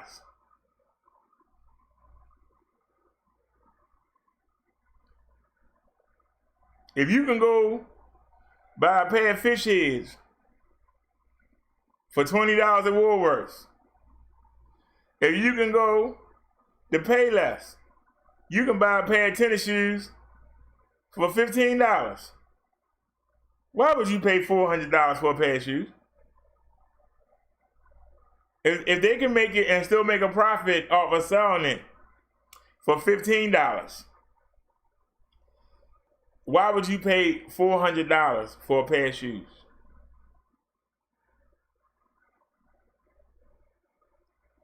I could ask the same question.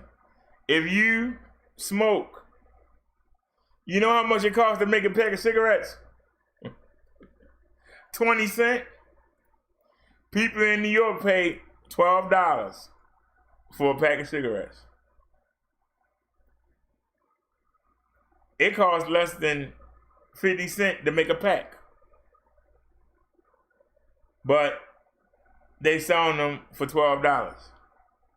Here in Maryland, they 7 something. Where's that money? Gas. I seen gas as high as $6 one time in my life.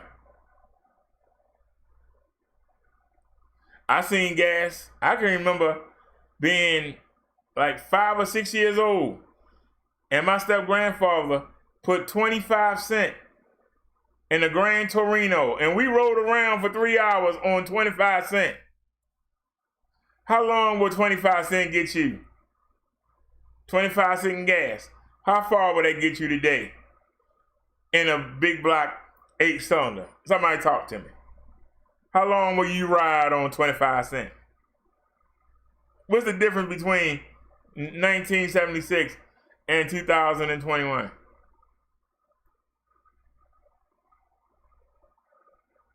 I remember I was arguing with a gas man. The gas man said, I make $1 on every, he said he make 60 cents on every gallon of gas you pump. I said, sir, the gas is $4. He said, yup. I said, you make 60 cents? He said, yup. I said, man, you got to maintain the pumps and do all that. You know how much gas they got to sell to make money? Who making the money? There's always somebody high up making the money. There's always somebody high up that got these road cops out here keeping everybody in line. All you got to do is follow the money. Follow the money, you'll find the problem real quick.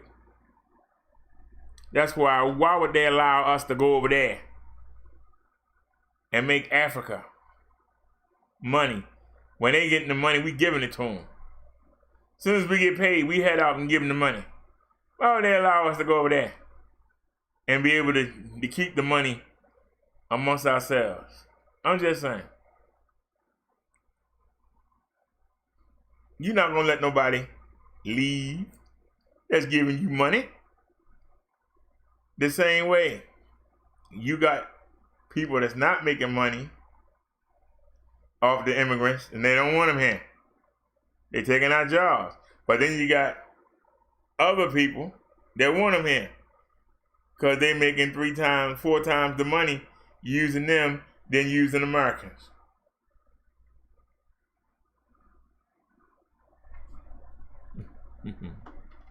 Alrighty, y'all. I want y'all to see the difference. Can we go to the studio? Can we go to the YouTube studio? I hate the studio, I really do. I want y'all to see the difference. The compression that YouTube is ridiculous. They use ridiculous. This is our video from 6 hours ago. It says here. What's up with thumbs up? I want y'all to look at the quality. I want y'all to look at the quality.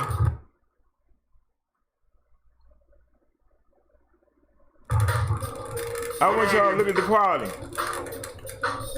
Just look at the quality. Hopefully the lights hold up. I'm sorry. I'm hoping the lights hold up. Oh, it's not. I want y'all to see the quality. Everybody focus on that quality for a minute. Now see, if I had a gun, your car was burning. This is YouTube compression. And he saw me crossing the street. All right, we in the market now. Well lit. Riding on smooth surface. 120. Give me 3 of them. Look at that terrible quality. We got 20 minutes. I ain't gonna be here though. Let's get in and get up. Look at that quality. Now, y'all know that we carry 2 cameras, right? Y'all know that we carry 2 cameras when we go out. Anybody that watched this show knows that we carry 2 cameras.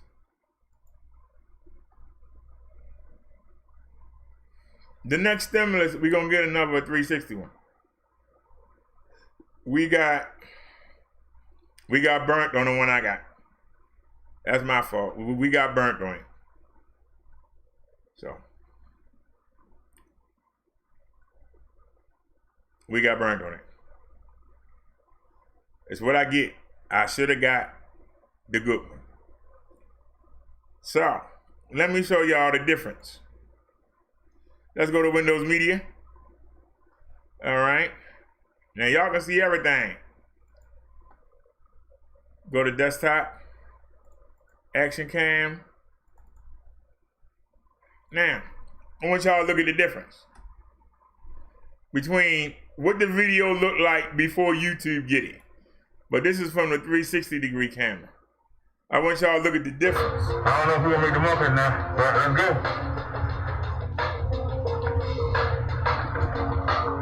I can't read the Amazon in front.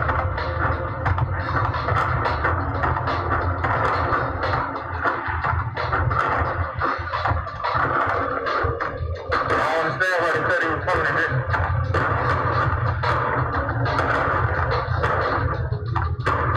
They shoot, if you can see him, they shoot firecrackers right there.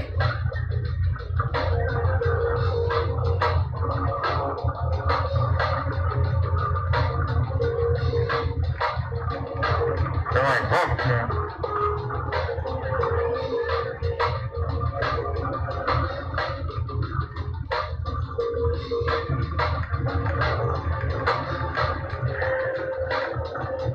Hey, what's going on, man?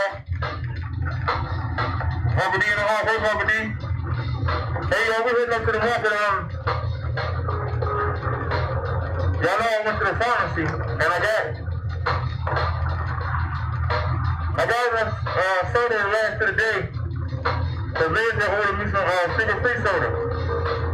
They said it was coming today, and it ain't coming, so I'm heading up yonder. Now, if we don't make the market, they close at 10. And it's, I think it's 9:27. And we don't make the market. We're gonna hit 7-11. So either way. Yeah. so good out here. Really nice to get a breeze, but of course we gotta go uphill.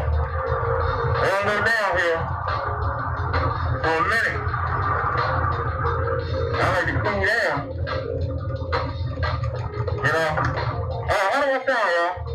Y'all know I got the new mask on.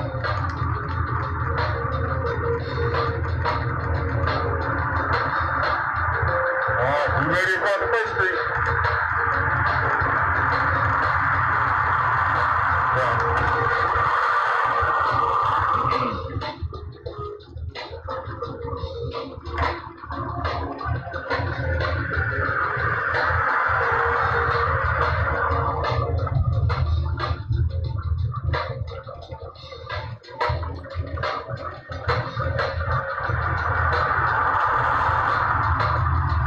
So y'all, when we get back, we're gonna find out if the police in Atlanta is actually answering a 911 call. We'll check the CV numbers.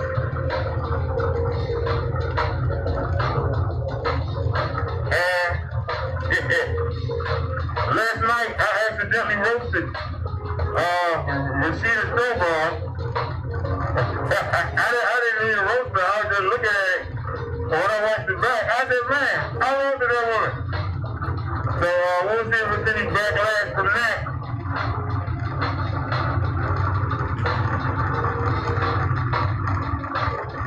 So like I said,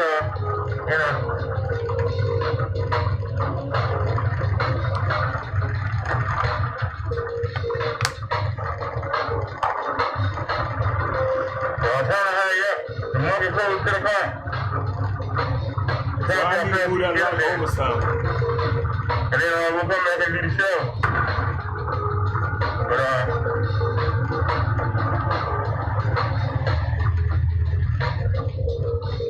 after I ended the show last night,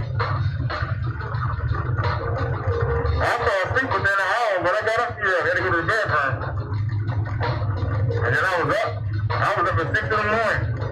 And I should have went to the market. But I said, no, we don't need to go. Because the sodas was coming, but Amazon didn't bring them. So we have to contact this market for a close, if not, we'll hit the 7-Eleven. So either way, we good. Either way. Yeah, man.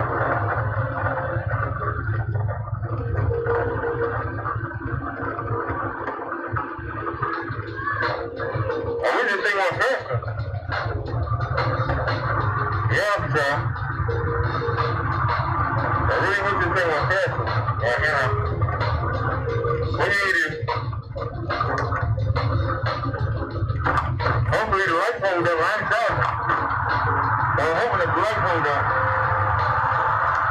Oh, it's not. He's rolling. Now see, if I had a gun, that car was burning. And he's on me crossing the street, and he gunned it. Now if I would have had something and shot one of your tires off, then, they weren't gonna knock me out. People always want one of things broke down off. I don't know why. They're always doing something stupid. There's always something stupid. Just like somebody double pump right there.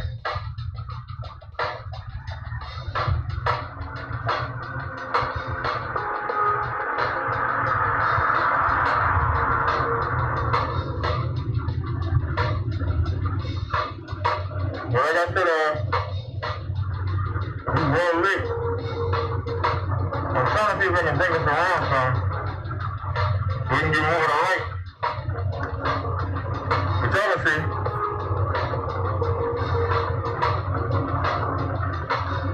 All we do is go uphill. That's all we do is go uphill, uphill. Uphill.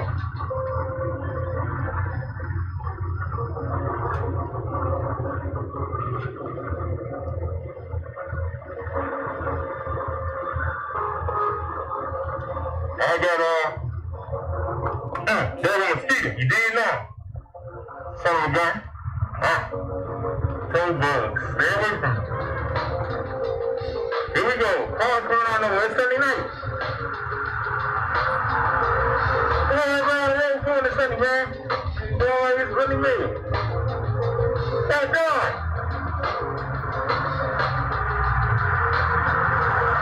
Those are all his demons out.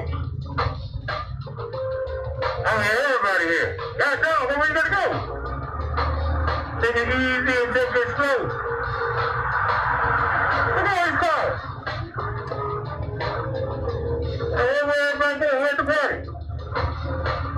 You guys are going on around. This is a meetup party. All right. Wasn't for Amazon, I wouldn't even be out here. Oh, there was sense.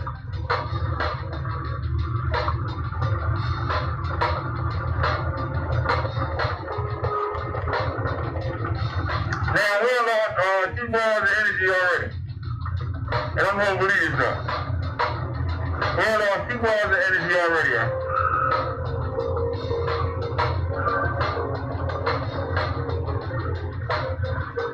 But I'm going to believe this though, right?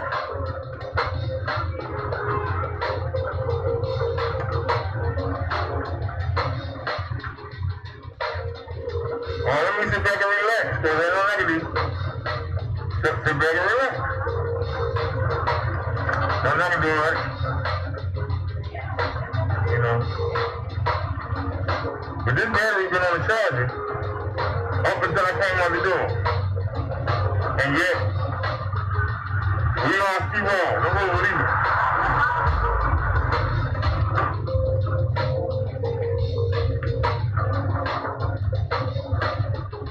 And if I stop for a minute, it'll come back. Here it comes, how you doing, man?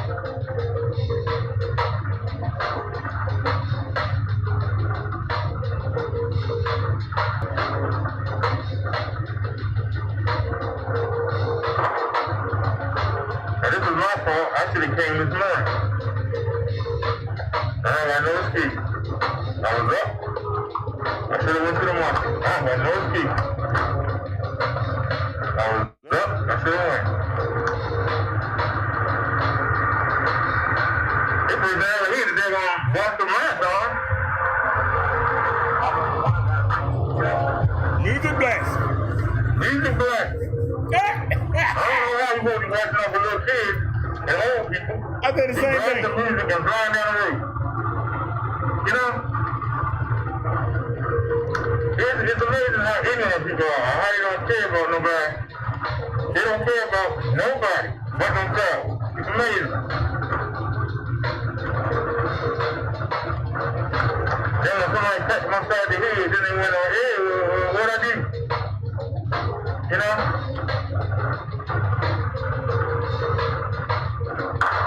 You gotta go that steep hill.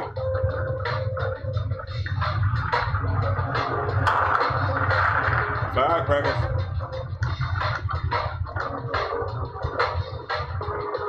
This is the first time we had to have all the lights on at one time. And wow. Yeah, hold on now. On the way up. Usually I'm on the way back. I don't know if we're gonna make it.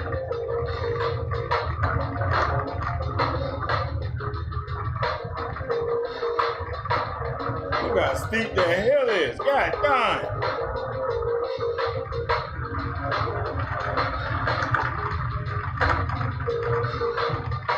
I got so much sweat on that hill.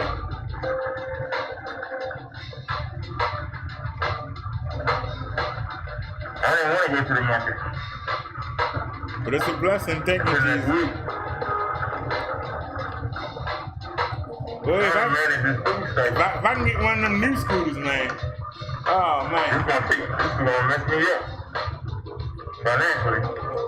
Especially when I want to buy something that somebody already bought. But that's right.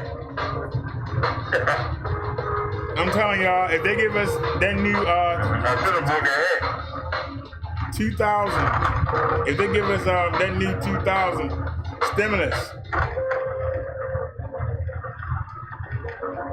Come on, come on.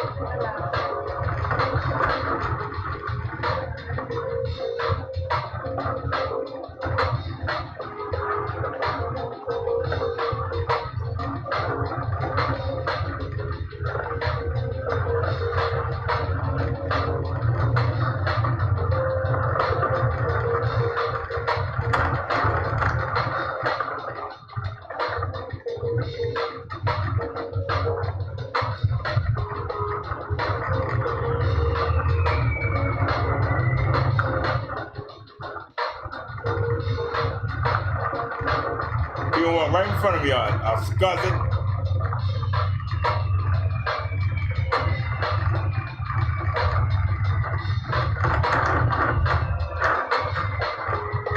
And you think he step aside and you by? Nope. Look how I'm catching.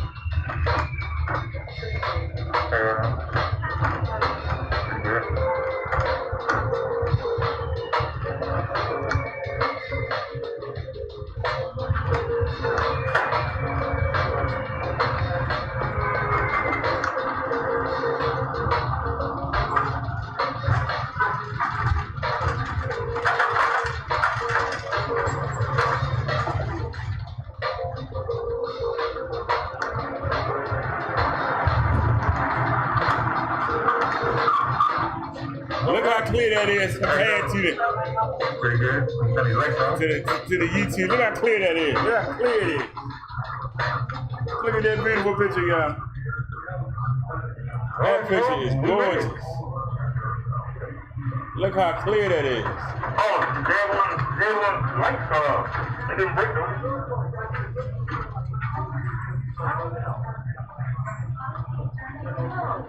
They didn't want to sit there and let it sit there. This one. Alright. Let's go. Oh. Take the basket. I'm not laying out thinking like 10 minutes. All I need is soda. If Amazon would have brought it, I wouldn't be here. They said till 9 o'clock. Well, 9 o'clock came. They didn't come. I need my soda. Alright, cuz, let's move on. Got everything. I could've cut you there then.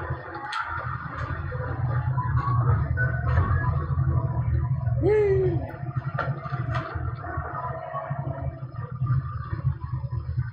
Alright, the NW still on sale? Yes, it is.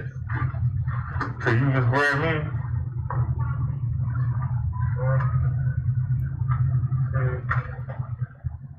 They got the softest. I was rushing shaving my hair yesterday. I'm missing spots. So they got the NW. On sale for 120. When we get up. Well, I'm missing spots. So how much time we got? I'm ready to reshave my hair. We got 20 minutes. I ain't gonna get it on. Let's get in and get out. We had to do the sermon. It was already late. I had already came on late. We had to hurry up. That's why I bought the hat. I ain't got to worry about it now. The hat matched the badge. They're from the same.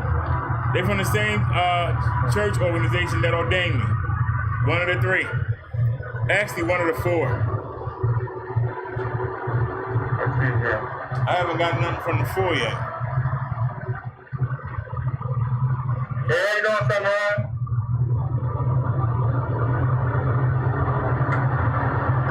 I got a pack and a half of chicken. I don't need chicken. Niggas get that. They got hot streaks. On the hill late. I don't expect to be able to get nothing. There ain't no lie. Okay. And that's what I was eating earlier. If y'all want to know what I was eating. That's what I was eating earlier. Alright, they good. Let's get it. Y'all want to know. For those of y'all that care. We don't eat nothing down there.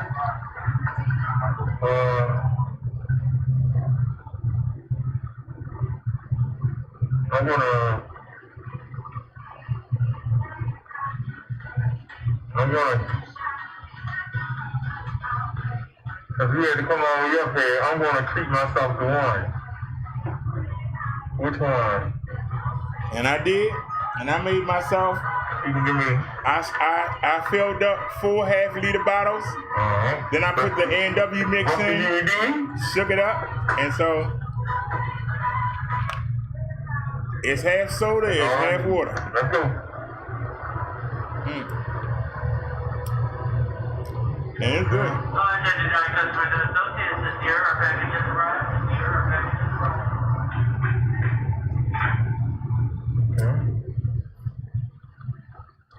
Look at how clear that picture is. You got 2 left. You can give me one. Y'all gonna say what y'all want to say. Y'all can't tell me that picture ain't clear. Look at that. That's why we carry 2. Alright, what's that you in? You can read the price.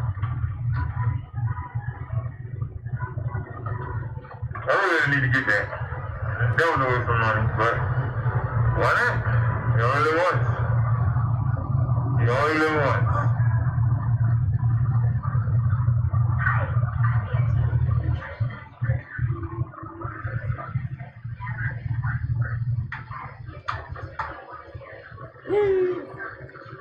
Slow down.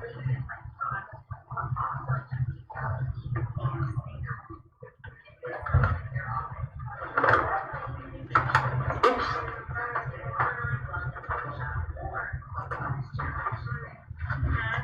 And that's it. Hey. Hey, what walk behind you, sweetie? What walk behind you with that big old booty? Look at Ray looking. Don't look at my girl. You recording my girl back. That's just amazing. That's your personal chair? Yeah. Everything. All kinds of good. Yes, sir. No, I'm on live stream. I'm on a live stream. He's on live? Oh, okay. You a YouTuber? Yeah. Minister Brother Dad. We just type in Brother Dad. I'm found right up.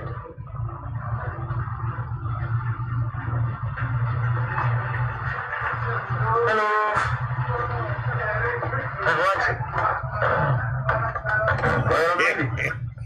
Yeah, he thought I was filming his girlfriend, but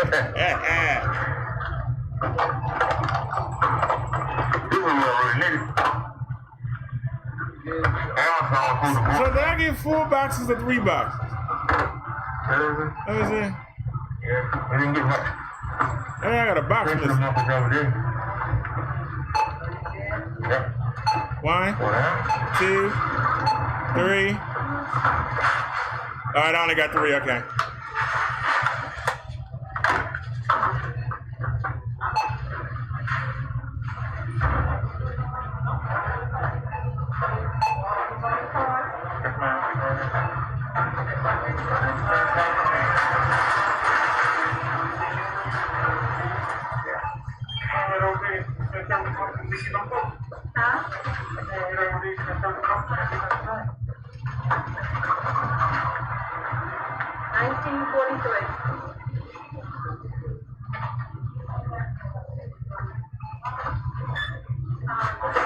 Look at how clear that picture is.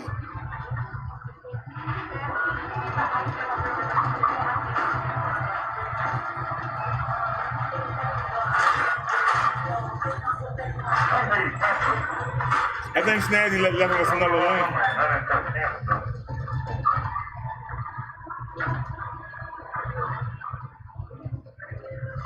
That's the last one for that.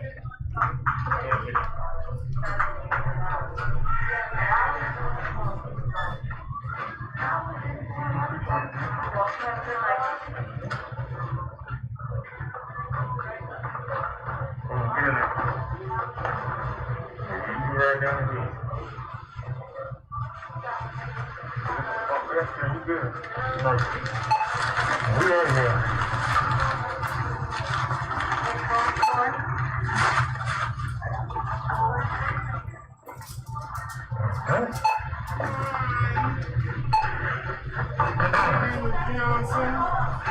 Alright, y'all, you are ready to roll. I'm trying to think if I say steal me some Jeeps. We got enough time to steal me some Jeeps. Can I steal some Jeeps? But that's why that's why I'm back.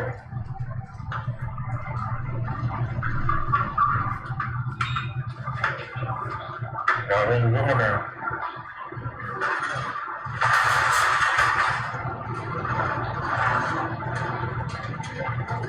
See if we can buy some Jeeps.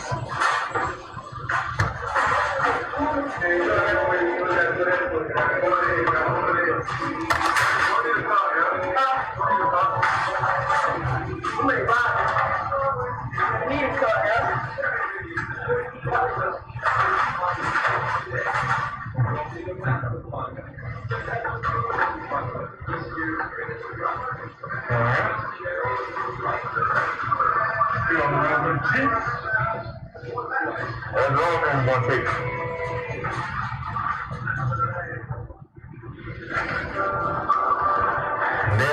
sanitizer. Wipes.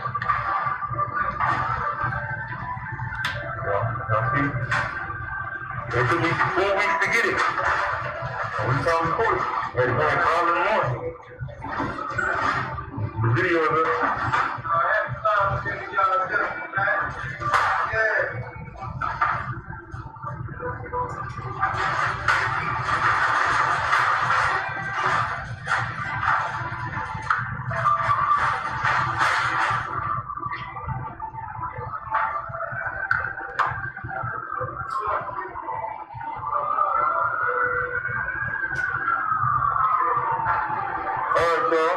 We borrowing a little bit of juice. I don't think we needed it. I think we could have made our own. Okay? I think we could have made our own with that.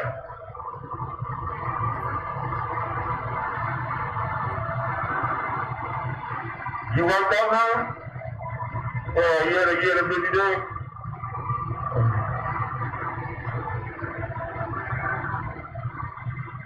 Yeah, I'm gonna be. I'll come around as soon as I get in the house. We just gonna steal a little bit of juice and then we out of here. Just get a little bit of electricity. We don't need much. Actually, if that's what we for, I don't believe it. I don't believe it. I'll give it another minute and then we'll get out of here. But to be honest, I should have parked this here and took that. That's what I should have done. And this could have been charging. But you got so much stuff on it, you can't leave it. You know, we got so much stuff on the car, you know, you can't leave it. So that's the reason why.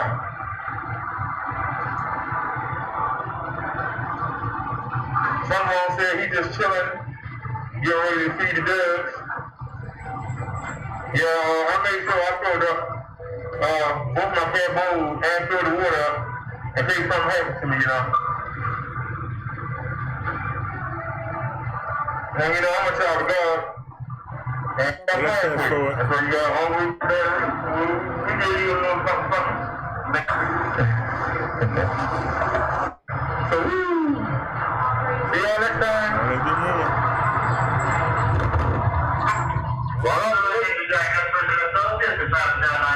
We will be closing in 10 minutes. The time is now 9:50. Our store will reopen at 6 a.m. for your shopping convenience. The time is now for shopping your legally done. The time is now 9:50. We made it.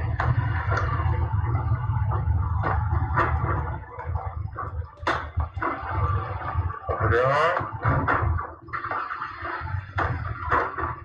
Put that on.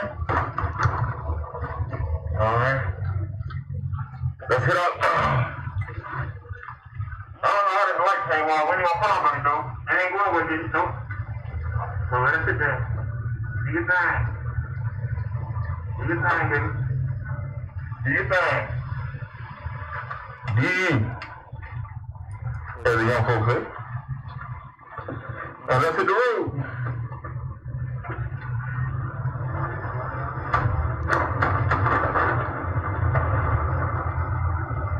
Let's turn the power up and let's go. Shit. That's full speed, ain't it?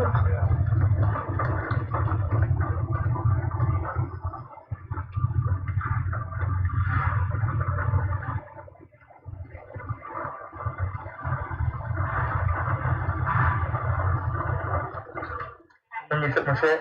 How y'all doing? Let's see here.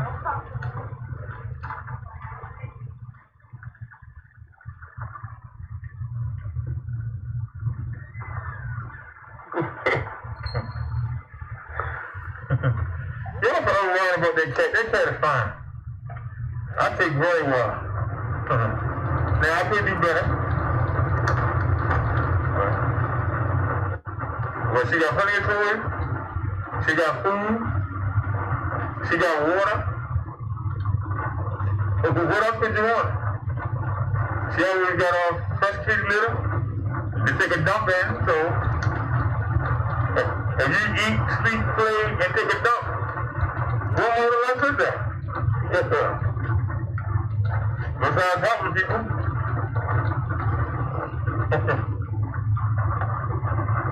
That's like the secret of life.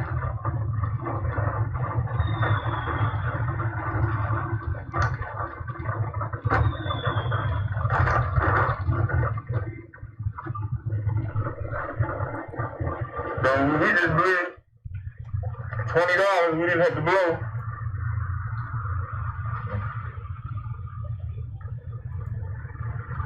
Don't understand. Nobody else out here. It's double. Always find somebody.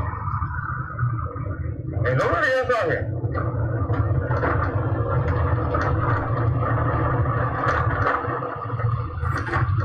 Alright, so we want to leave. We heading home.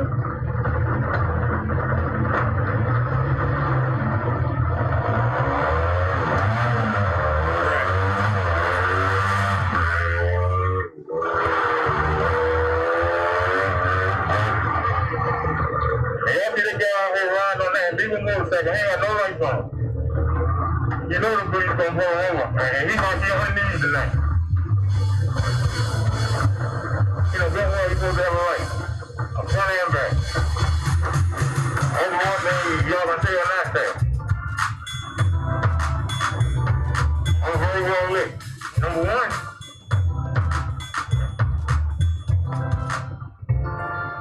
This is some of my homemade music. I ain't playing no music on the speaker. So if y'all ready to check, y'all ready to come, man? We can get it.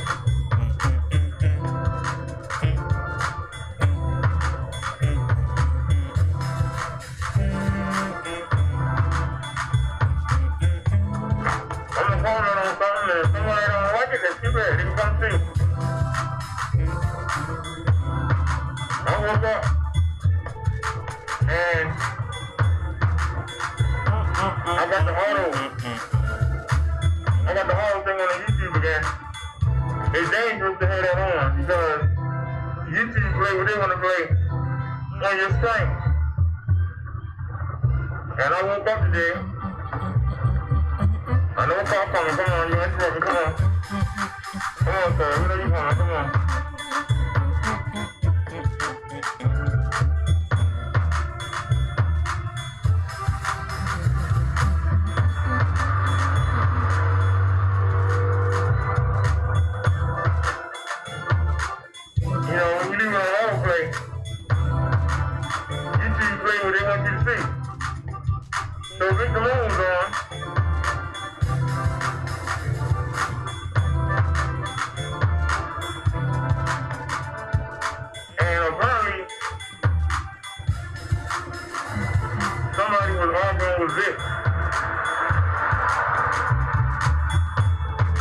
They got something to do with Candy Cartel. So she came in. And if you mention Candy, Candy gonna come. I'll say the same thing about Vic. If you mention him, he'll come. So she came in and said, and she had lunch. And another woman said, how she got a lunch when I took it? And then they talking about races. And they're the queen, and they need to bow down. And I'm just realizing how fortunate I am not to be involved in FDX. I love everybody that comes and on my check. Whether you do a troll or not. And as long as you don't say nothing retarded, I'm not going to block. Because, I'm not afraid of confrontation, you know what I mean? But, I don't think it's fair. They shooting off firecrackers. Somebody to buy your right. Hell no. That's the conversation for y'all. They shooting firecrackers. I should have stopped and watched it. Damn.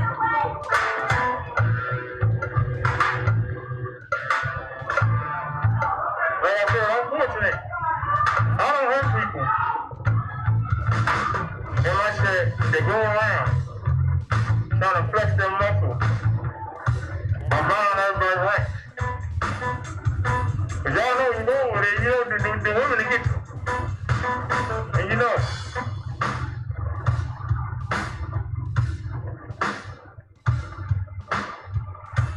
Now, I don't know if it was referred to me, but even laying down half asleep, I saw it up on the screen.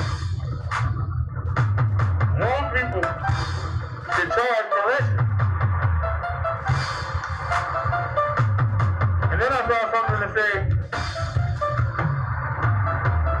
then maybe people like DD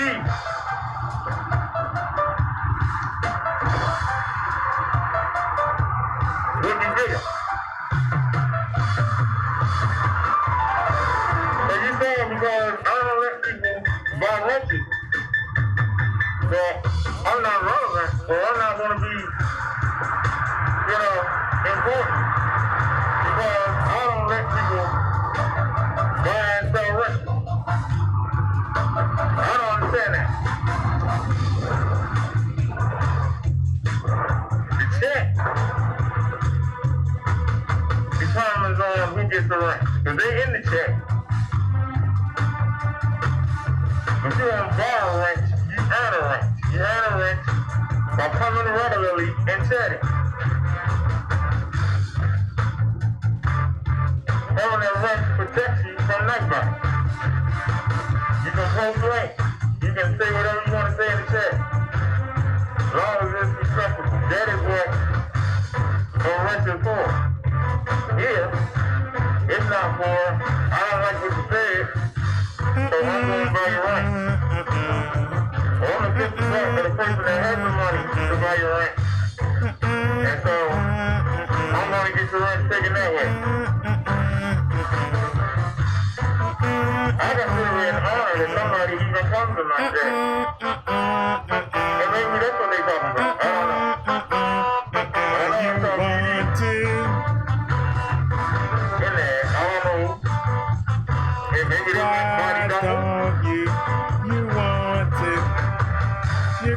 But what does weekend irrelevant have to do with buying and selling lunch? If somebody want to donate, they're going to donate.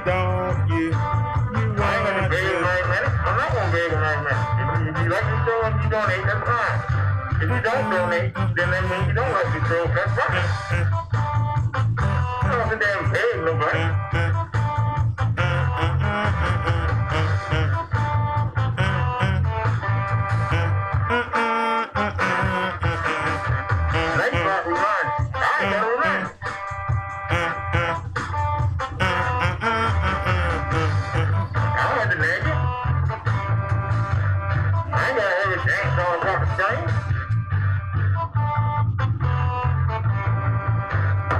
But you should be able to come in and have a good time and relax. You want and talk to the people you like. And not have to worry about somebody going to block you. Why like what don't you? Or you didn't kiss their butt and they're going to block you. That's not right. You want to. Now, I can't talk about how to run that show. Fuck up your lips. Why don't you want to? You can kiss my, you want to. I don't think it says somebody from another country. Why don't you want to? Whether or not you have a right. I don't think it's right. You know, you want to. You know what they say? You can kiss my, you know. Want to. Yes you do, yes you really do, you really want to kiss. You want to.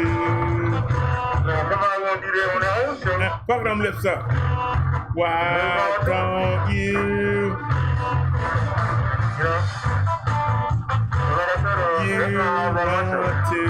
You want to. You can kiss my fat black. You know you want to. You can kiss my fat back. You can kiss my fat black. You can kiss my fat black. You can kiss my fat black. You can kiss my fat black. Won't you kiss my fat black? Kiss my fat. Want to? You want to?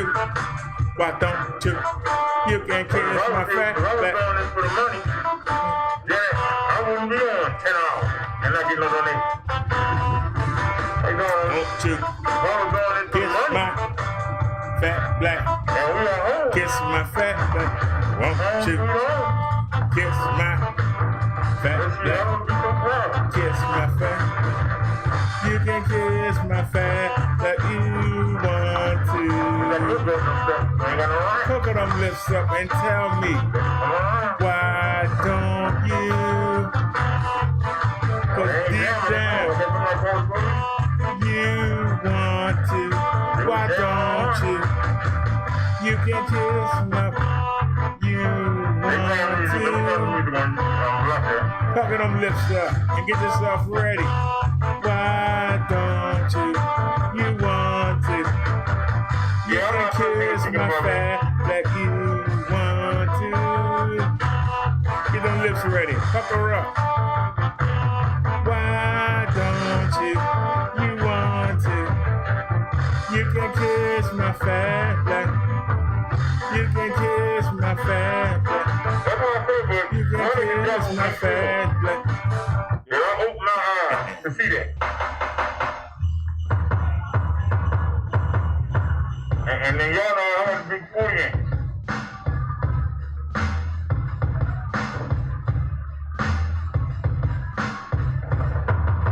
So I'm going to see every word. I'm defiant, a legend, a giant, the most gifted SOB to ever hold the MIC. You made sure I saw that. And like I said, maybe they want to turn me. But if they was, who cares?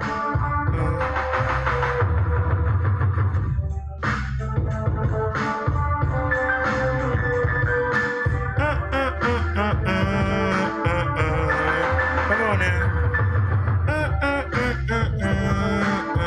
Not yet, it's coming up.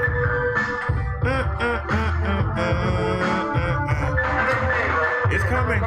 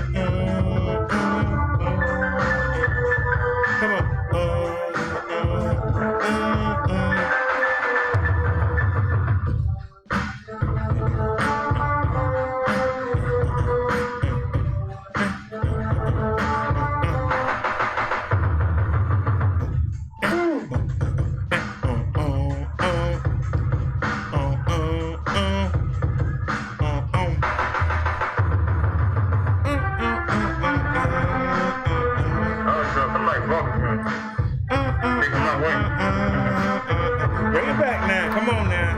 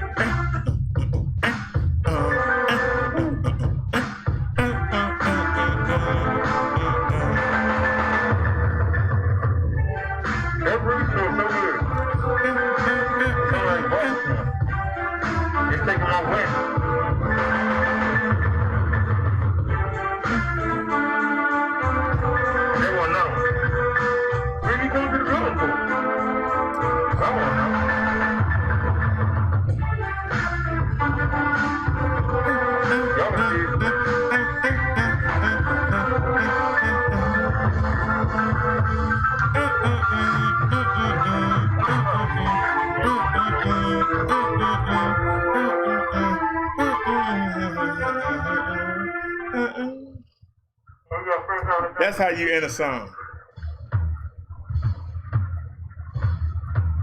Y'all, excuse me, I be getting down. Y'all let me know.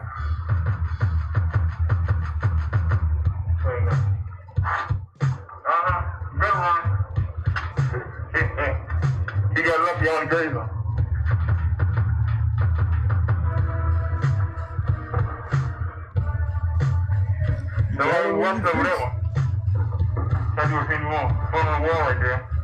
Oh my God, the sun coming up. What time is it? That's why we always late getting started. We stay too late. All right, y'all. It's 10:10. I just want a little bit. Thanks for watching, everybody. I ain't know it was that late. How long we been on, for God's sake?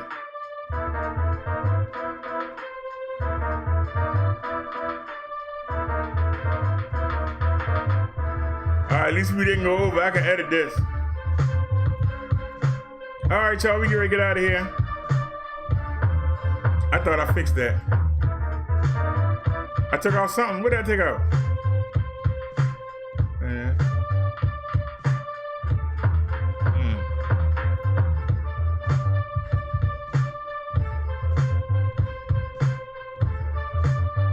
I keep forgetting we got a WitcherCon. All right, y'all, let's do a recap. I made another adjustment to the antenna, and we've been on band 13, and we did not cut out, y'all. So I don't know if they got a fix, but I know I rearranged the antennas into the proper order, and we were getting 9 down. Now I could have. We ain't dropping out one frame. As much as I love doing 2K, I'm gonna leave it alone. I'll keep a 2K base and mix it down to full HD. Instead of UHD, we'll just do full HD. We still got the big screen. I got a lot of stuff squeezed into the screen. We still got the big screen. Let's see our speed test. Now we can keep the speed test. I can go back. Let me try it here. Let's go to speed test and let's see. We can do. So this is download. We doing 11 download. That's why we ain't had no problem with the videos. You ain't see no buffering today. All the videos we showed. And look, we doing 8. We doing 8 up, and I only got it on I think I got it on 3 something. So we can go higher. Let's do it again.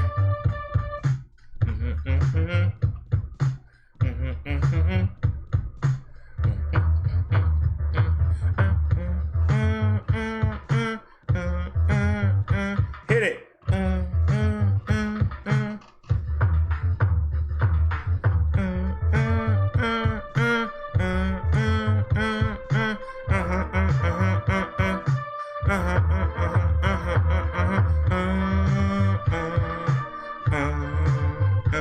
Come on.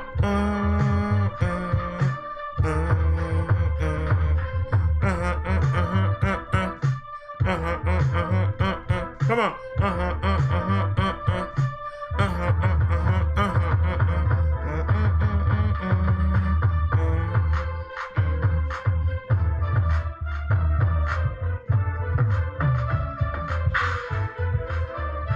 I don't think we had one cutoff tonight. So we did the right thing. Because I was going to bail.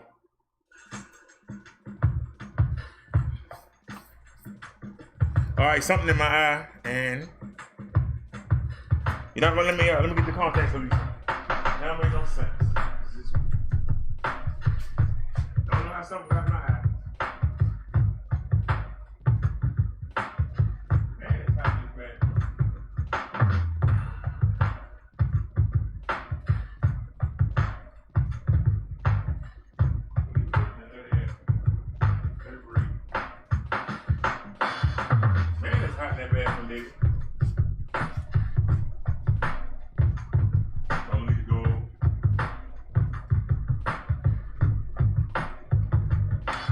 There's still something in my eye. I put the solution in there. No, I'm not crying, y'all. That's contact solution. I'm gonna do one more test.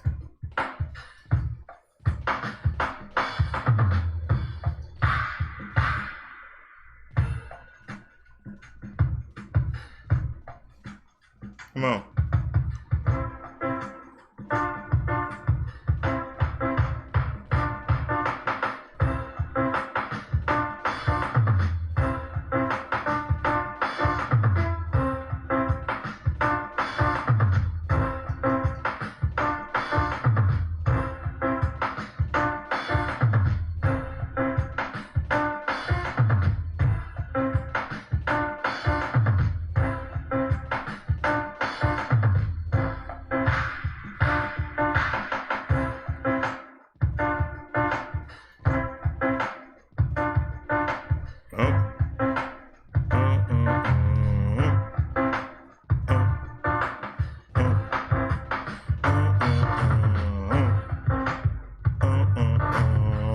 Come on.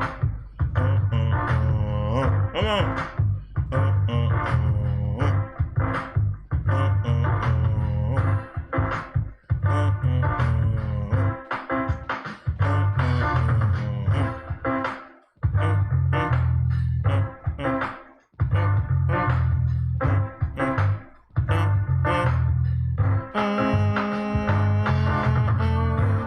Come on with it now.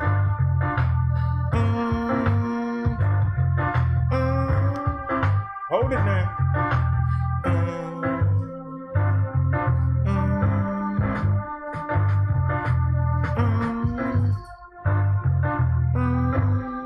Hold it now. It's how you mix. You make your own music up. You wanna go?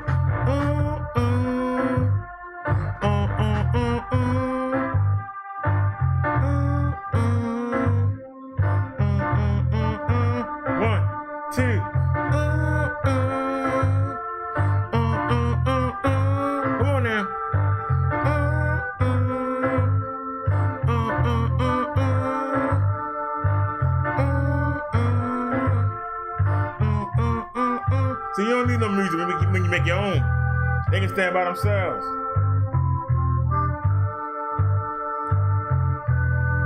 Know when to hold on. Know when to fold down.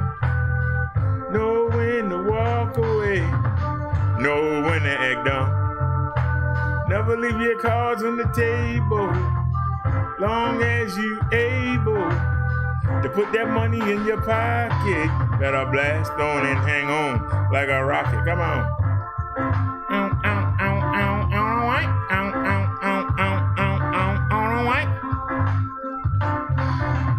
Let's take it up to 4,300 and see what happens.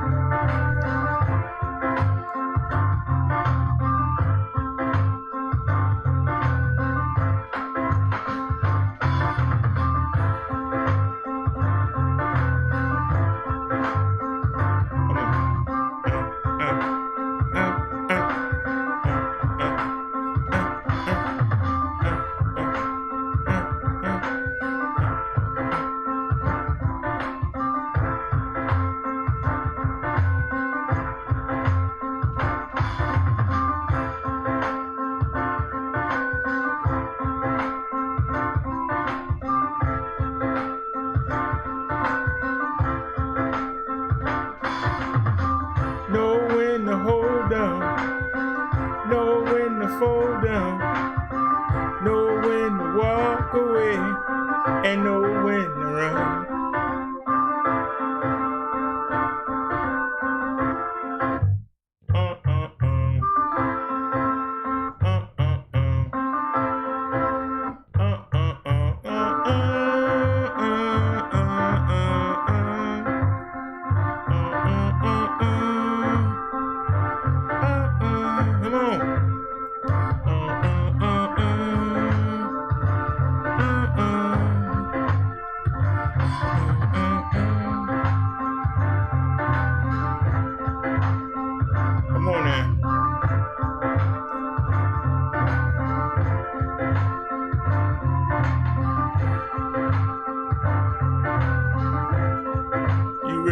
rock like this.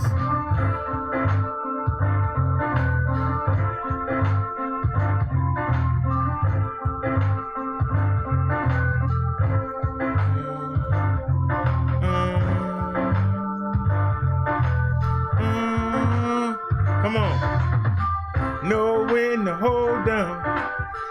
Know when to fold down. Know when to walk away.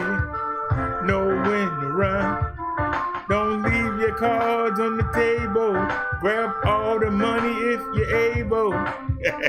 Stop. Come on now.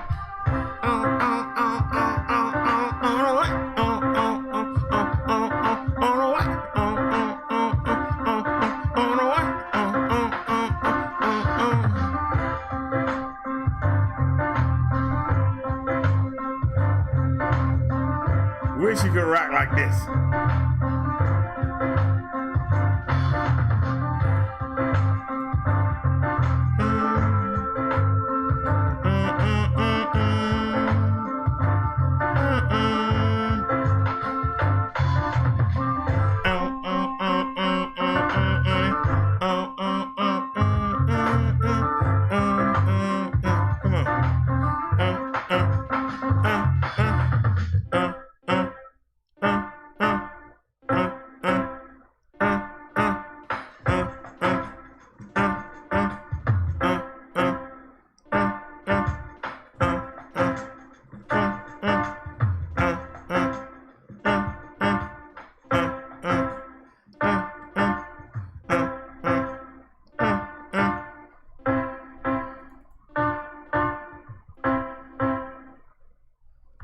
You wish you could rock like this. The heck is that? Oh, that's from the Mechanic Party. That's a mistake. I should delete that.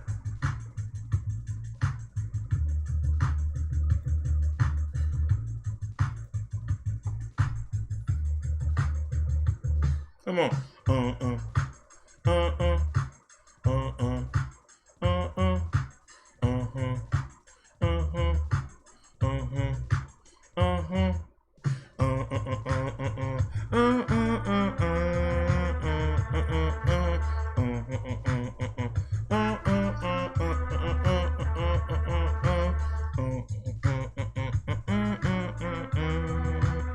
Once again, show you how to make a song. Push it up now. Come on.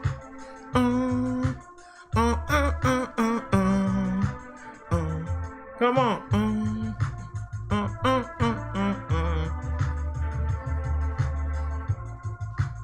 Now, very similar to the last song. It's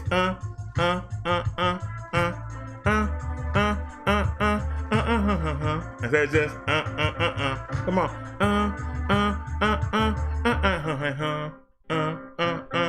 Come on.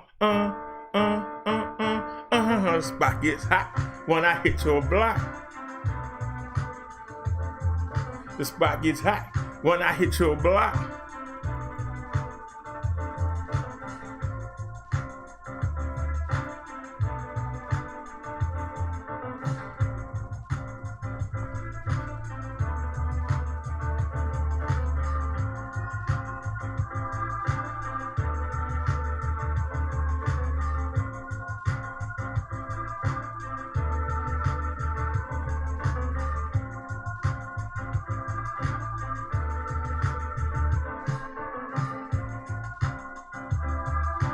I'm going to experiment when I get off of here.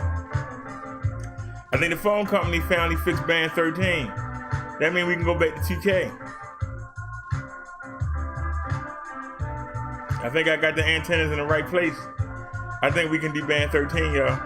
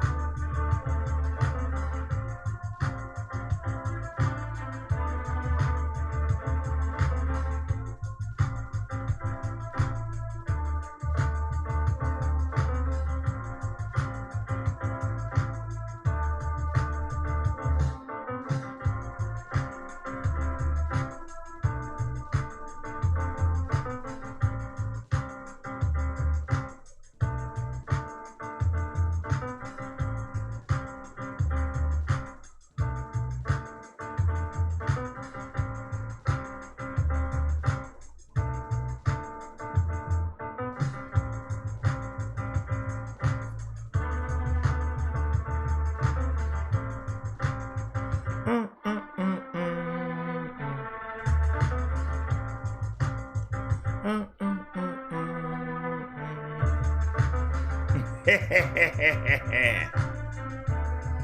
get ready to bring it home. Can we get a solo?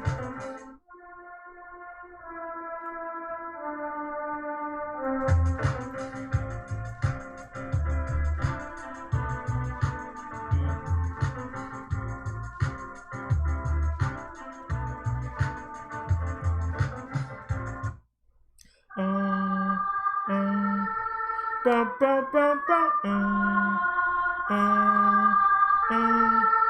bum, bum, bum. Hit it.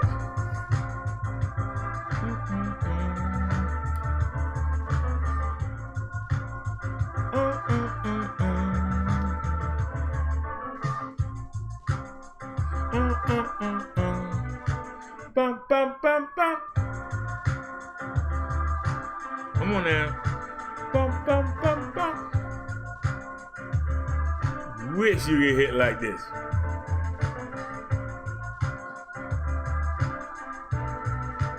Bum, bum, bum, bum. All right, y'all, everything look good. So tomorrow we might be in 2K. So we're gonna see how the haters gonna say something. But this is the first time in a long time we ain't had not one problem.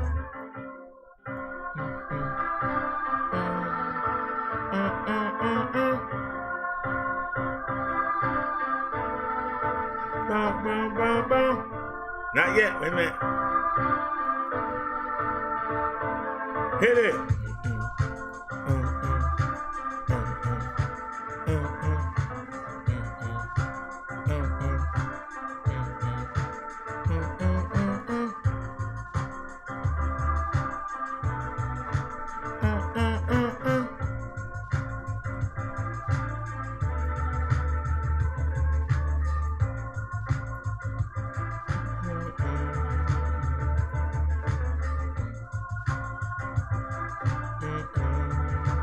Bum, bum, bum, bum.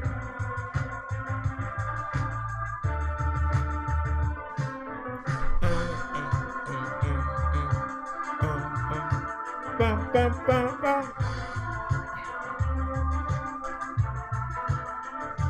Come on.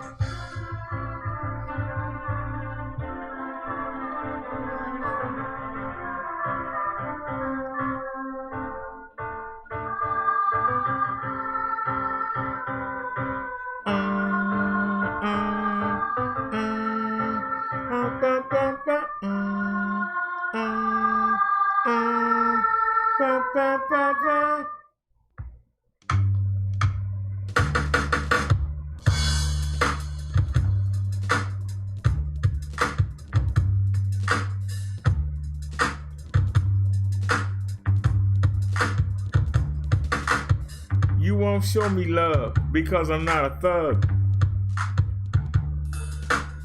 You won't show me love because I'm not a thug. Yo, you won't show me love because I'm not a thug. I'm not a rapper, I'm a battler, a scrapper. Someone who's in this for the sport. In 50 years, no one extinguished my torch. I'm still blazing, still raising hell. Riff after riff, you know I never fell to another. Ashes to ashes, dust to dust. I stay crisper than the crust of a week-old pie. I stay true to the game, that's no lie. I show no fear because you suckers are quit. Rushing through your lyrics on a track is when you slow down. That shit sound whack, you lack content. You're like a dollar that's already spent, useless. So why don't you go home and play with yourselves or your knives? Ooh. I didn't mean to go there. Why don't you enter the lair? The lions then of the Leo, who steals the show from the yo-yo bros who can't flow when the mic's in their hand. They get castrated by me, the one-man band. I'm the one brother that's unlike no other. You won't show me love because I'm not a thug. You won't show me love because I'm not a thug. You won't show me love because I'm not a thug. Hold me back cause I'm about to go. Stand back, Derrick is about to throw. some lyrics you suckers can't deal with. Year after year, I had to listen to your dumb shit. You can't make a word, you can't make a rhyme. You mumble and bumble half the time.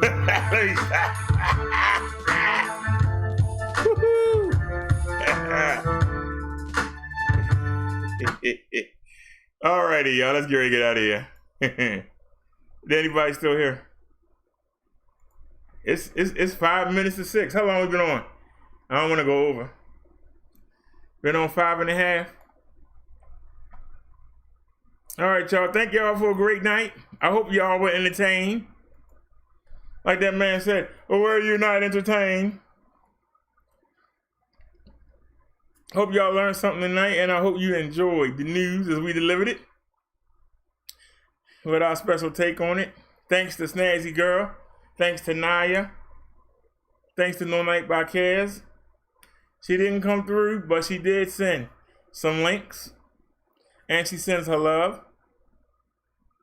Shout out to the driver. Papa D didn't come by today. The commander came by. The Cobra commander. Did anybody I forgot?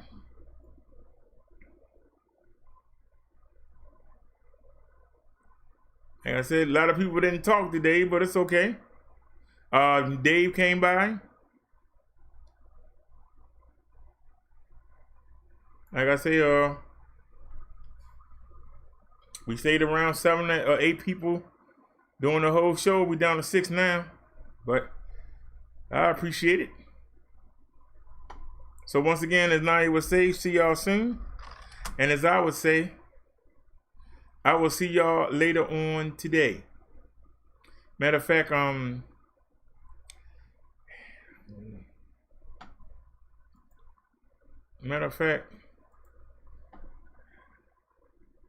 minute, I don't see it. Well, I know I downloaded it.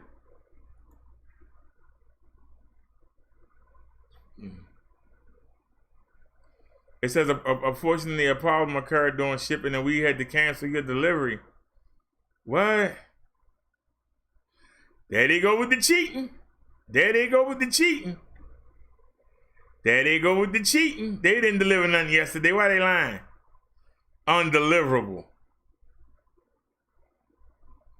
All right, y'all. I need a screenshot of that for Liz. See that? That devil always at work. That devil always at work. The reason that we went to the market was because Liz had ordered me some sugar-free soda to try out. And they're supposed to have been here today. They had up until 9. They said I was coming. It hadn't even shipped yet. Then they said it was late. Now they say it's non-deliverable. Which one is it? Which one is it? That's why I'm glad I didn't wait. We went. I got some soda and still gave y'all 5.5 hours. We just froze for the first time. What happened? Uh-oh. We just froze for the first... Uh-oh, what happened? Somebody on that tack.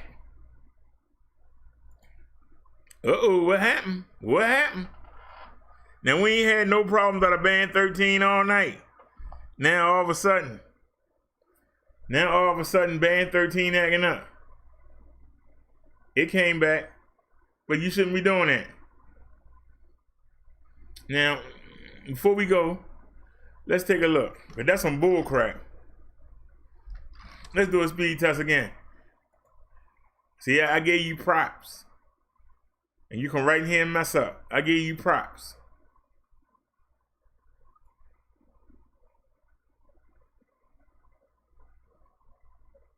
Look at that.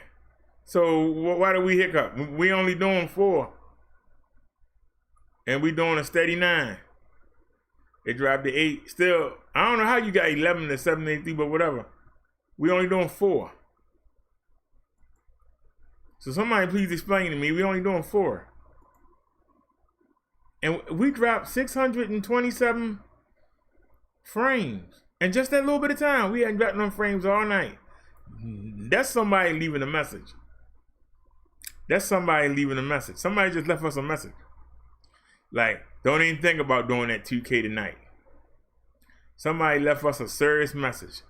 Like, don't even think about doing 2K tonight. Somebody don't want us to do it. Somebody scared. Why? I don't know. Why you scared for me to do 2K? I got the capability. Why you scared? Somebody scared. Because we ain't had a problem all night. And we get ready to get off of here and now we got a problem. That's bull crap to me. I don't know what that means to y'all. To me, that's bull. So anyway, I'll see y'all tomorrow and we are out of here. Y'all have a great day. Be productive. Thank you for watching. If you don't watch, there won't be no reason to come. Y'all have a good one.